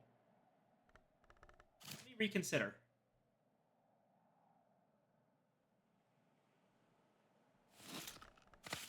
I believe that Pilchards on Toast is probably a little bit smaller. Oh, significantly so, yes. Excellent.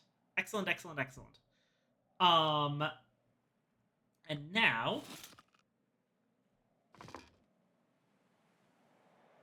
we can go ahead. Okay, I'll just go ahead and replace the Pilchards on Toast.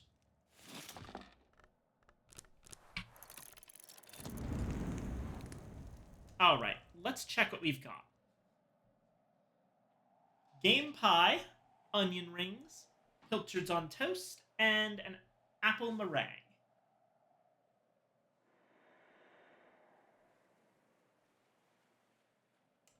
We got Winter Nectar Grail Forge, Scale Nectar Moon Heart, Nectar Heart Grail Edge, and Sky Scale Rose Moth Knock Heart Forge. Okay. Let's get together a guest list.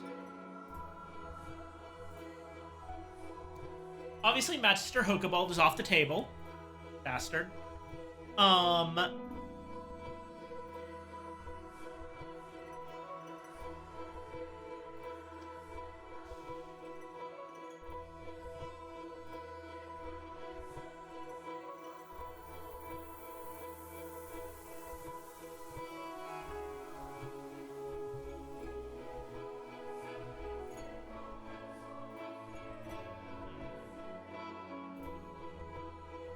We haven't invited Dr. Aladim for a while, and he does like scale, so he will appreciate the game pie.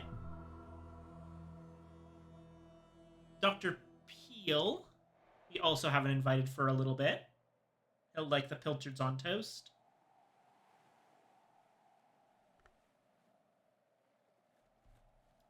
Dr. Peel, Dr. Aladim.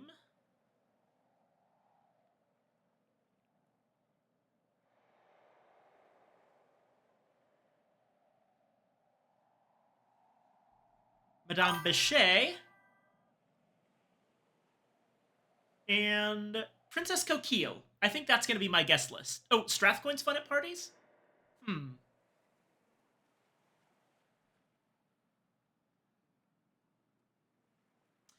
He'll go to the next one. I'm going to invite Princess Coquille, Madame Bechet, Dr. Aladim, and Arun Peel.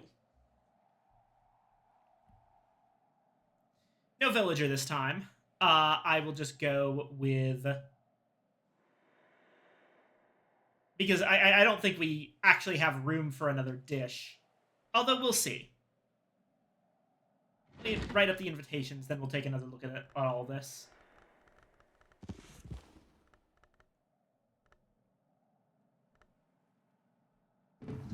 Okay. Dr. Peel.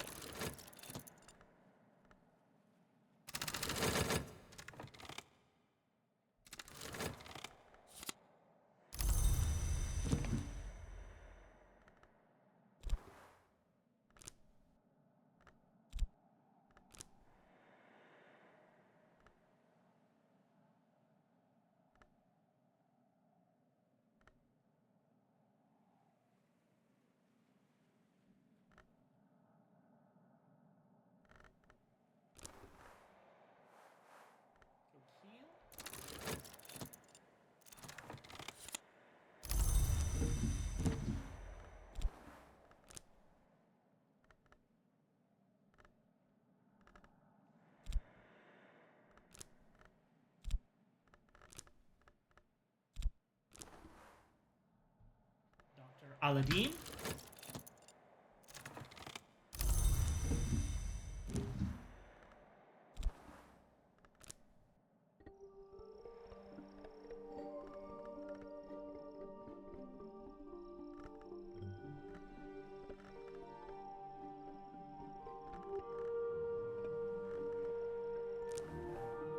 And written in Sabazine to appeal to... Okay. Right.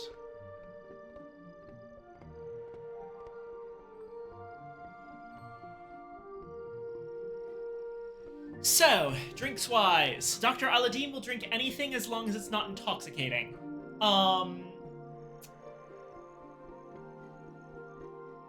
Madame Bichet likes Forge, Peel likes Moon, and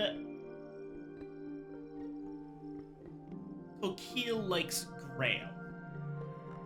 Okay, let's see what we got.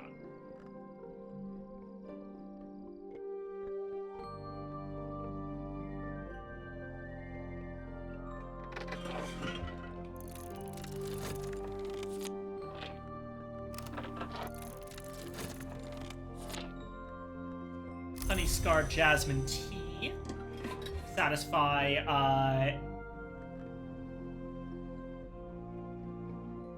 Dr. Aladdin and Madame Bichet.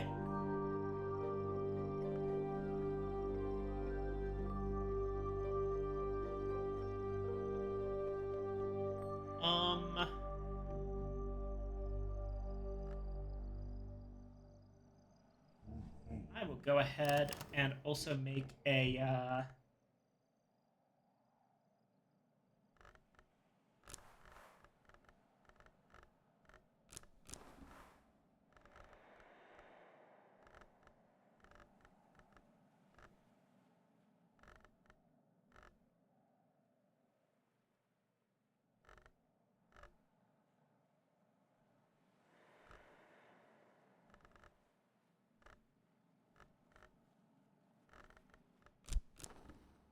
Fuses Cordials. That's for Coquille. And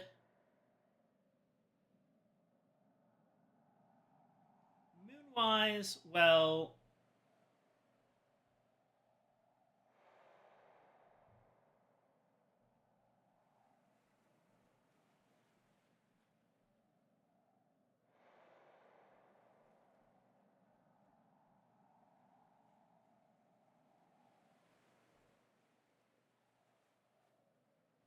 yeah, water should do.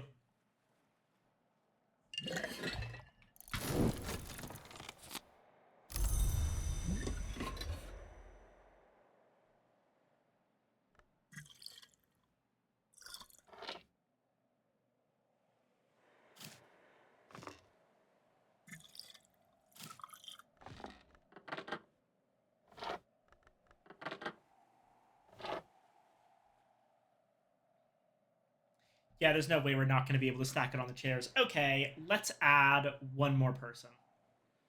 That'll allow us to at least do something with all these apples, because I plan to add an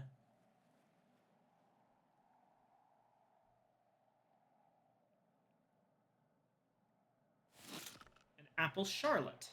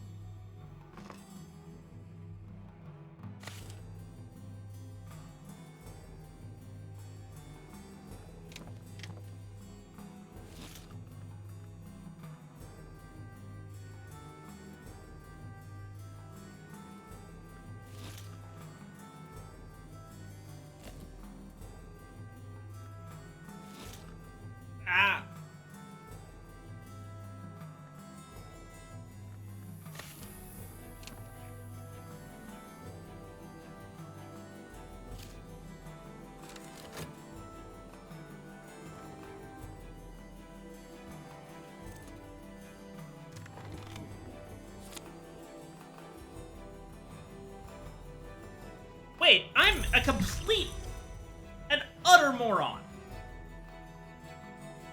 I was not trying to make Thyrsa's cordials. I was trying to make a witching teason.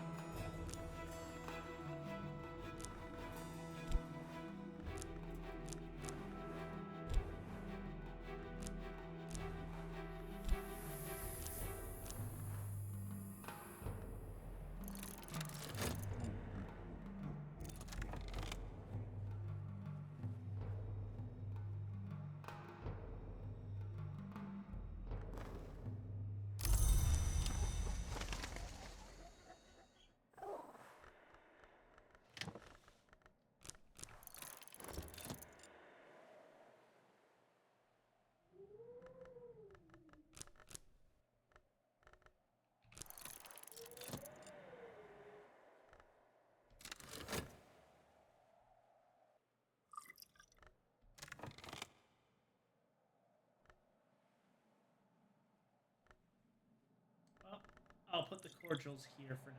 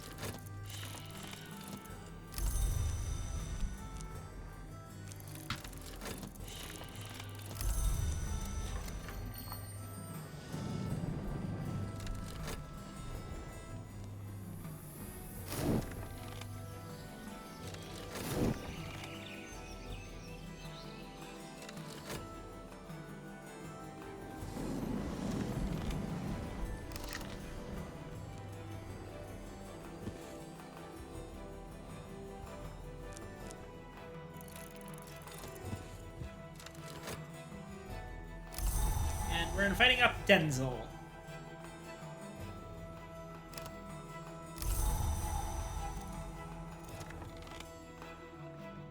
With scented mushrooms. Wonderful.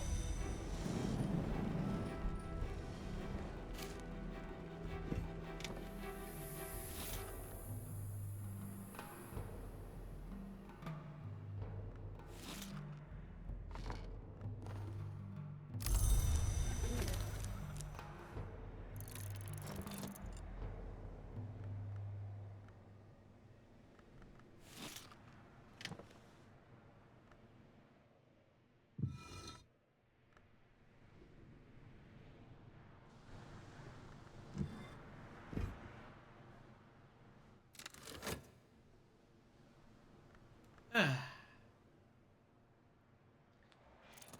everything should be set up for a lovely picnic.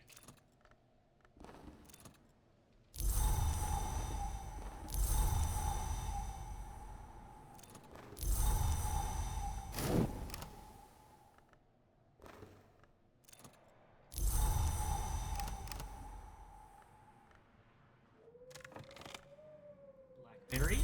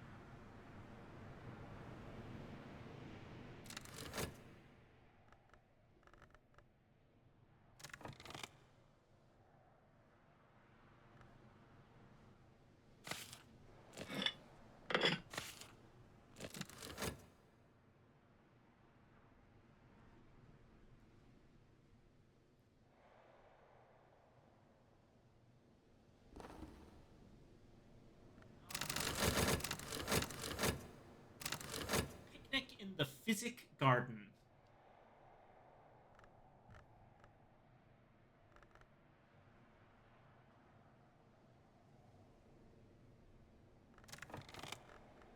Denzel, Madame Bechet, Dr. Aladdin, Dr. Peel. We're gonna go like this.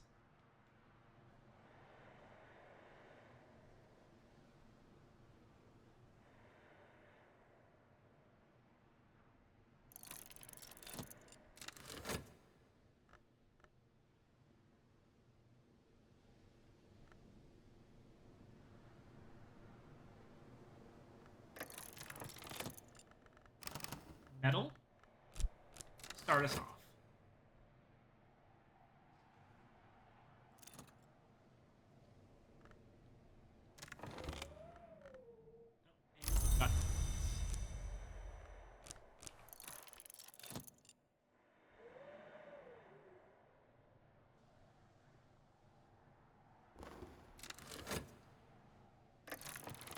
Aladdin is asking Denzel technical questions about farriery.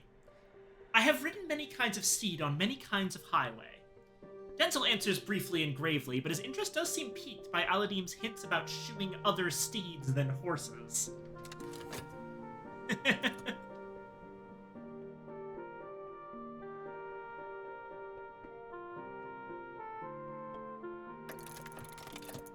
Oh? Denzel and Aladdin shared a brisk interest in farriery.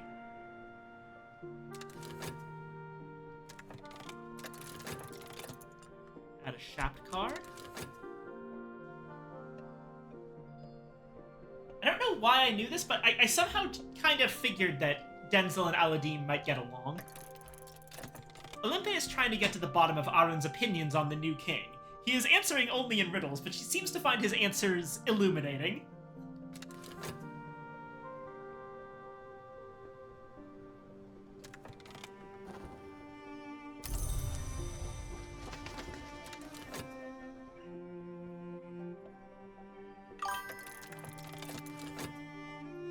Also good friends. Shapt again.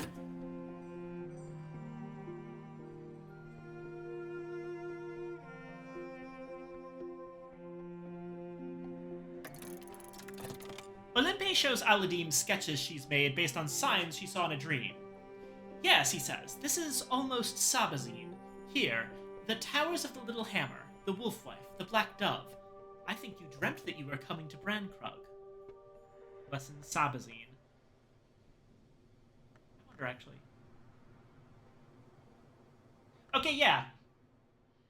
Oh, this actually worked out really interestingly. So we actually invited Madame Bechet with Sabazine, a letter at least partially written in it, which is a language that she doesn't know, but that she's interested in. And then when we came here, Aladdin, who understands Sabazine, translated some for her.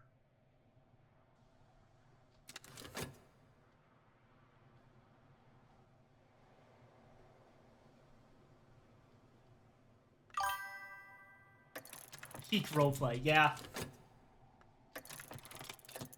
Gaiety with a core card.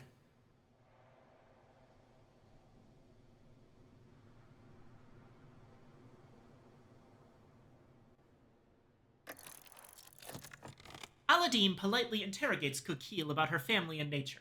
Yes, she is associated with the Tomb of Lies. No, she is no longer welcome there. Yes, she is, she supposes, technically a pentiment. Oh, okay, so she's from another history. Right, she is Indian, so she might be, like, at least somewhat related to the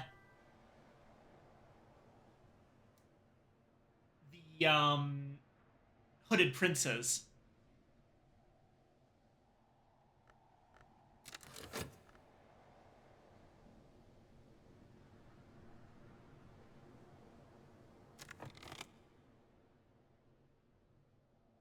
Coquille has developed a very familial affection for Arun. Coquille has a mischievous enthusiasm for Douglas.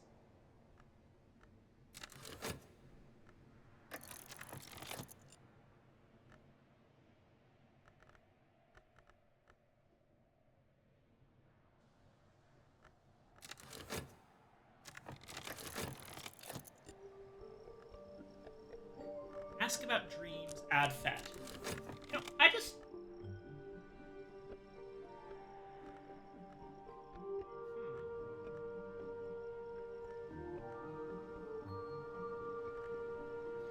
Wait, does Coquille have a... I just noticed this.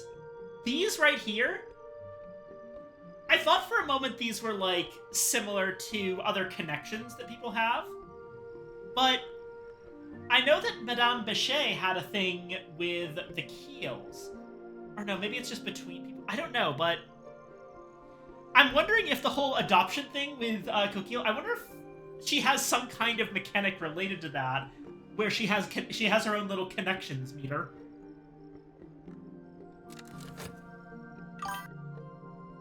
It's just deeper relationships. Yeah, but it seems to be just Coquille.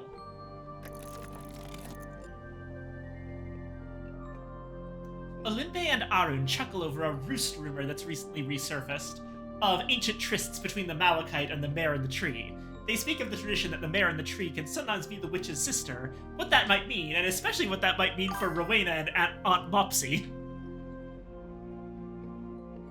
Arun and Southie should have one. Well, that's the thing, right? They don't.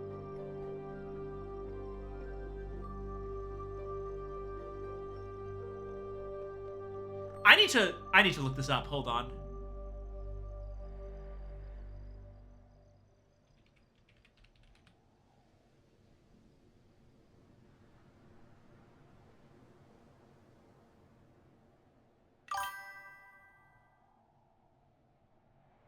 Douglas and Arthur should have one. I see, yeah.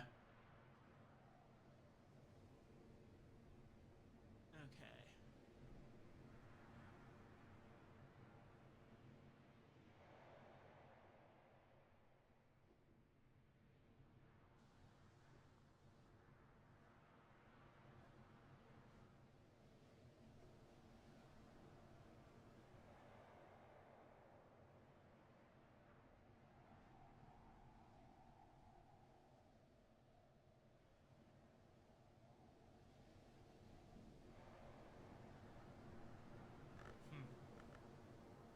Also, this. The mare in the tree and the Malachite.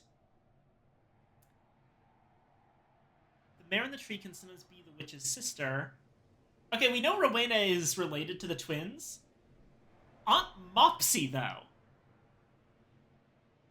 Okay, what in the world is going on with Aunt Mopsy, actually?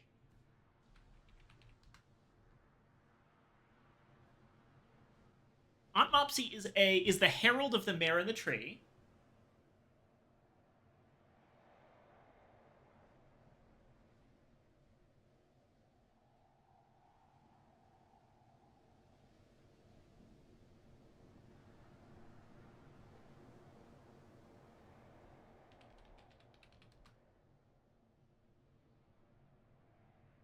Rowena, Alakite, member of the Lygia Club. Has the mayor's key.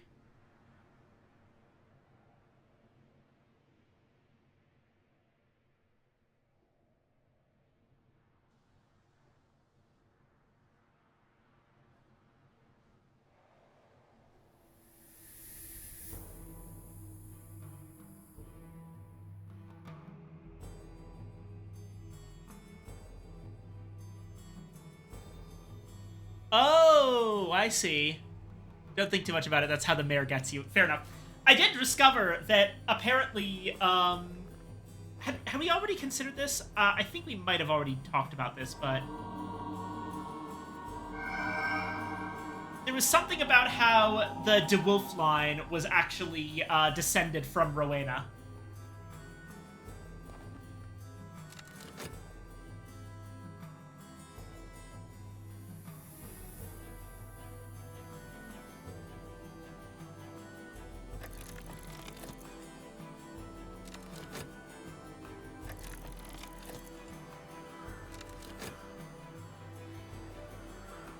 Oh, right, Curious Hunch. Bleh. Honestly, I'm not certain I even care at this point. I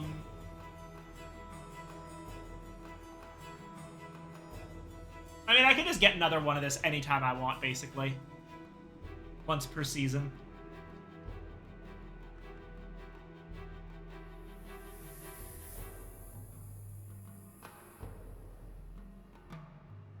Yeah, whatever, I don't care. More apples.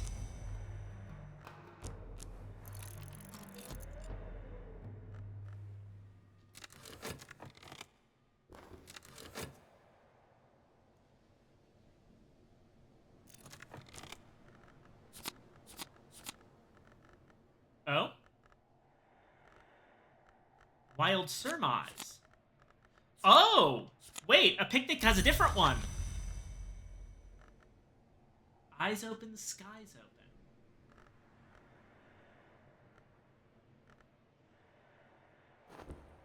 Okay, I have to use this soon.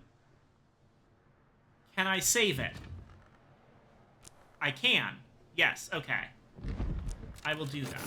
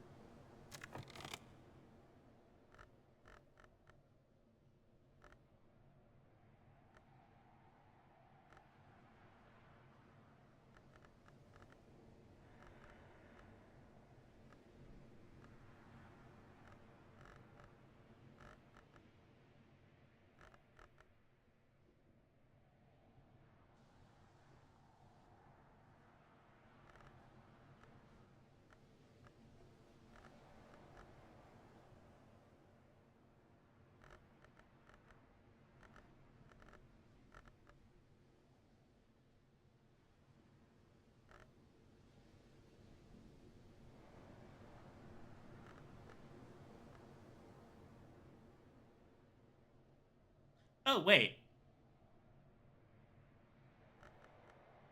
If I just,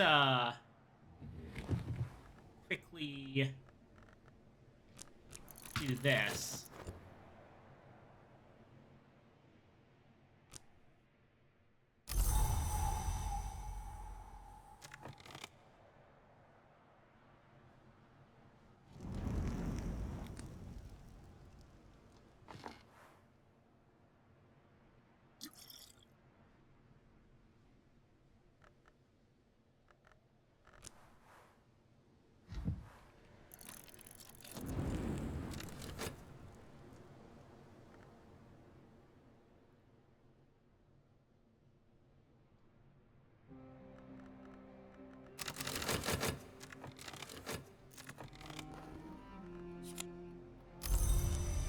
And I can...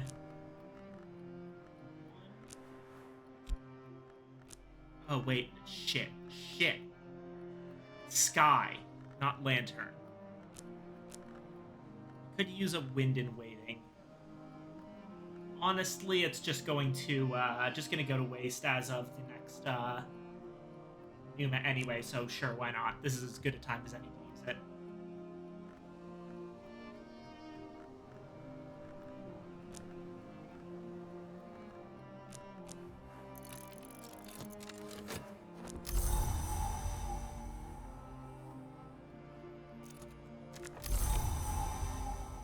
Applebright Euphonies?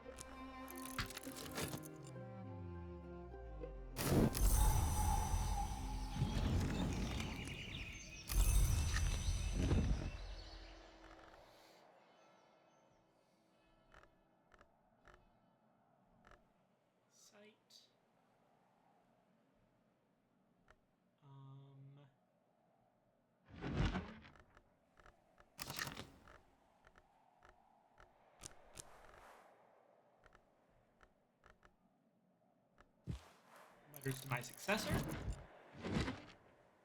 The Book of Cinders.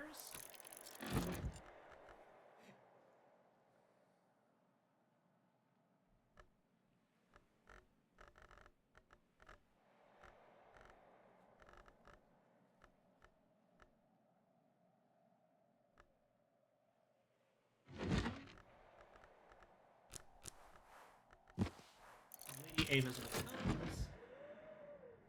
Mushroom.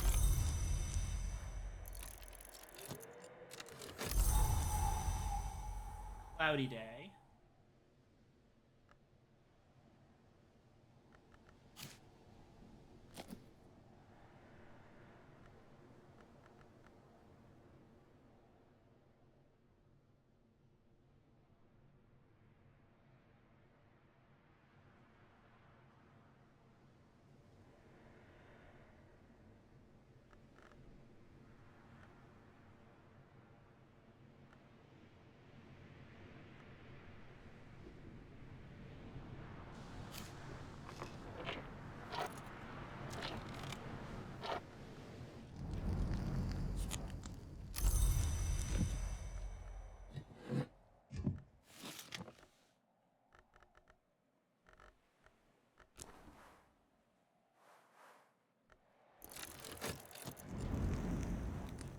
Charlotte.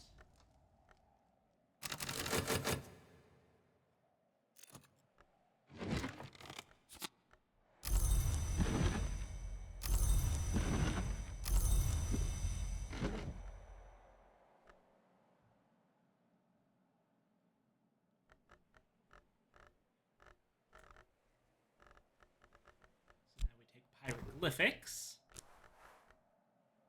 Sabazine. Foresight, Revelation, and Regret, as well as Sight. Metal. And we upgrade Pyroglyphics. Rose Hips.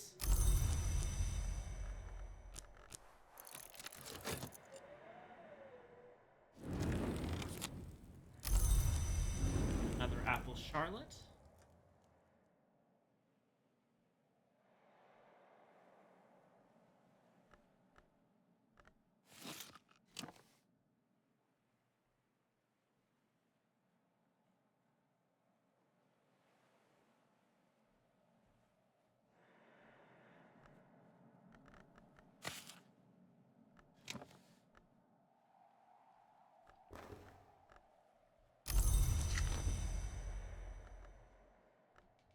Next up, Transformations and Liberations does have Moth to it.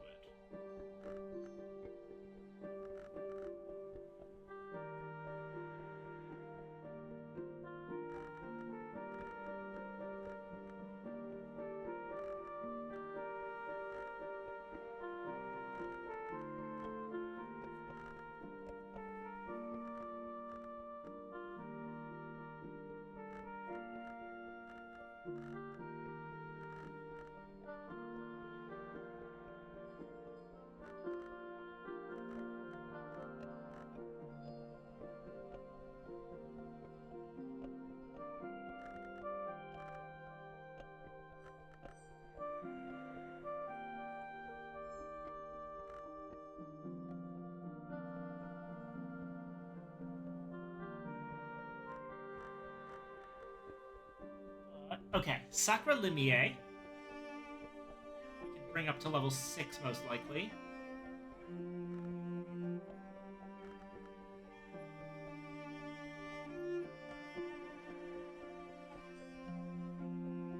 Just need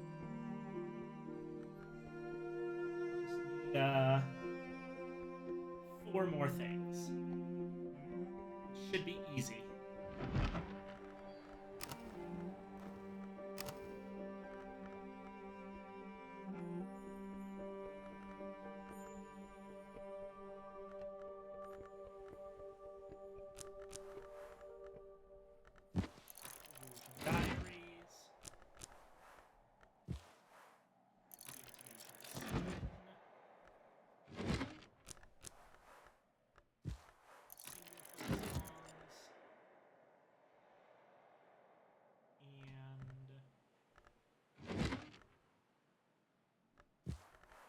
World despoiled.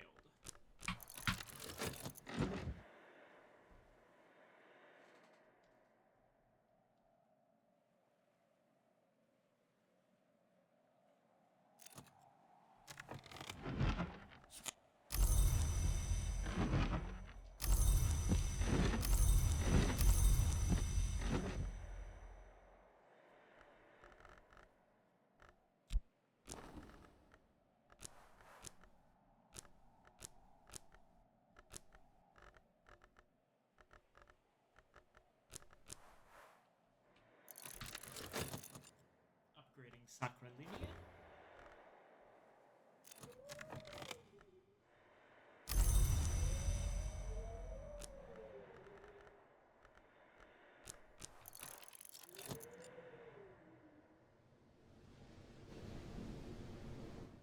That's just going in the water. I don't care about having more of these.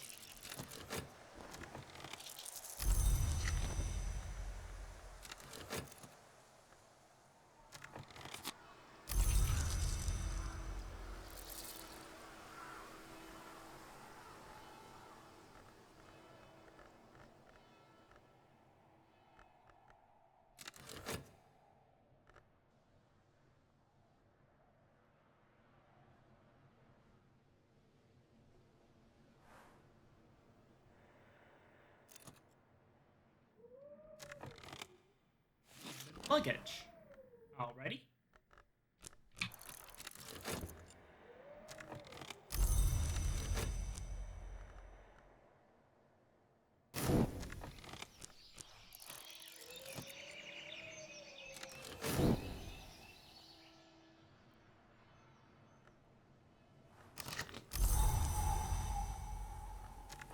Rainy day.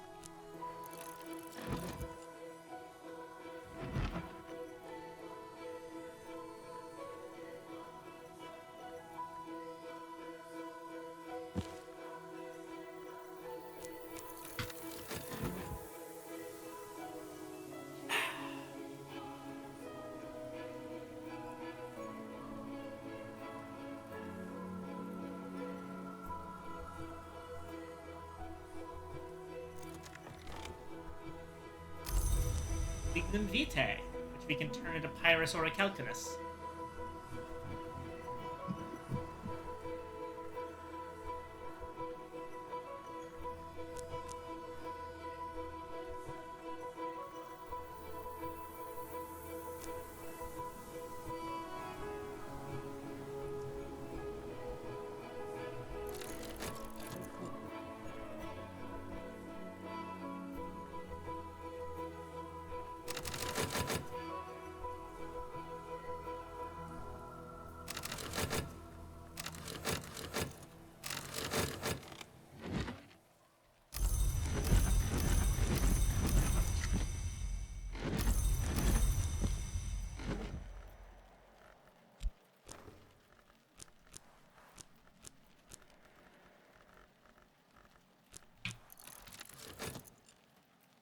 This should get us all the way up to level 5 bells and brasseries.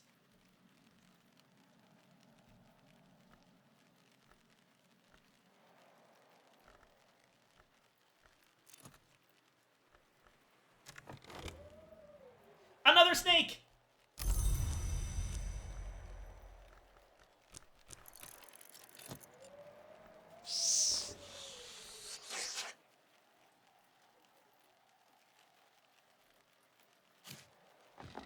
Here, have some fish.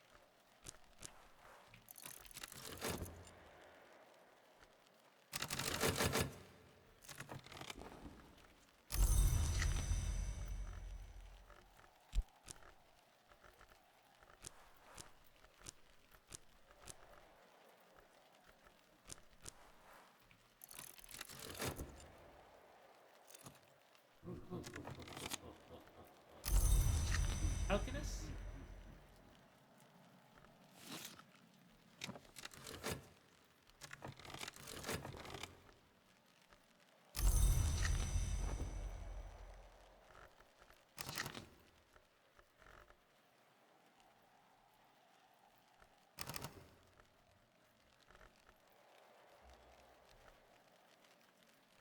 You're starting to get better at just knowing a lot of stuff.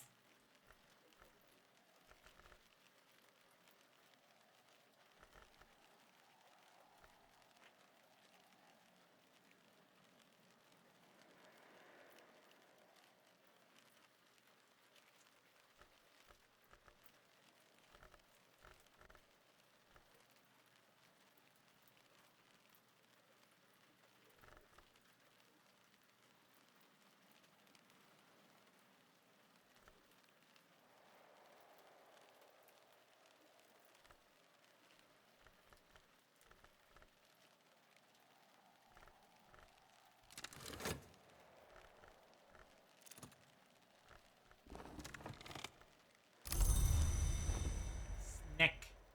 Again.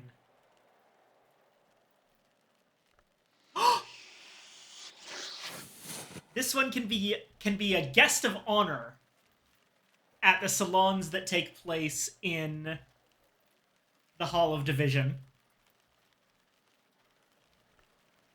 This is where we're starting to get into the situation where, like, now every single one of my salon guests have to deal with the fact that there is a snake here. Good.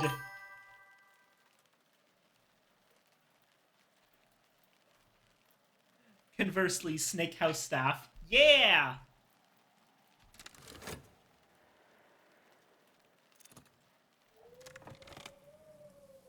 You blank.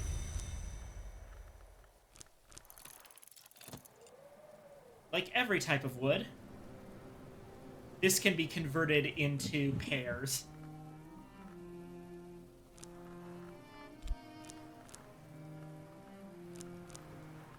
Did you know that this exact recipe,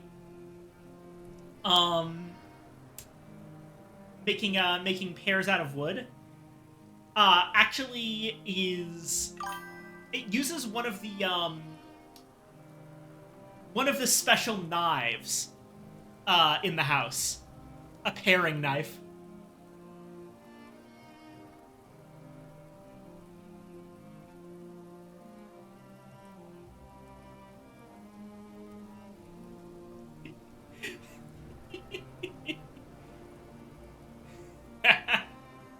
I'm hilarious.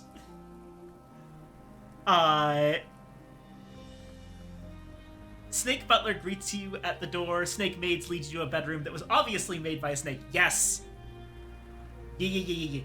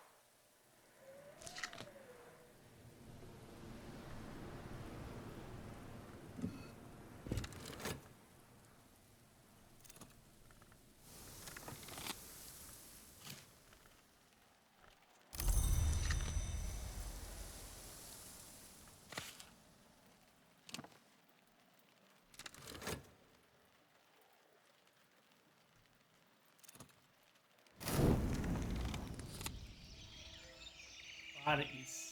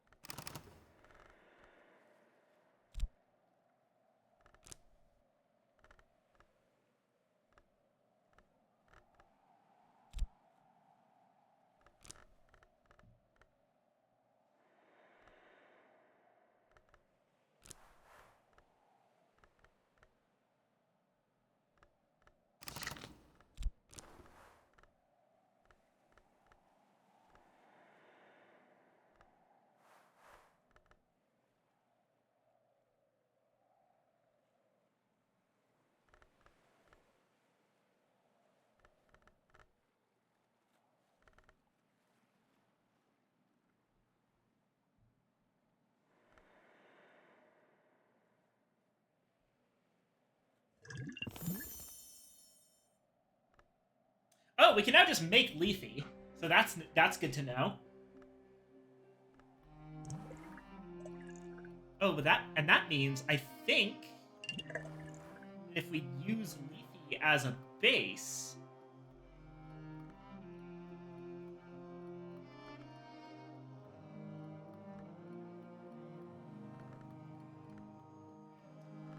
any of these flowers have double nectar.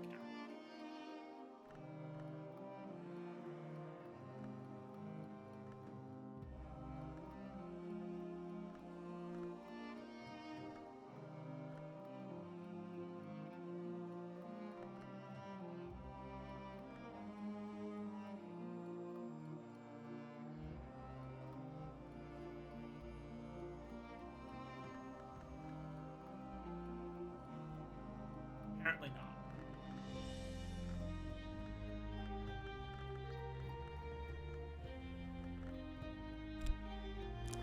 But if we use this and a random flower, let's say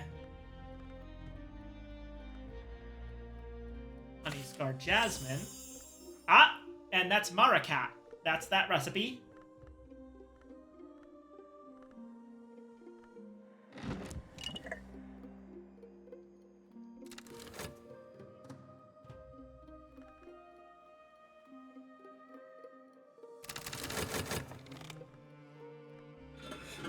Let me actually go through basically everything I can think of as a lantern recipe.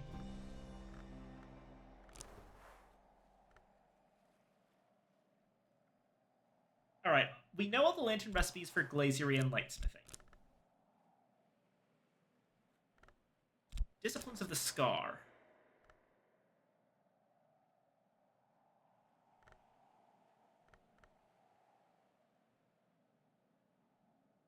And that makes an old moment, but...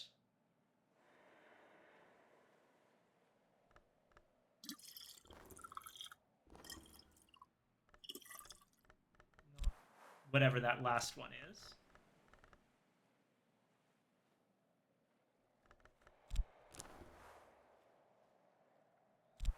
Xanthotic Essence. More Xanthotic.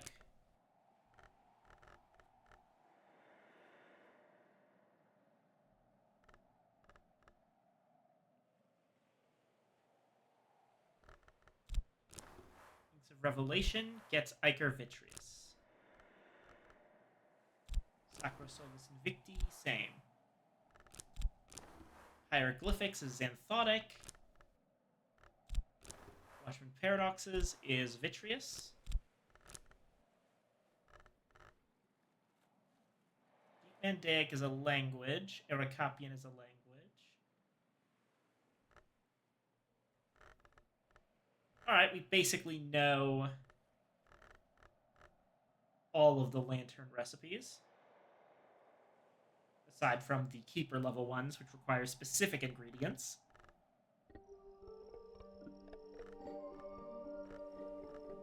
So.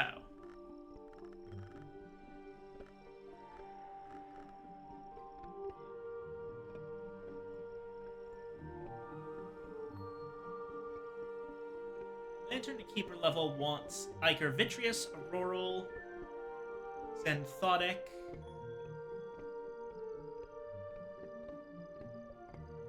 And for Disciplines of the Scars specifically, there's a Keeper level Lantern recipe where you use an Old Moment and it makes an Earthquake name.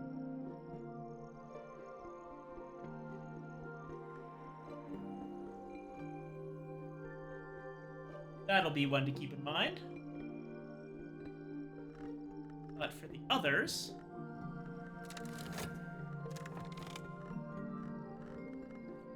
just gonna...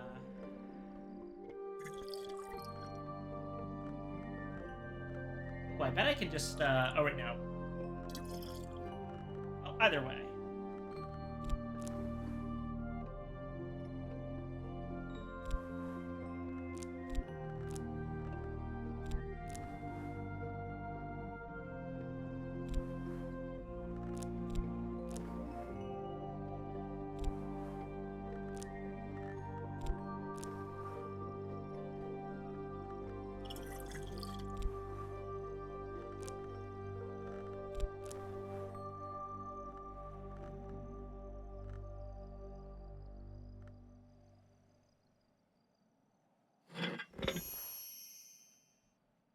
That makes Ashertine with Pyroglyphics.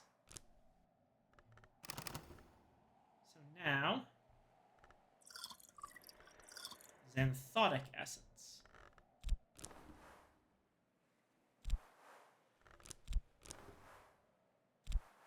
Makes Uzult.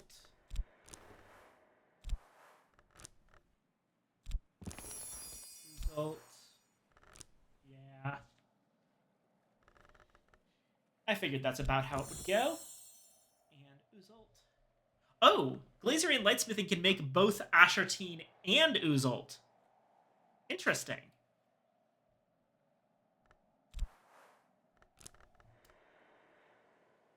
And...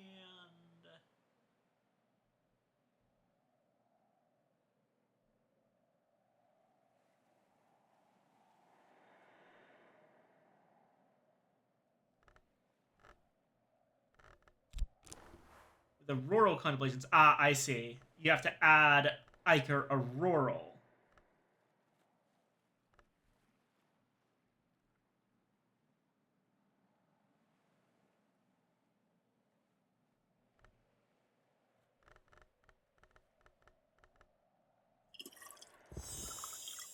And that makes Porphyrin.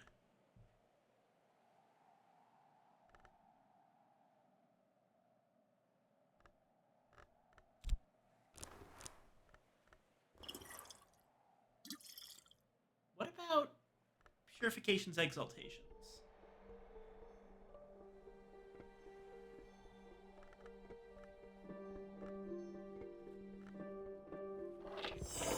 Ah, turn Iotic into Xanthotic Essence. That's something.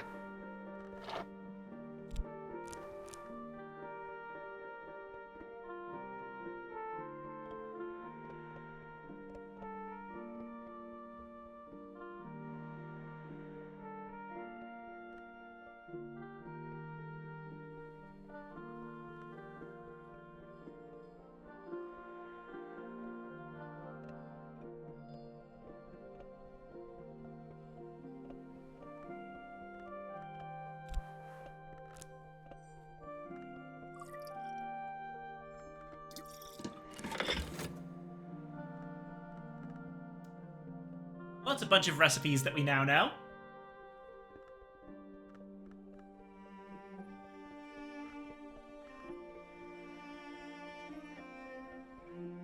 Pretty much know all the purified lantern liquids.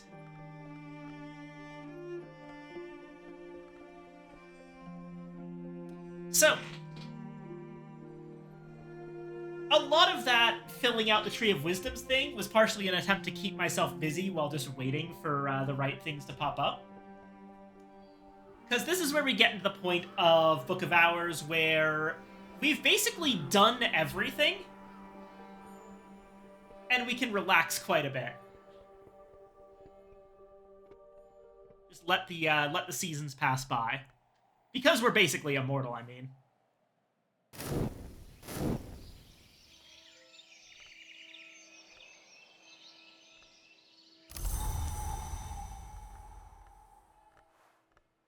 a cloudy day. And a new current affairs. Exciting. Also, we can get started on this again.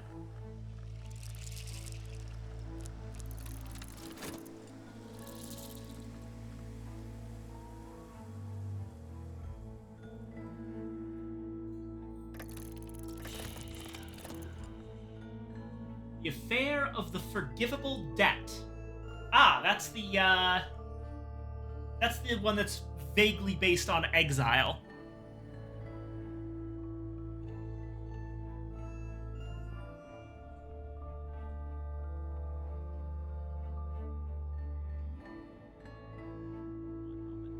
Cleaning up my window here.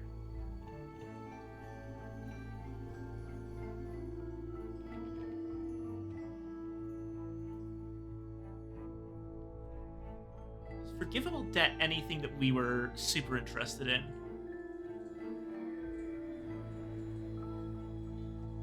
Peel can do stuff here.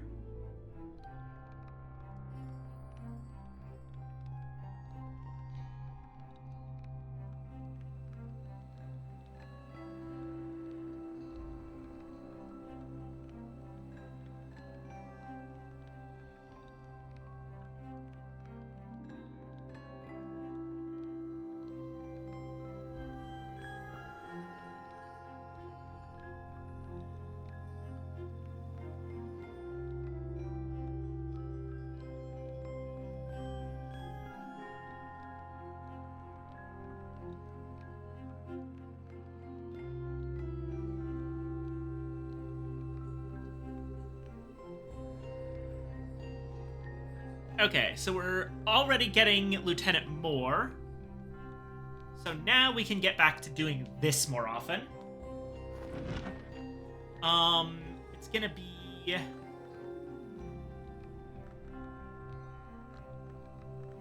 Okay. And the typewriter. Need Dr. Peel.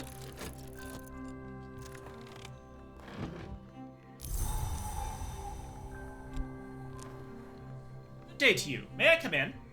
It looks like for this one, there's no downside to just talking to everyone about it. I have a contract in Caunus, Librarian, for the Reckoner War. Which side? Does it matter? Reckoners. You shoot them, they go down, they get up. Stolen years soak up a bullet or two. But it's not a new problem. There'll be ways around it. Okay, so his interest is in Edge. This is the first time I've actually given him an Edge book, so let's go with The Sun's Lament. Which should actually be fairly relevant because Abbot Thomas was implied to have been a formerly associated with Edge. Frankly, Librarian, I'm hoping I don't have to shoot anyone, but if I do, I know now what to shoot him with.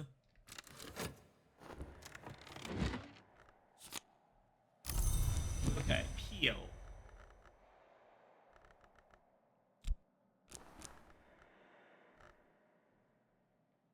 Azita?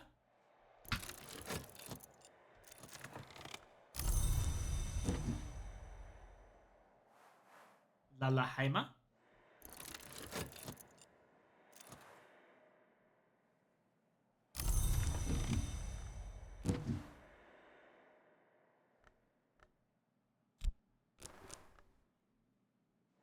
Yvette.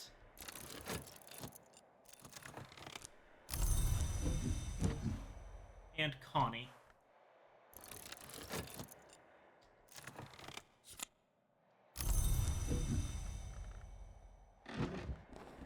That should be everyone.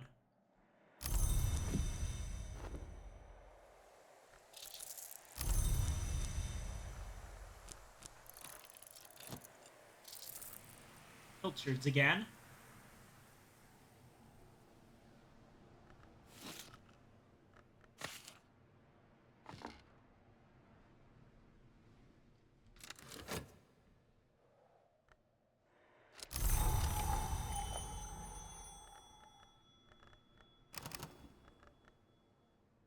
Alrighty.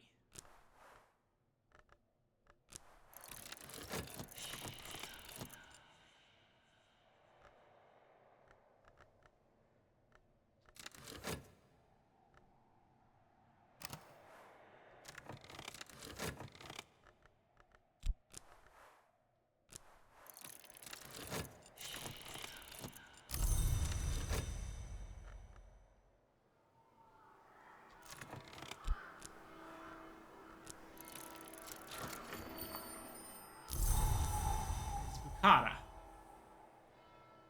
Welcome back. I apologize for the unpleasantness last time.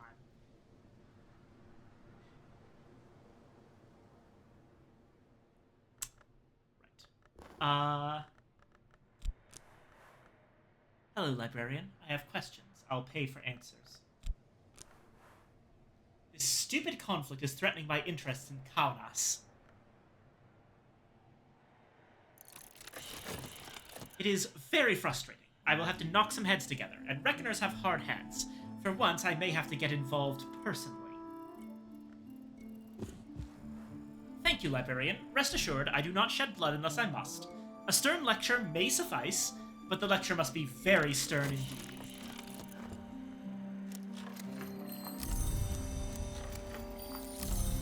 More pilchards, okay.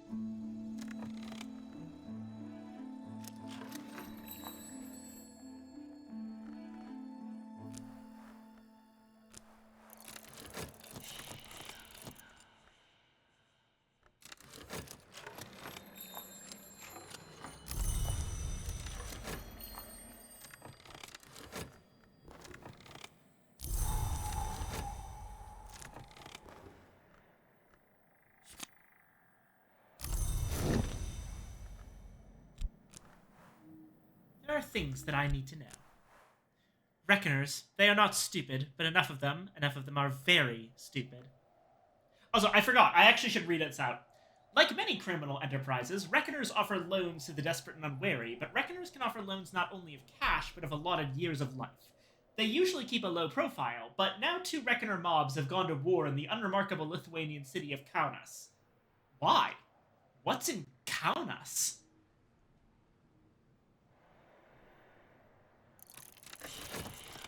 One of the Reckoner lords now in Kaunas fancies himself an adept, so of course he has botched a conjuring, and of course now the conjuring has made its nest in the sewers.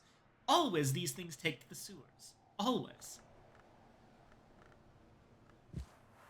I have what I need, except that I will also need a bath. Thank you.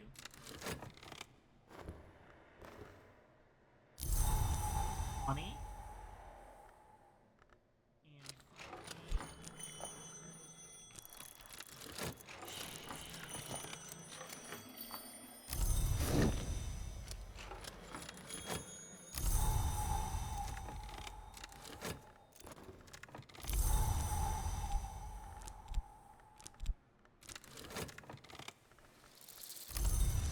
God, sand. I hate sand. It's coarse and rough and gets in everywhere.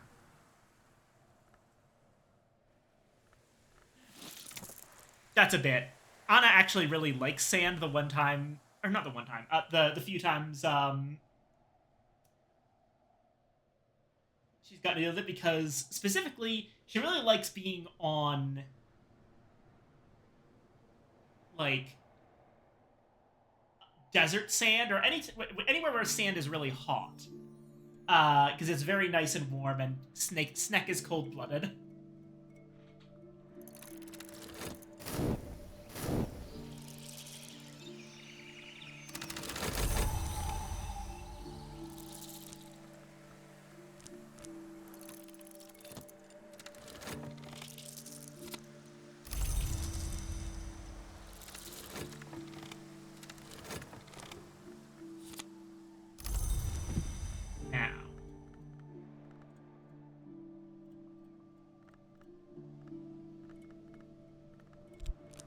Connie.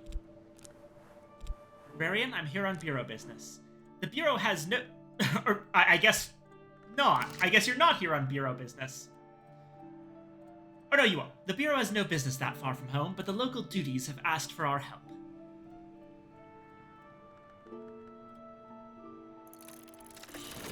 I have a theory about how this quarrel began. I'd like to look into it, librarian.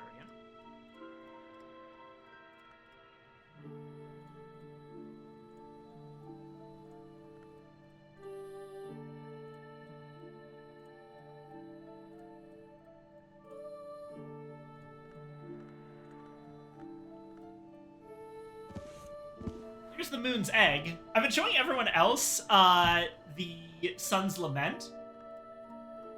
And now I'm showing Connie the Moon's Egg. In fact, I'll pretty much show everyone else the Moon's Egg. So, thank you, Abbott Thomas, for solving the Reckoner issue.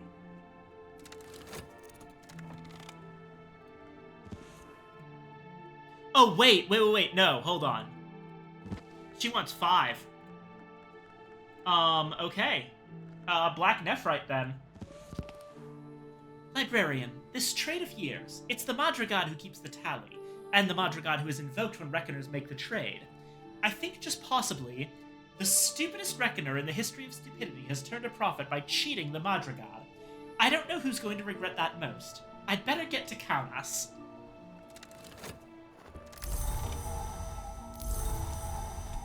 Here's Yvette.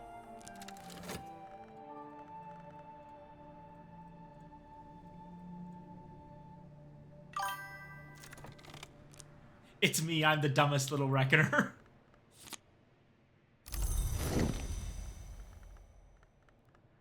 Dr. Peel, hello.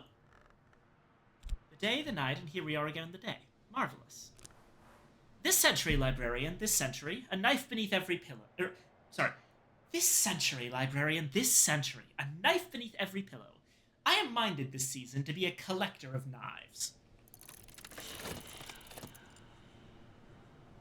The sages of the co-rivality tell us that understanding leads to conflict. I wonder, then, if peace might arise from confusion. Sometimes, librarian, it must be frustrating never to see how these matters come out. But I envy you. Once one is wound in, one is never quite wound out.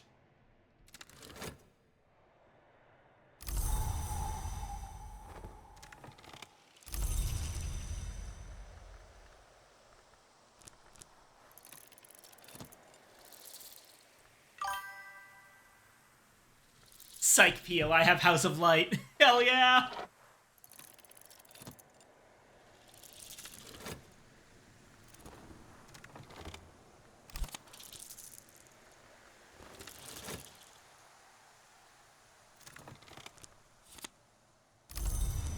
And Dr. Southey.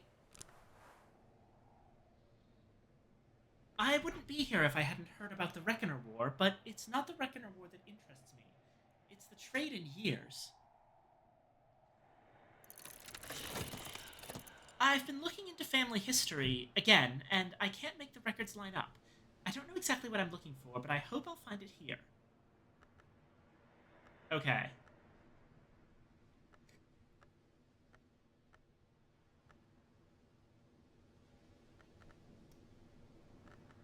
Let me see.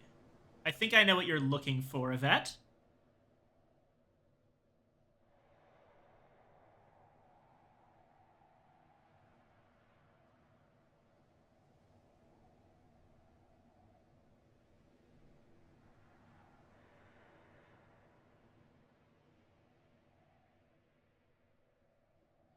You don't speak Phrygian. I wish I could directly give you to a pale lady. I'll say that we also let her reference that a little bit, but more importantly, Black Nephrite. The records do line up. Actually, let me check something.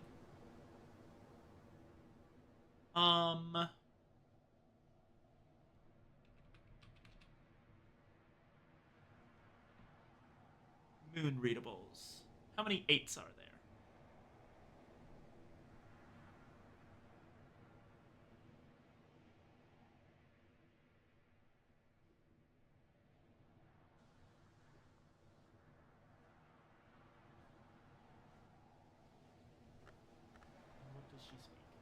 does speak Latin, so she'll be able to read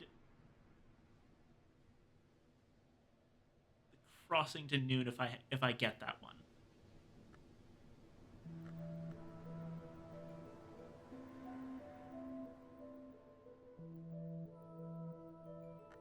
She does speak Greek, so she can read Malachite supplications.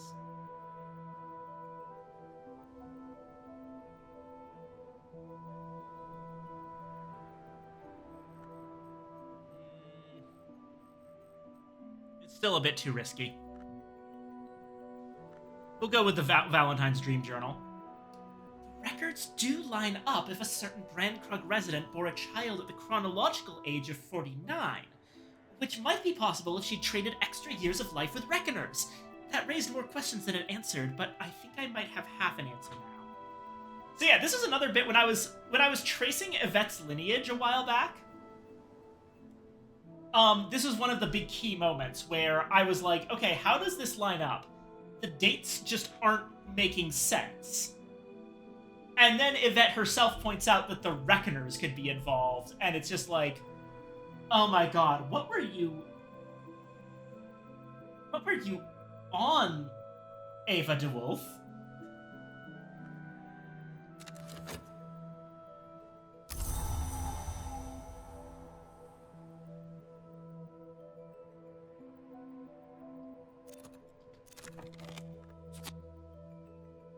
There we go. And that should be the entire affair of the forgivable debt right there.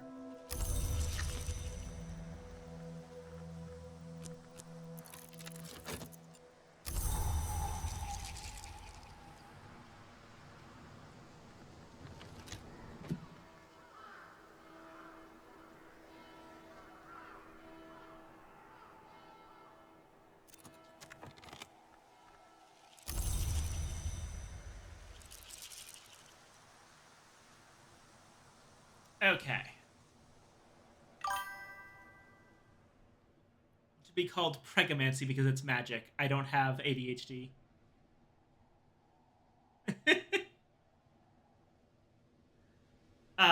Okay. Give me a minute. I'm gonna use the restroom again and see if I can. There's still any soup left. Be right back.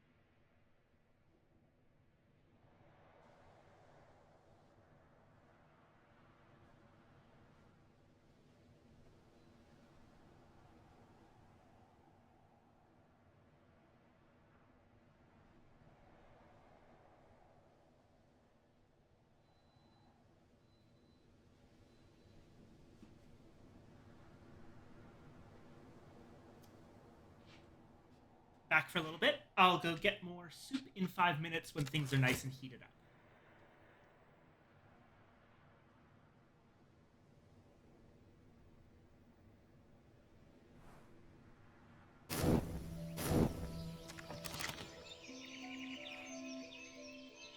Now that the season's affair is done,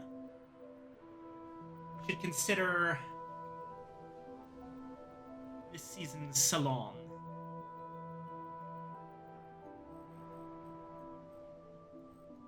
Kedgeree, apple pie,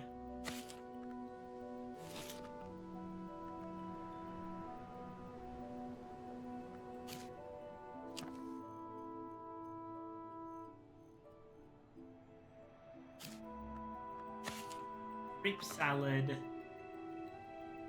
and stuffed acrid marrow.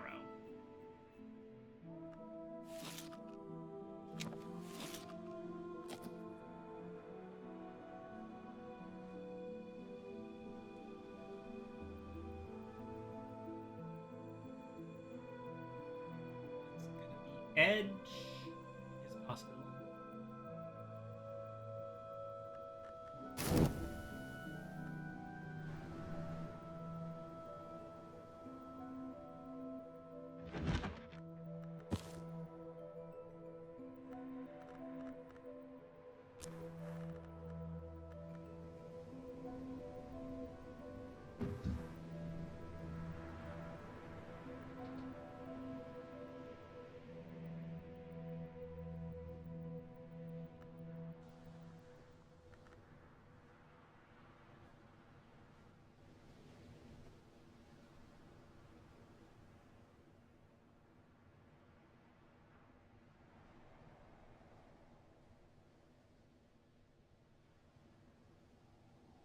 You know what?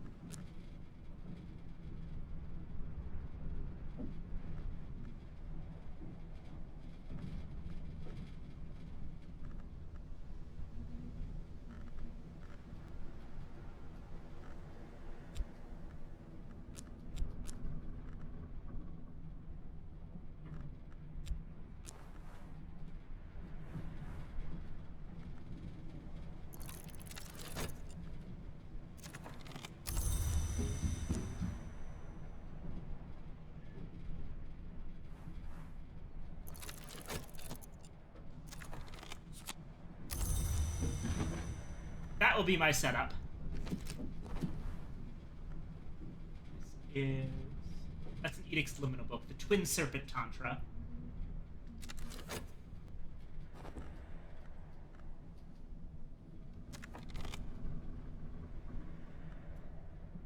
You know what? Heck, let me try something. First off, salon guest list, just to make sure.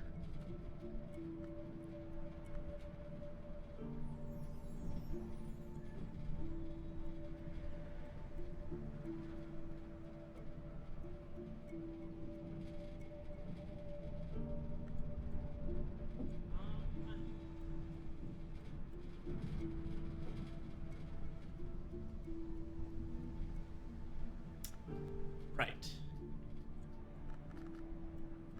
Connie likes Sky. Uh-oh. Did I screw up? I might have screwed up. Are any of these things Sky aligned? No, but I can cook an egg. Probably. Sky.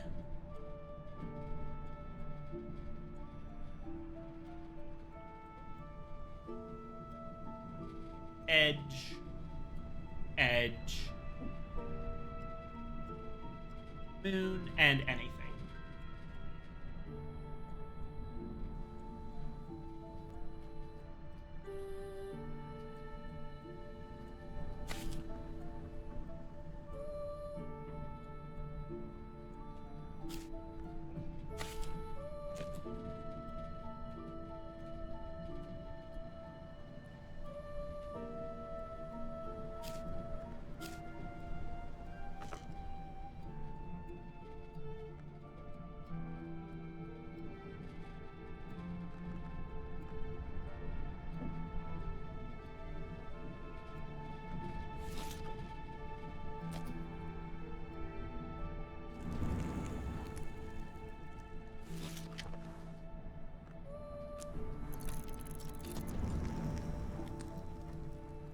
Edge Beverages,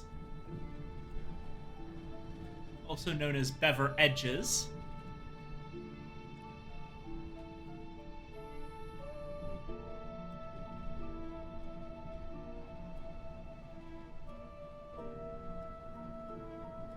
Second Flush Assam should do.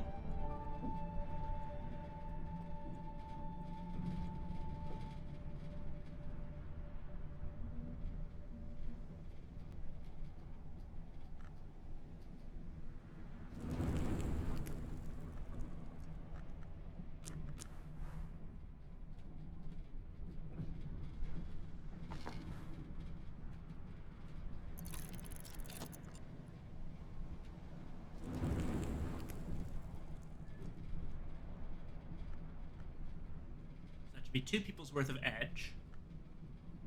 Moon, obviously, we have Isle Water. That could be for Yvette as well. Bring up some more.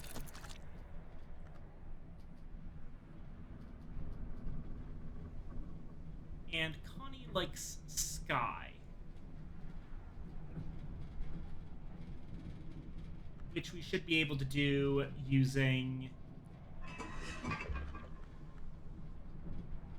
the rest of the leftover blue crown. Yes, okay, that will work.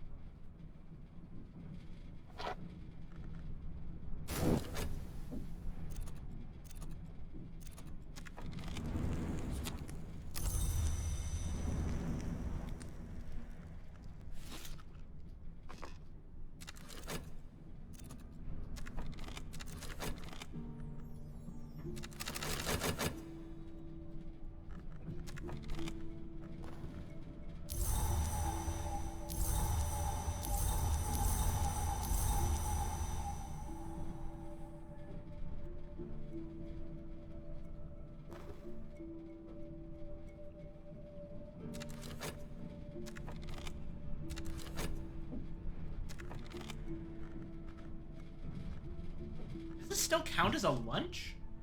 Huh.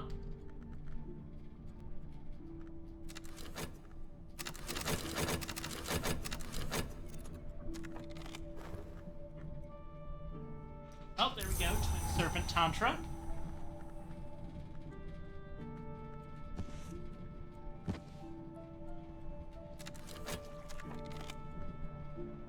Additional water.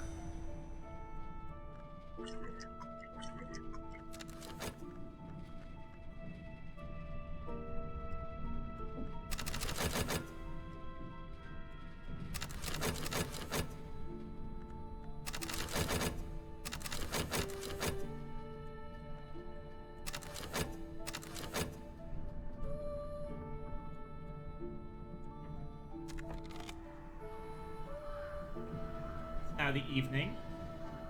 Help. Uh-oh.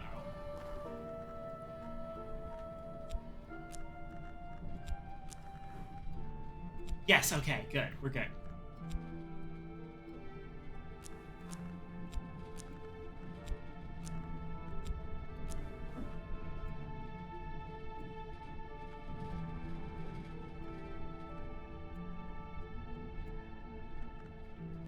Oh, right. Yvette. Forgot to get the second glass of water. There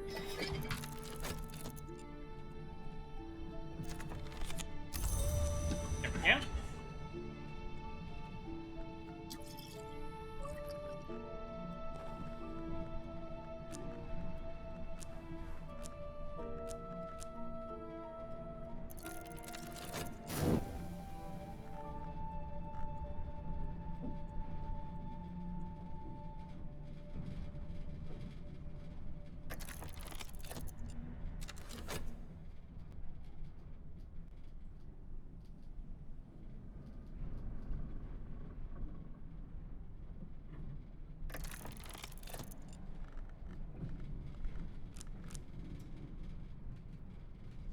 Give me just a moment. I will go get my own meal for the salon.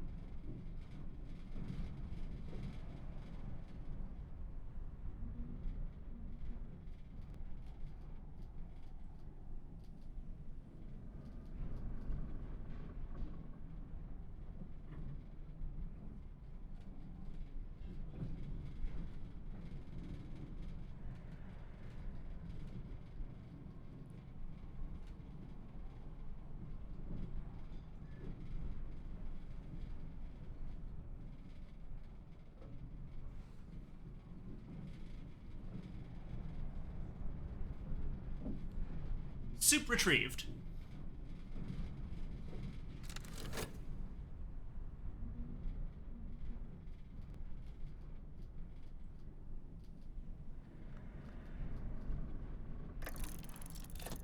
Arun and Haima are speaking of the younger sisters of the Mother of Ants, whom Haima has hunted in the past.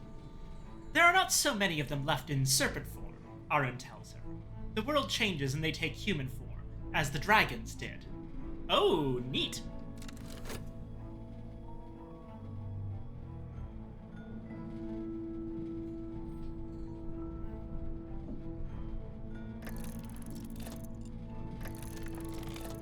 Arab.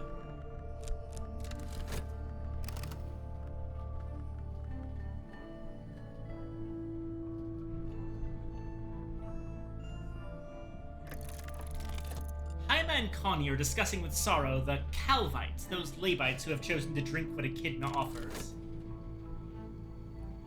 Wolf stories.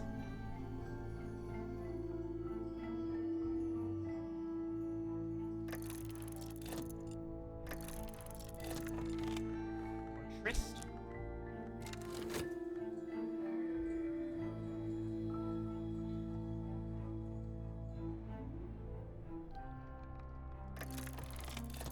Haima asks Yvette to interpret a dream of a white waste west of the world where pale mutes redden the snow with the blood of a bull.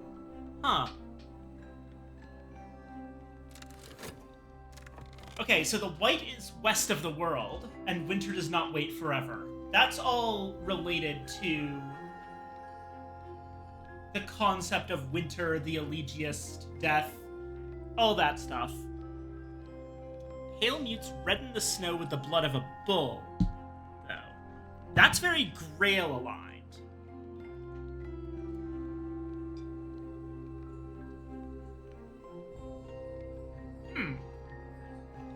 I'm not sure what to make of that one.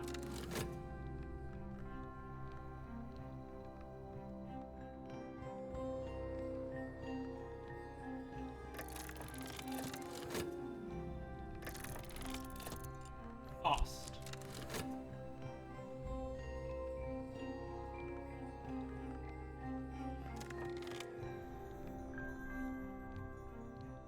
Oh, you're right. There's some sort of spark between Azita and Yvette. Interesting.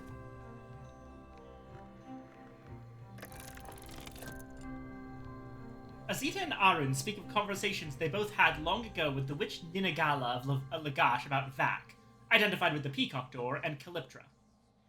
Ah, the goddess! She was very bad for me, Arun sighs, but much worse for poor Gearby. That's how he came about his interest in doors, and goddesses. Sickle and Eclipse.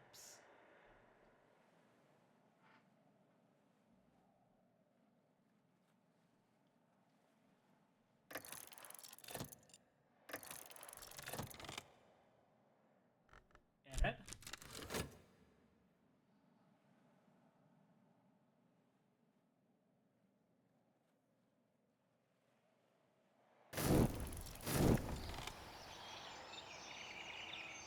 Haima listens as Azita discusses the death of the god from stone called Seven Coils and the birth of the mother of ants. I don't think it was pretty, she tells the younger woman, but I wonder if it might not have been beautiful.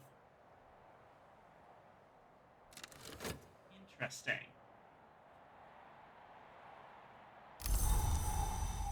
Ooh, foggy day.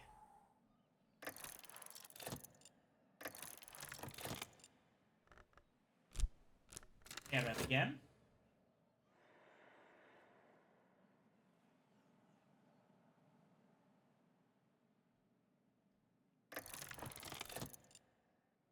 Arun is telling stories of the times when he was still numbered among the great hooded princes. Stories of the indirect wars they waged against the invaders of their adoptive country, the rivers they roused, the lions they made. Ooh, interesting.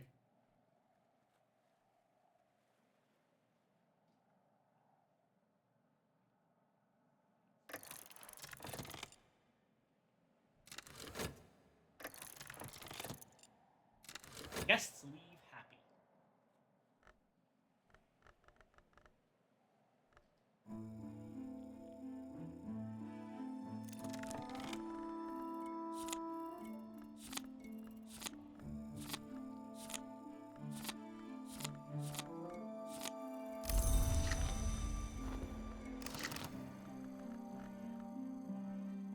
Alrighty.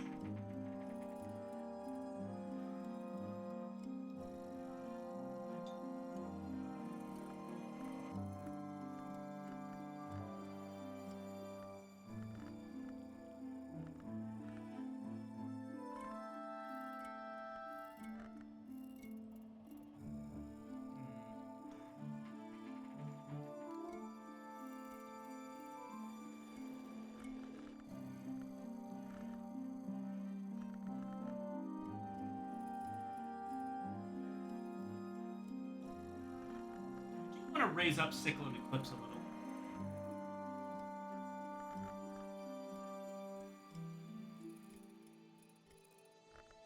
That said, would you also want to raise preliminal meter? Unless you want to use spices and savors instead. Oh, I am being watered and stretched.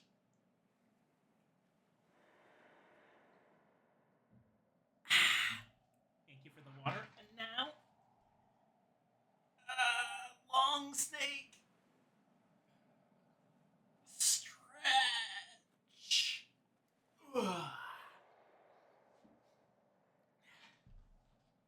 Okay. Thank you, Toop. I appreciate it.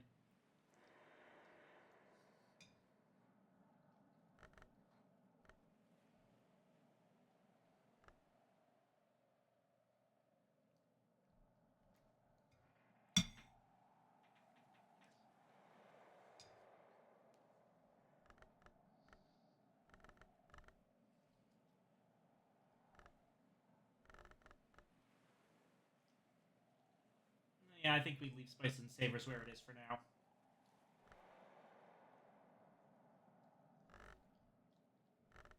Preliminal meter will go up, though. Okay, so...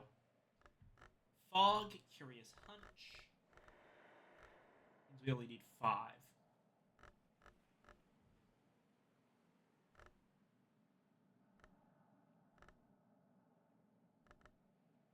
Oh, wait. But we can use loopholes as well.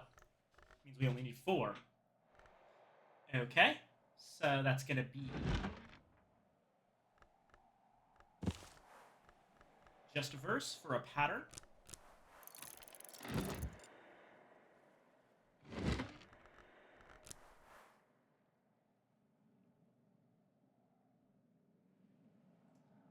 Gospel of Zacchaeus for a stolen secret.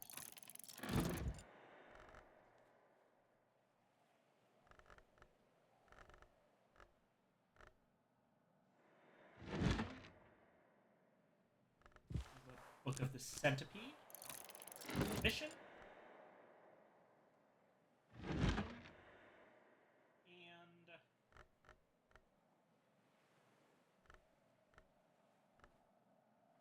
108 for a confounding parable.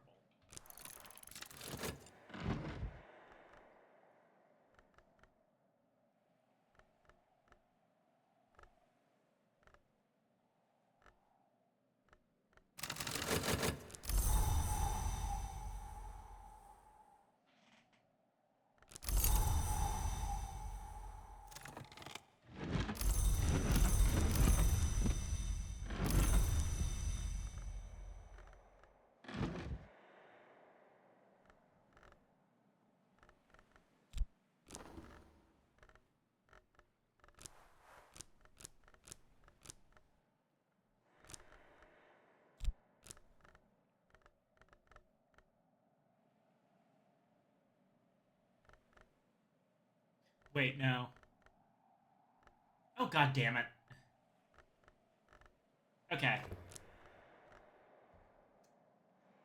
Because I'm stupid.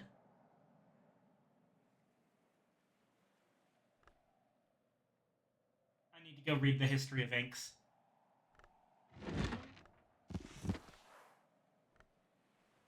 Okay.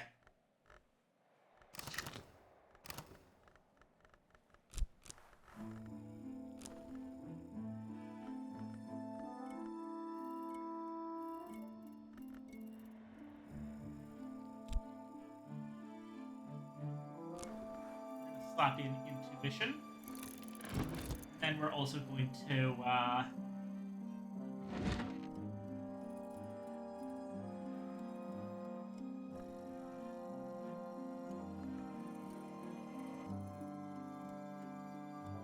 the Almanac of Entrances.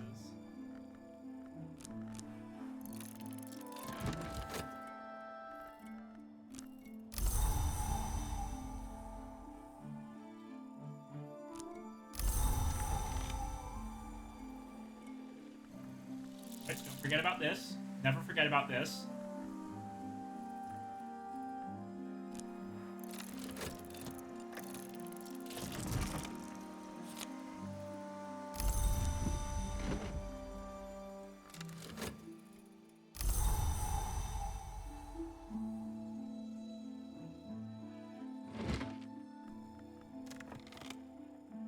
A legendary grimoire of exotic ink-making lore.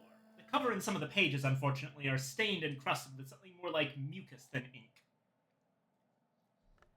The Encustom Maracat is refined from the liquor named Lethe in the presence of nectar aspect. The priestesses of the knot have also learnt to brew Maracat in this wise, yet for the nature of their arts, their task may be easier. Oh, in this wise, yet for the nature of their arts, their task may be easier. The history concludes with the admission that the Encustom named Orpiment Exultant was once drawn from the veins of Forgelong. Thankfully, it seems it can also be refined from iotic essence using the techniques in this book, or with transformations and the jewel science. Transformations, liberations, and Anbury and Lapidary. Intuition again, and Inks of Power.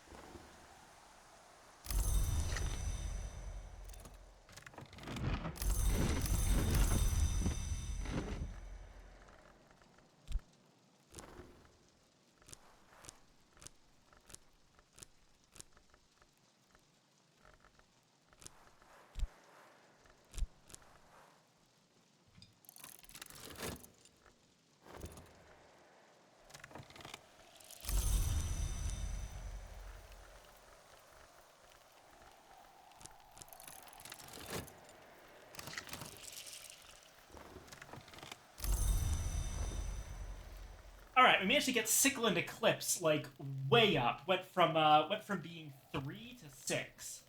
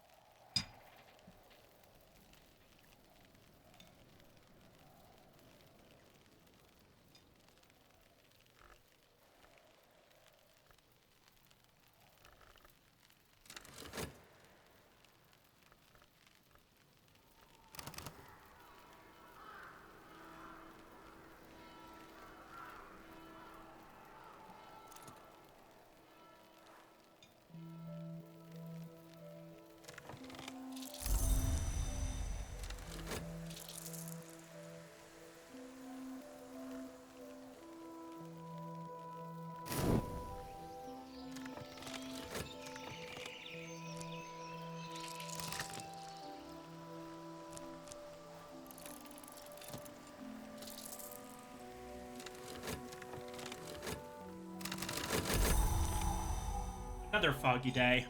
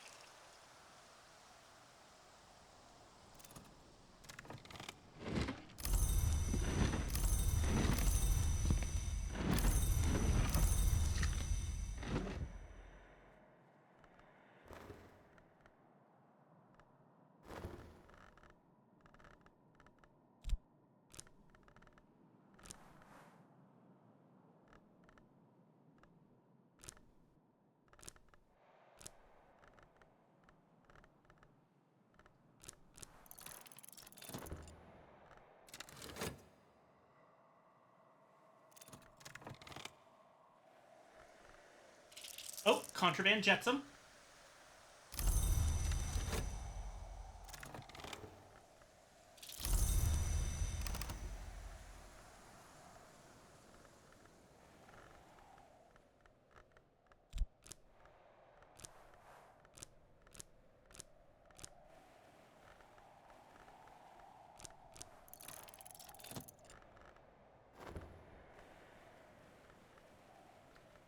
What we have left are Wolf Stories and Hill and Hollow. So Moon and Scale.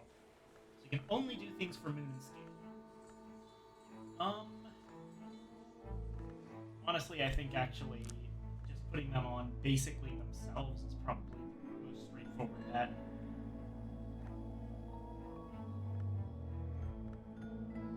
Maybe Horns and Ivories for pretty much just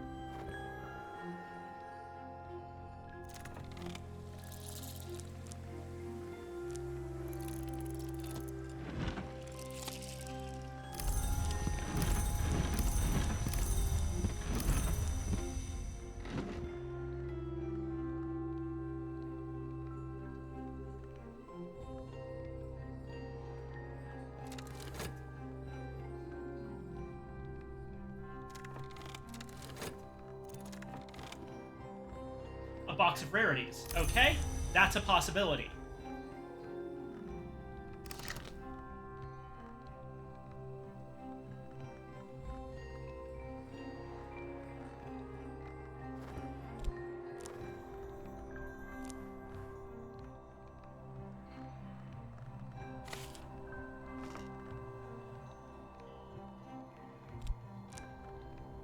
Oh.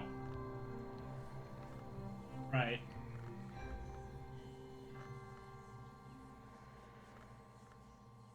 Ah, but I can use a stolen secret. That'll work.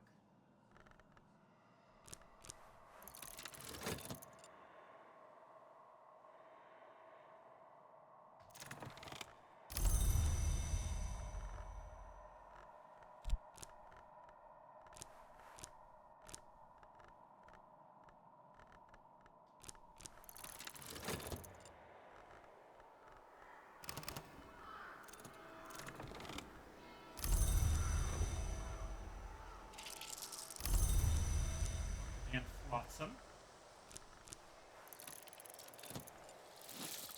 Alright, box of rarities.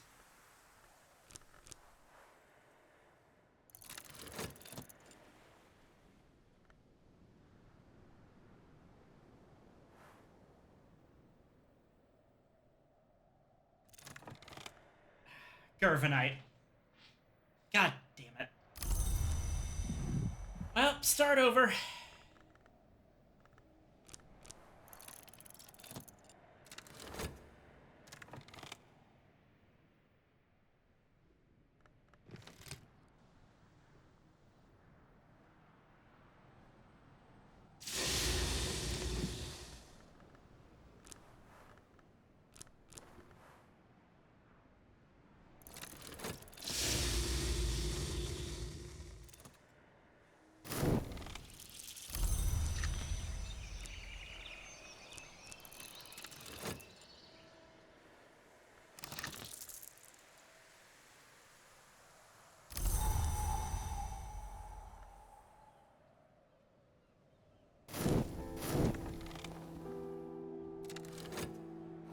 Alright, now forgivable debt's going away.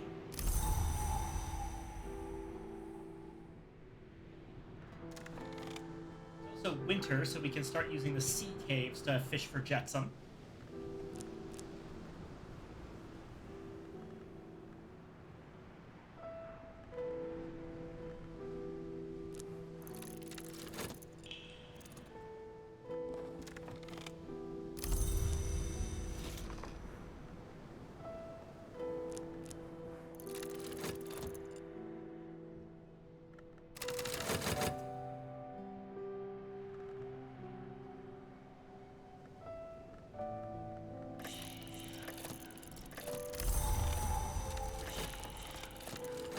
Senor Revert.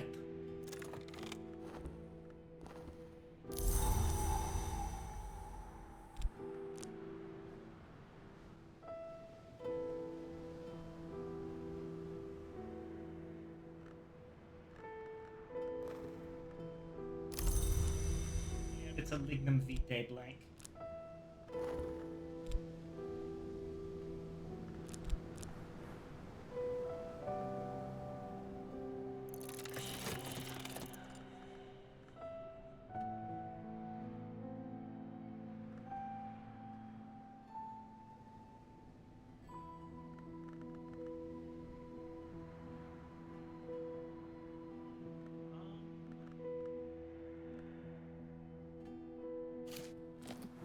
You speak Sanskrit. Here's the Thirsting Tantra.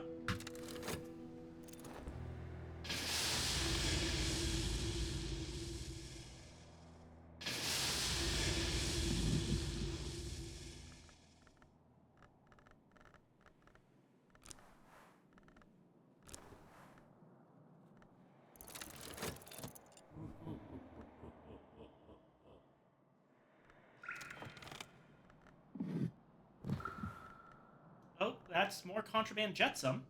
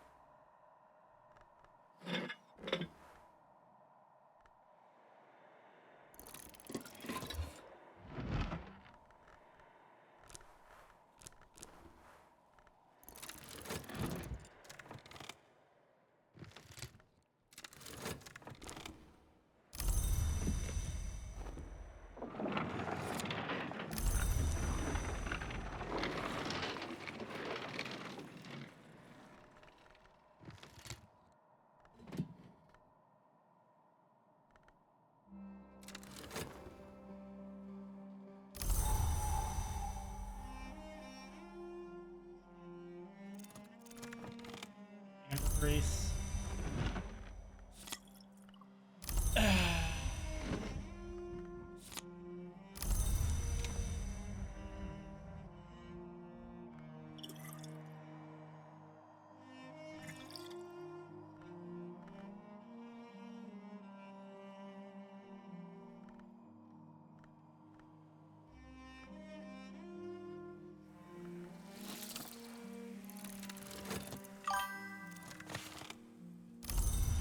Next one for sure.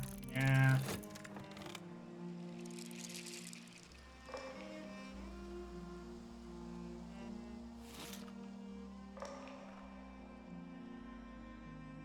I wonder.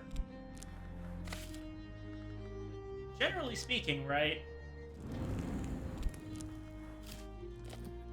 Things make, like, the second tier recipes end up being the important things for the third tier recipes. So, like, I added a knife here. Ah, yes, Sacrament Malachite. Let's make some of that.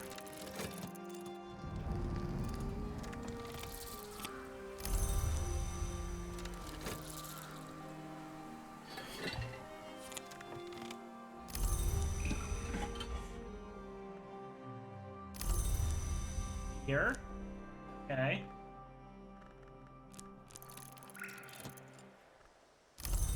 And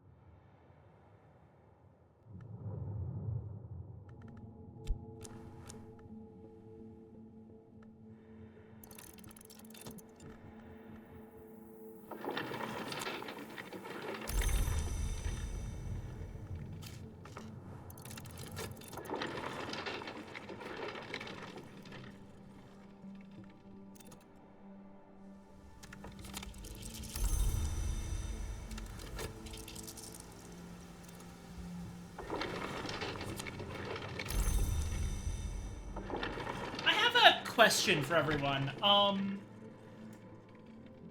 Should I keep doing salons and really anything? Or should I, at this point, I just set the speed to maximum, pay attention during Numa, and just do as many incidents as possible? What would people like to see? Because the second one will get us to our ending faster, but I don't know if it's worth the skipping out on the salons. I like lore. Yeah.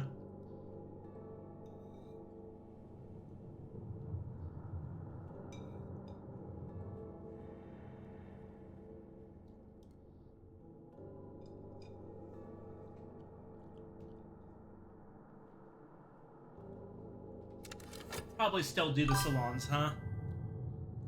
How many instants have I got left? Okay, so... we've done a bunch of them by now. We're looking for... two in particular, I believe. Give me a moment here.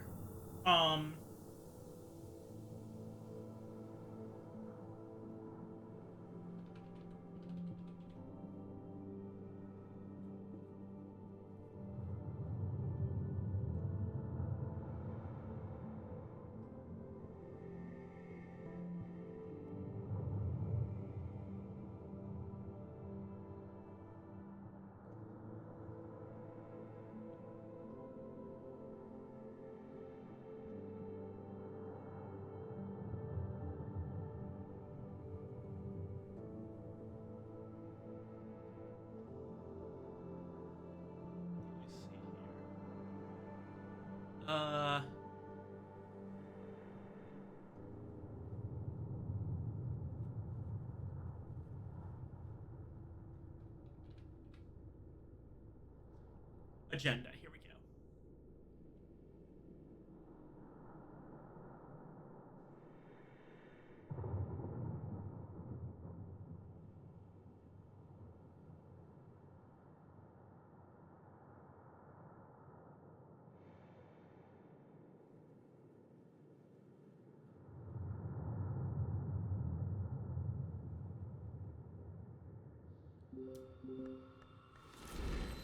So, okay. Strathcoin's locked in.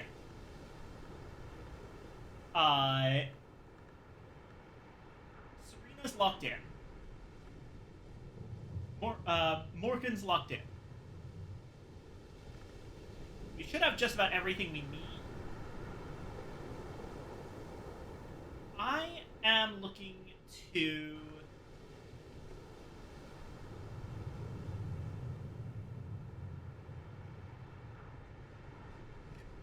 go for...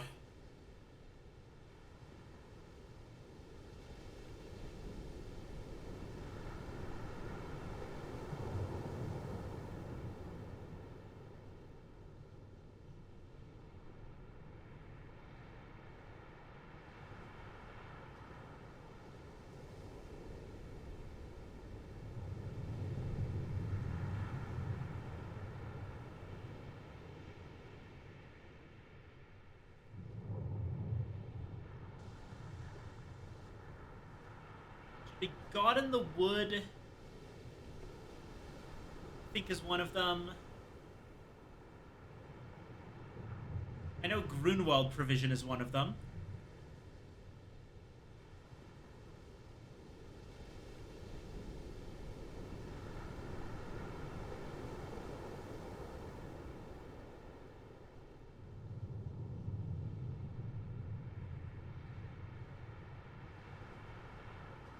Or no, not the God in the Wood, because that one gives Douglas Fear Carapace.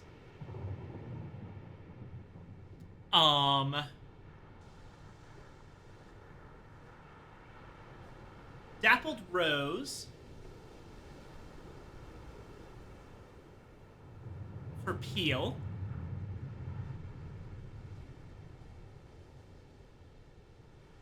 Grunwald Provision for Fekri.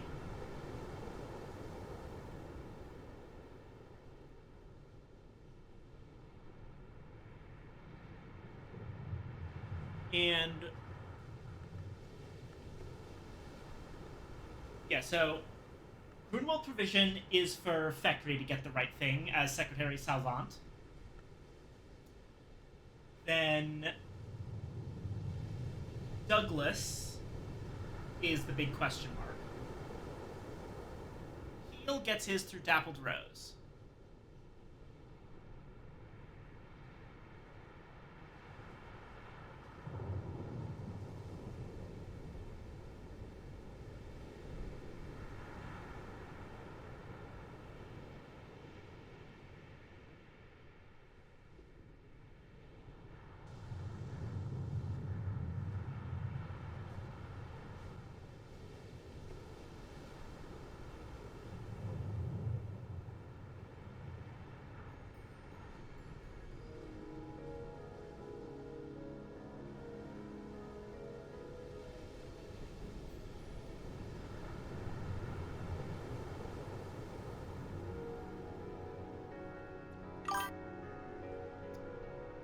Yeah, okay.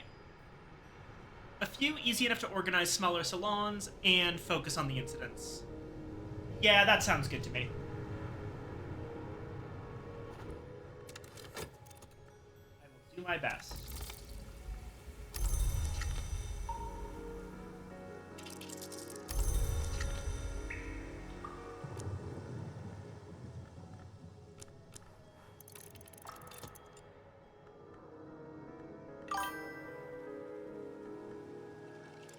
I just played Book of Hours forever. That's fair, but I am running out of, like, things to do.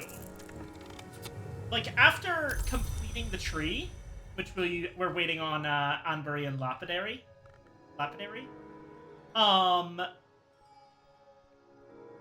really, other goals would be stuff like,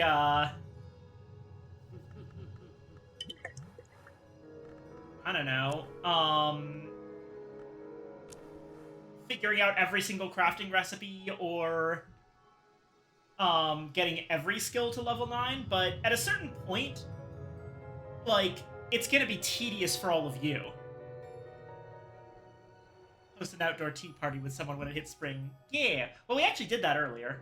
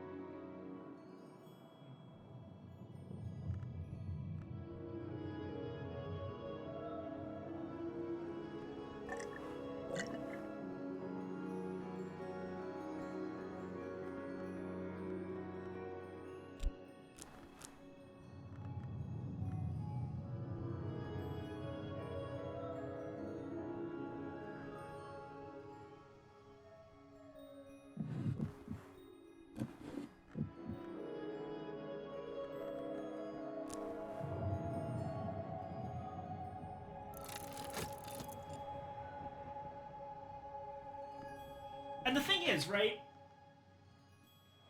I'm not gonna... When I finish this run, I'm not gonna be, like, done with Book of Hours forever, but I am going to take a break and play something else for you all. And the goal is, I think, Sunless Sea for a bit. Because Book of Hours is great. But if I play it literally every single Wednesday for the next several years, I'm not 100% certain that I would be able to stay sane. And I definitely would run out of things to talk about.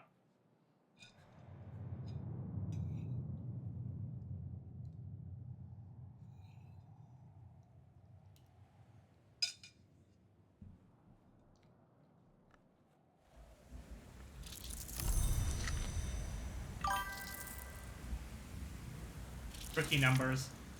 Okay, like...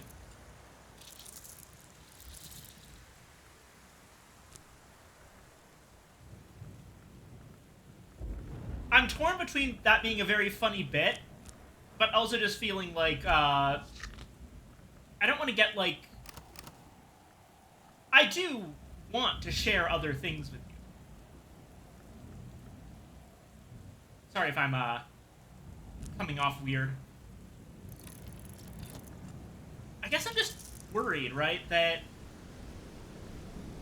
when I finish this run of Book of Hours, no one's gonna follow me over to Sunless Sea, and I'll lose the momentum I have right now.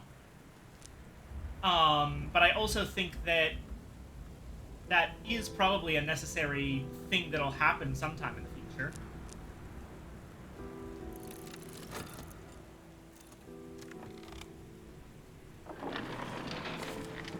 You know, I'm not interested in becoming that much bigger of a streamer. I enjoy the space I'm in right now. It's very nice to see like some of the same faces every time, but I just...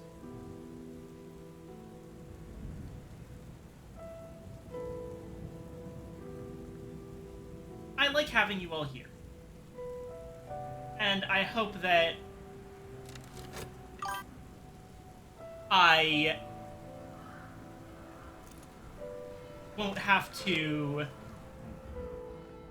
lose all of you when I move on to something else for a bit.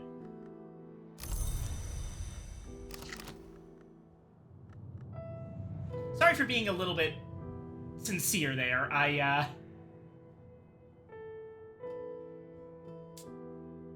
No, I shouldn't apologize for that. Because I am sincere here. I do really appreciate all of you.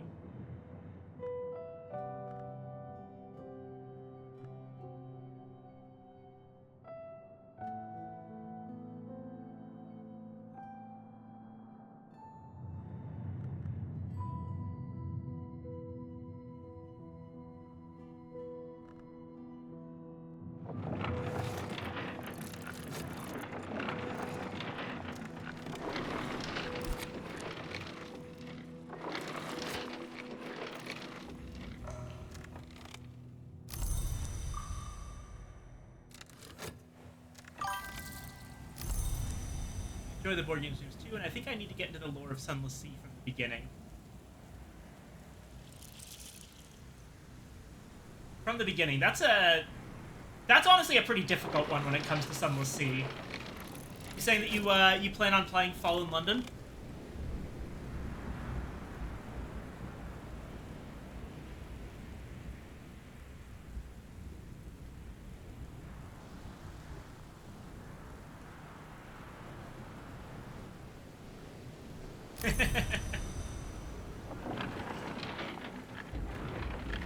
But yes, we will be starting over a new thing of Sunless Sea. But I'll say with Fallen London, you don't have to. Fallen London is technically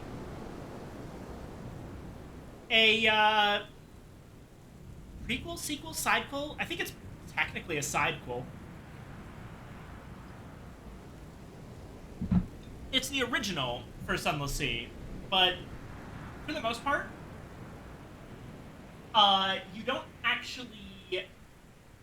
Most of Fallen London isn't going to be all that relevant when it comes to Sunless Sea. There are some things that I might be able to bring up, and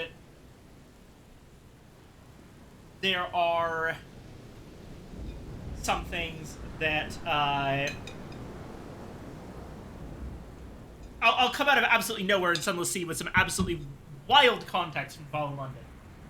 But the thing about Fallen London is it is primarily a browser game about just kind of navigating a bunch of weird timers, and or not timers, but basically it's a game, and Sunless Sea keeps this gameplay aspect, but it's primarily a game about exchanging different forms of currency, either literal or more metaphorical, in order to read words. That's like the whole thing. I'd explain, but as I mentioned before in Copper Dinosaurs streams, Fallen London is one of the worst possible stream games that you can imagine.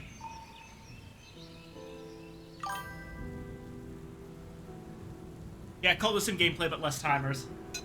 Um,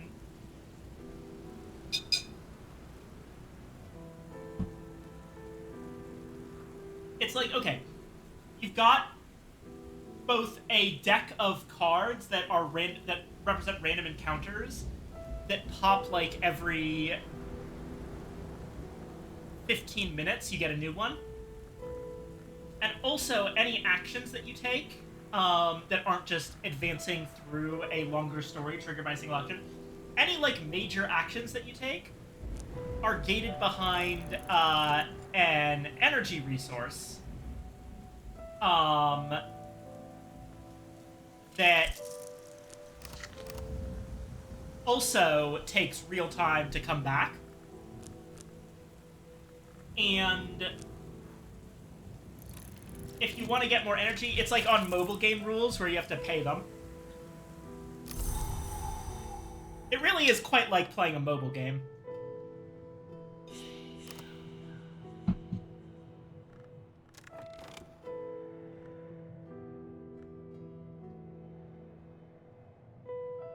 Gospel of Nicodemus.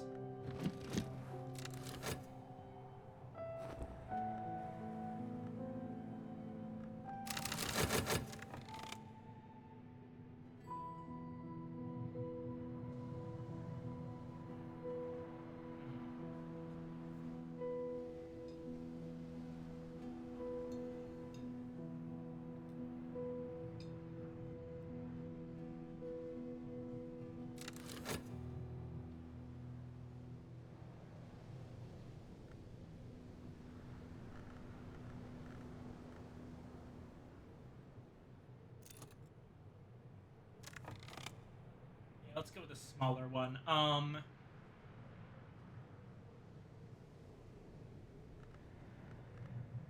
As I recall, the last time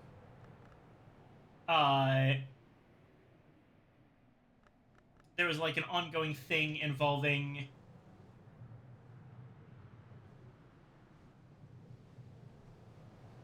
I think Zachary and Connie. It was.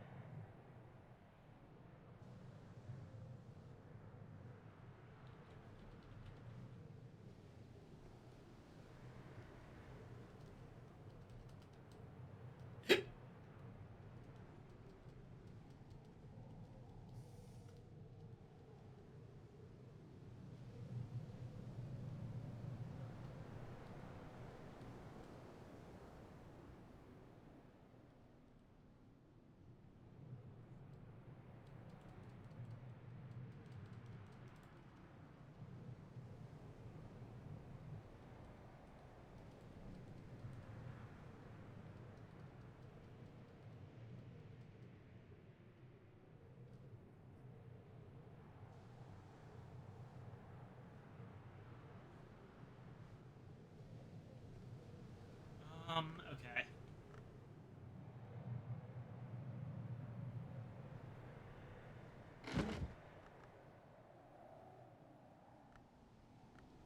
Let's go with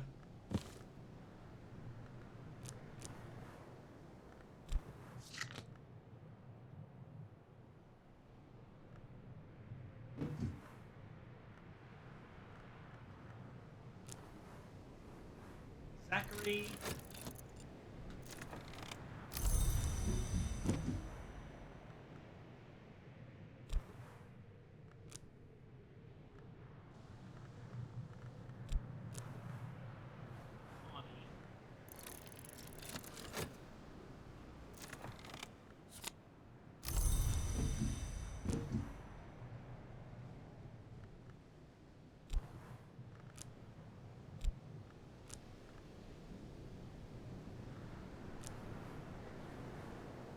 Father Stanislav.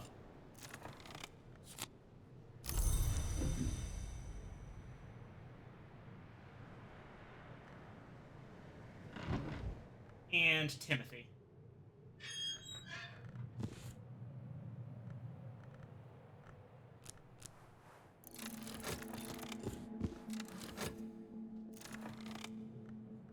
Jam. Full.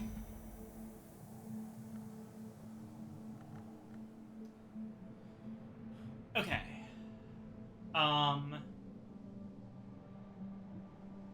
That's gonna be Winter Moon. No, Winter Sky. And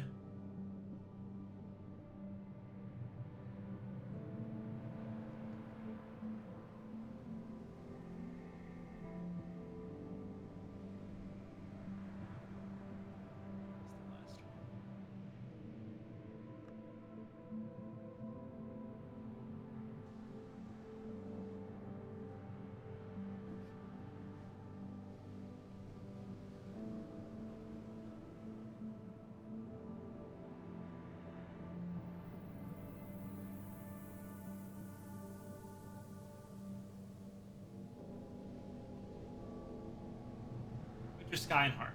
Got it. Okay. Apple pie or blackberry sponge cake. They both work. I'll probably go with sponge cake.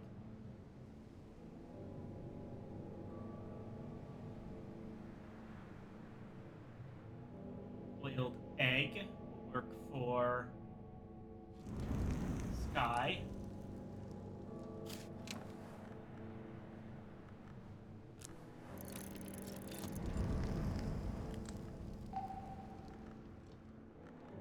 Oh, there's Jetsam.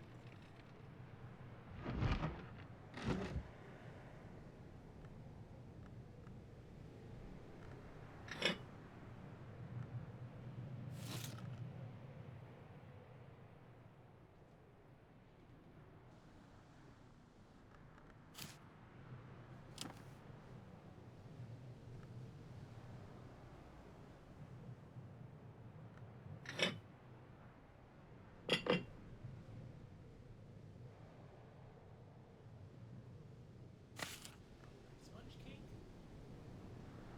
Check. Egg, check.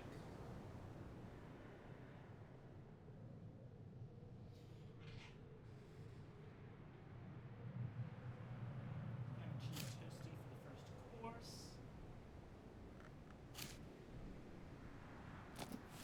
I'll have it up here.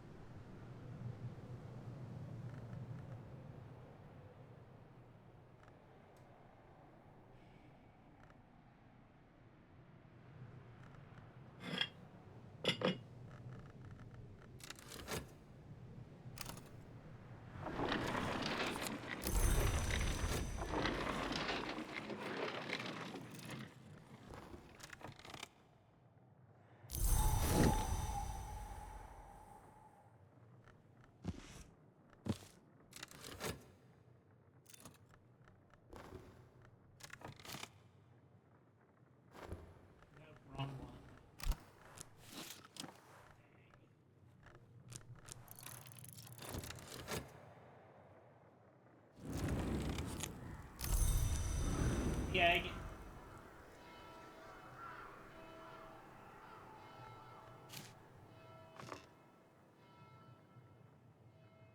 Oh wait, that's 2 first courses. I don't need the ham and cheese toasty.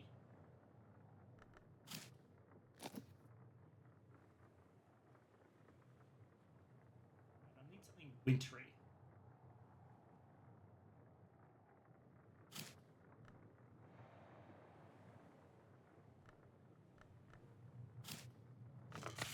Pear meringue instead.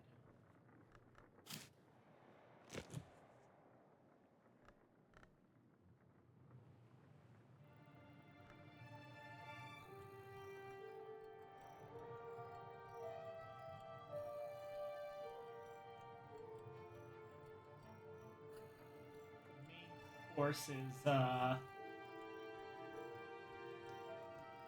do we even have? Something with heart, which shouldn't be too hard. A lot of main courses have heart.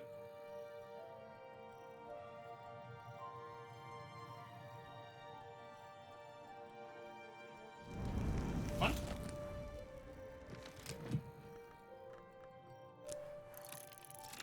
Egg casserole.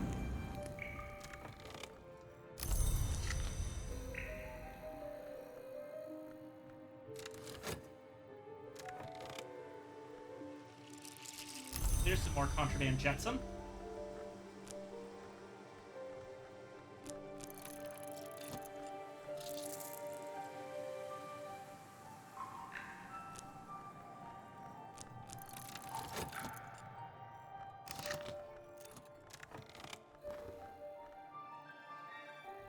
A glinting cranial tchotchke. Okay.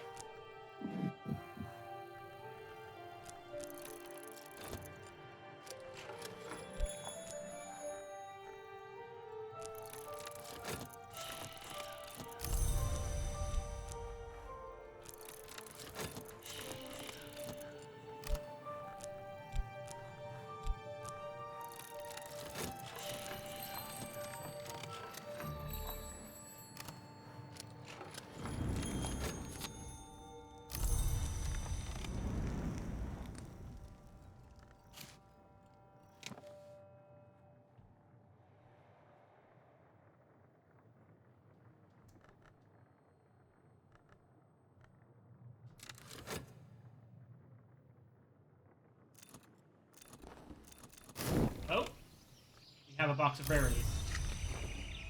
Have a box of rarities.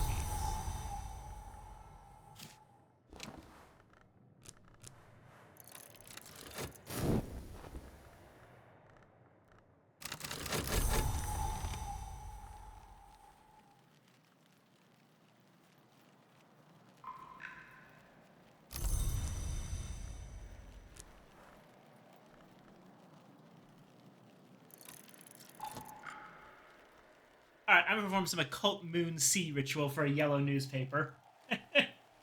Nice.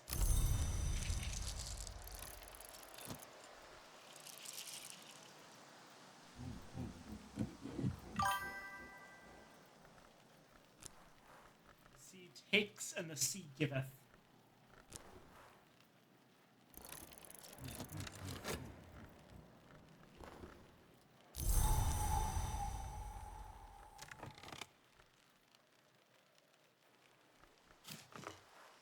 Well, let me allow the sea to take so that it may giveth.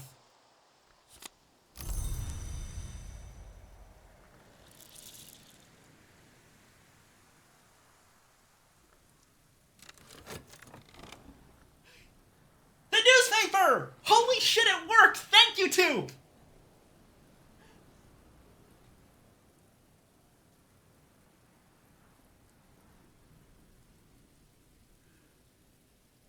Peak! Holy shit.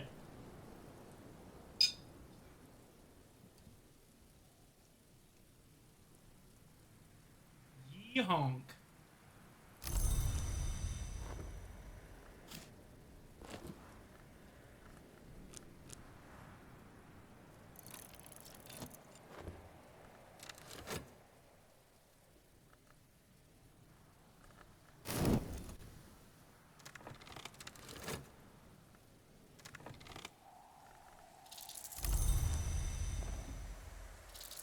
Queen's history when first it happens. Occult scrap. Yes! Okay. This is going somewhere special.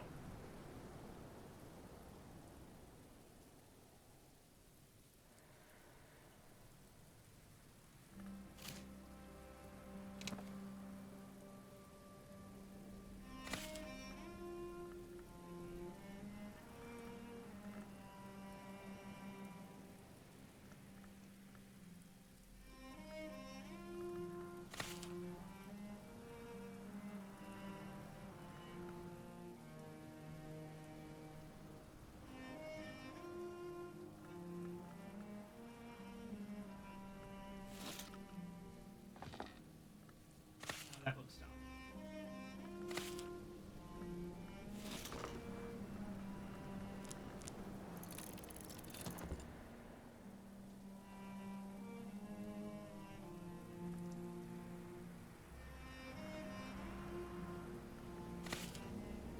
This goes on the caller's desk.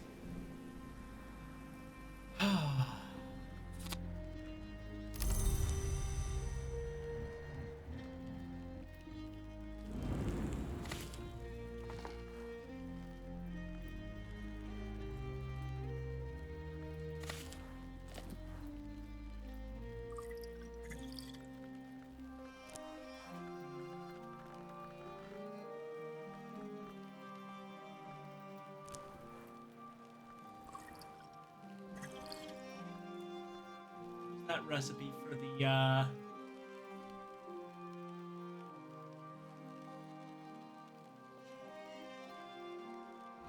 it requires meringue.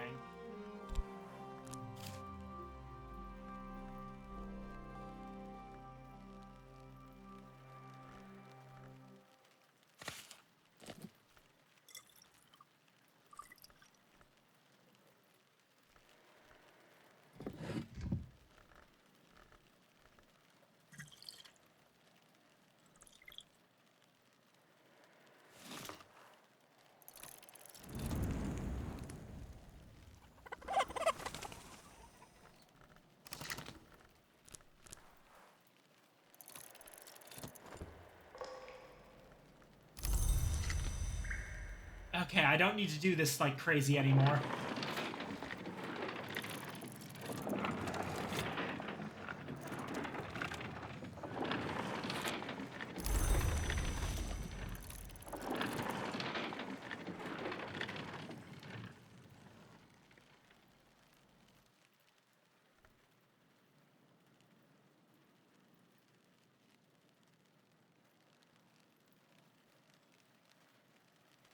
Oh god, the drinks. Fuck it. Right.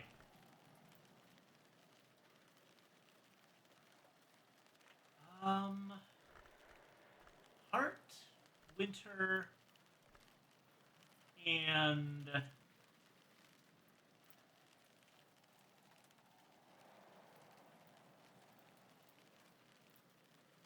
sky. Okay. So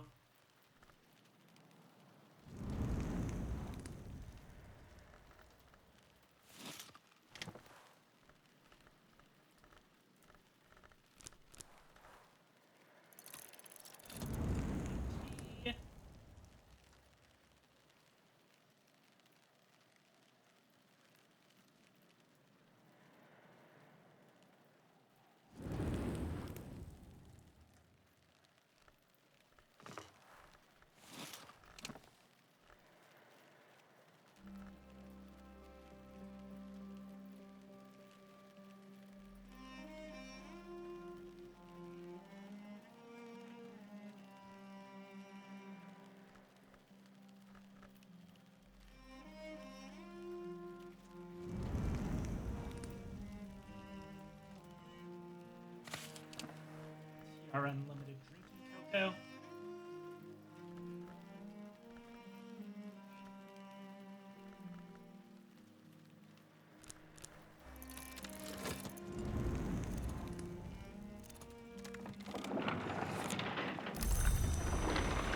Oh, and we need a side dish of some sort.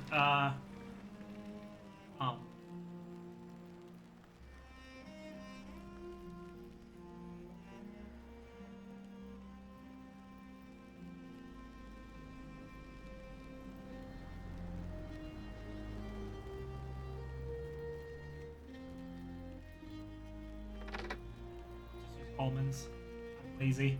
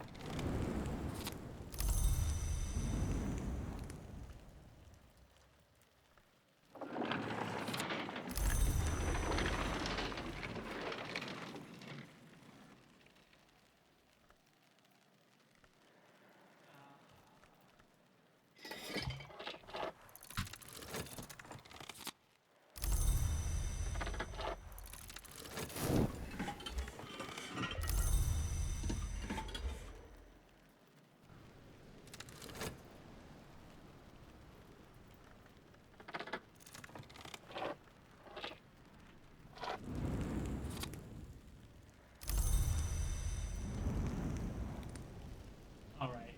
We should be good now.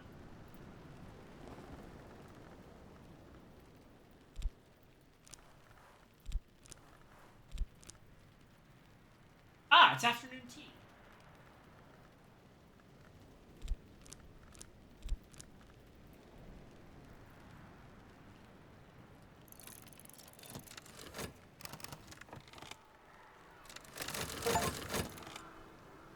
I am particularly fond of muffins. I hosted guests for afternoon tea. I never realized I didn't actually realize that afternoon tea was a separate thing. I guess I never checked to see if noon and afternoon gave different ones. Alright, Faust for a more sober tone.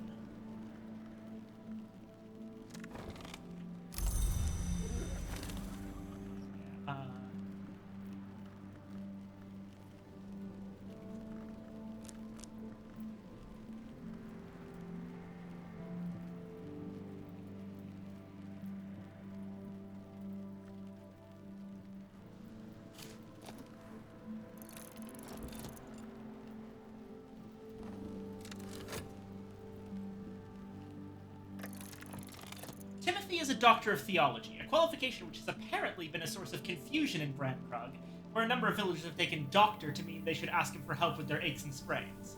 He dislikes turning them away and prevails on Stanislav for some practical advice. Oh, that's cute. That's just adorable.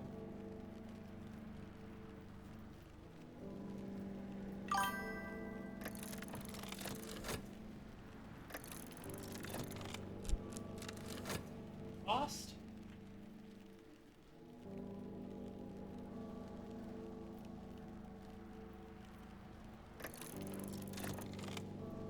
Connie and Zachary are discussing the effects of his tattoos of containment plan to help with his condition. It's not promising. He shows Connie his forearm, on which the tattoos are already fading like flower colors under frost. You must come in, she tells him, to the bureau, before it's too late. It's getting hard to explain why I haven't brought you in already.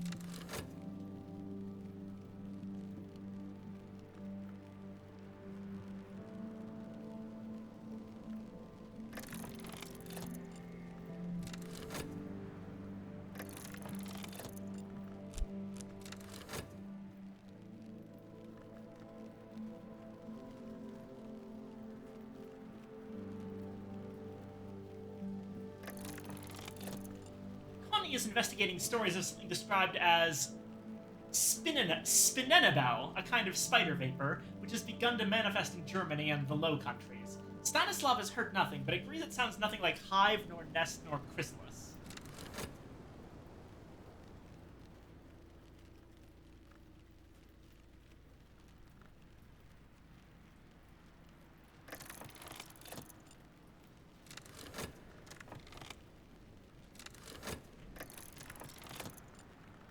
Witty.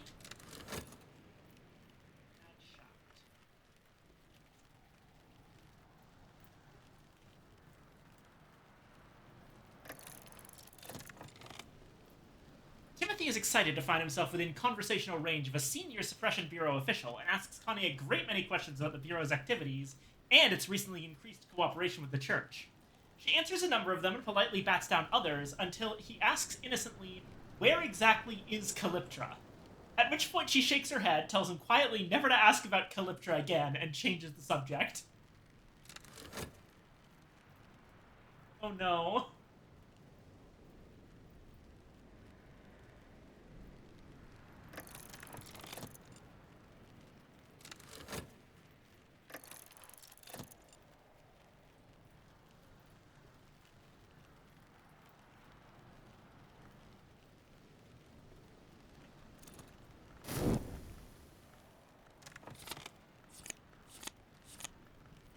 Oh, this one's an enduring reflection.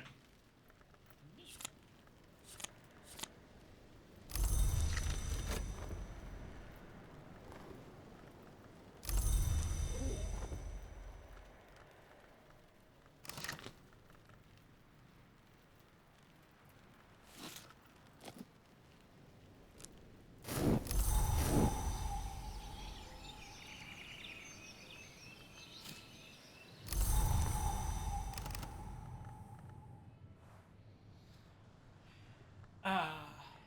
I really wanted to see what the next next thing would be. The next incident, I mean. I am getting a little bit tired, I admit.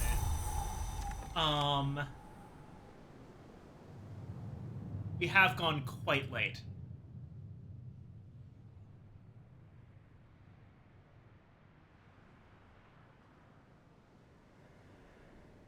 Yeah, no, I should probably wrap this up.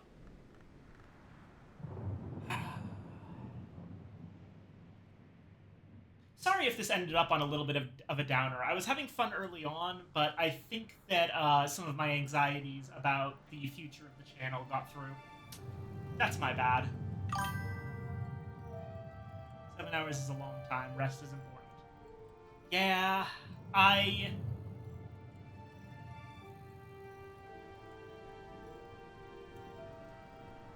might try...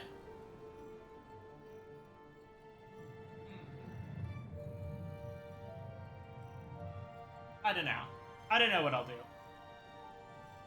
I'm glad it was fun. Glad I was still able to entertain, even if I was a little bit out of it. I've been going through a lot of stuff emotionally recently, which may have also caused some weirdnesses here and there, but I doubt it came through. Probably in the increased sentimentality was where that would have happened.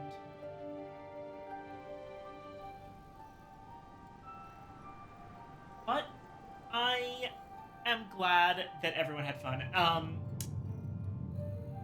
I was going to raid Copper earlier, but Copper started and ended stream while I was completely during this one, and now nobody I follow is online. I think tonight I'm just gonna end it without a raid.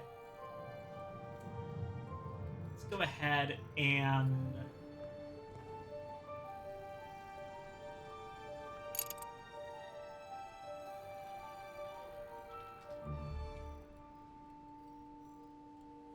Stream save 16. Alrighty. I will see you later this week for board games. we've got another throwback week coming up, and I'm looking forward to it. Have a wonderful evening, everyone. I love you all.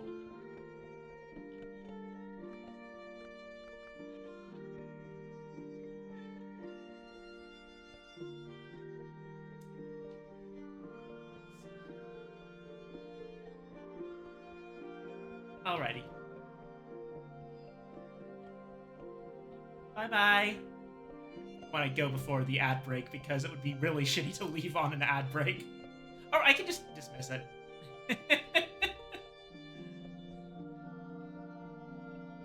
Yeah. Once again, everyone, have a wonderful night.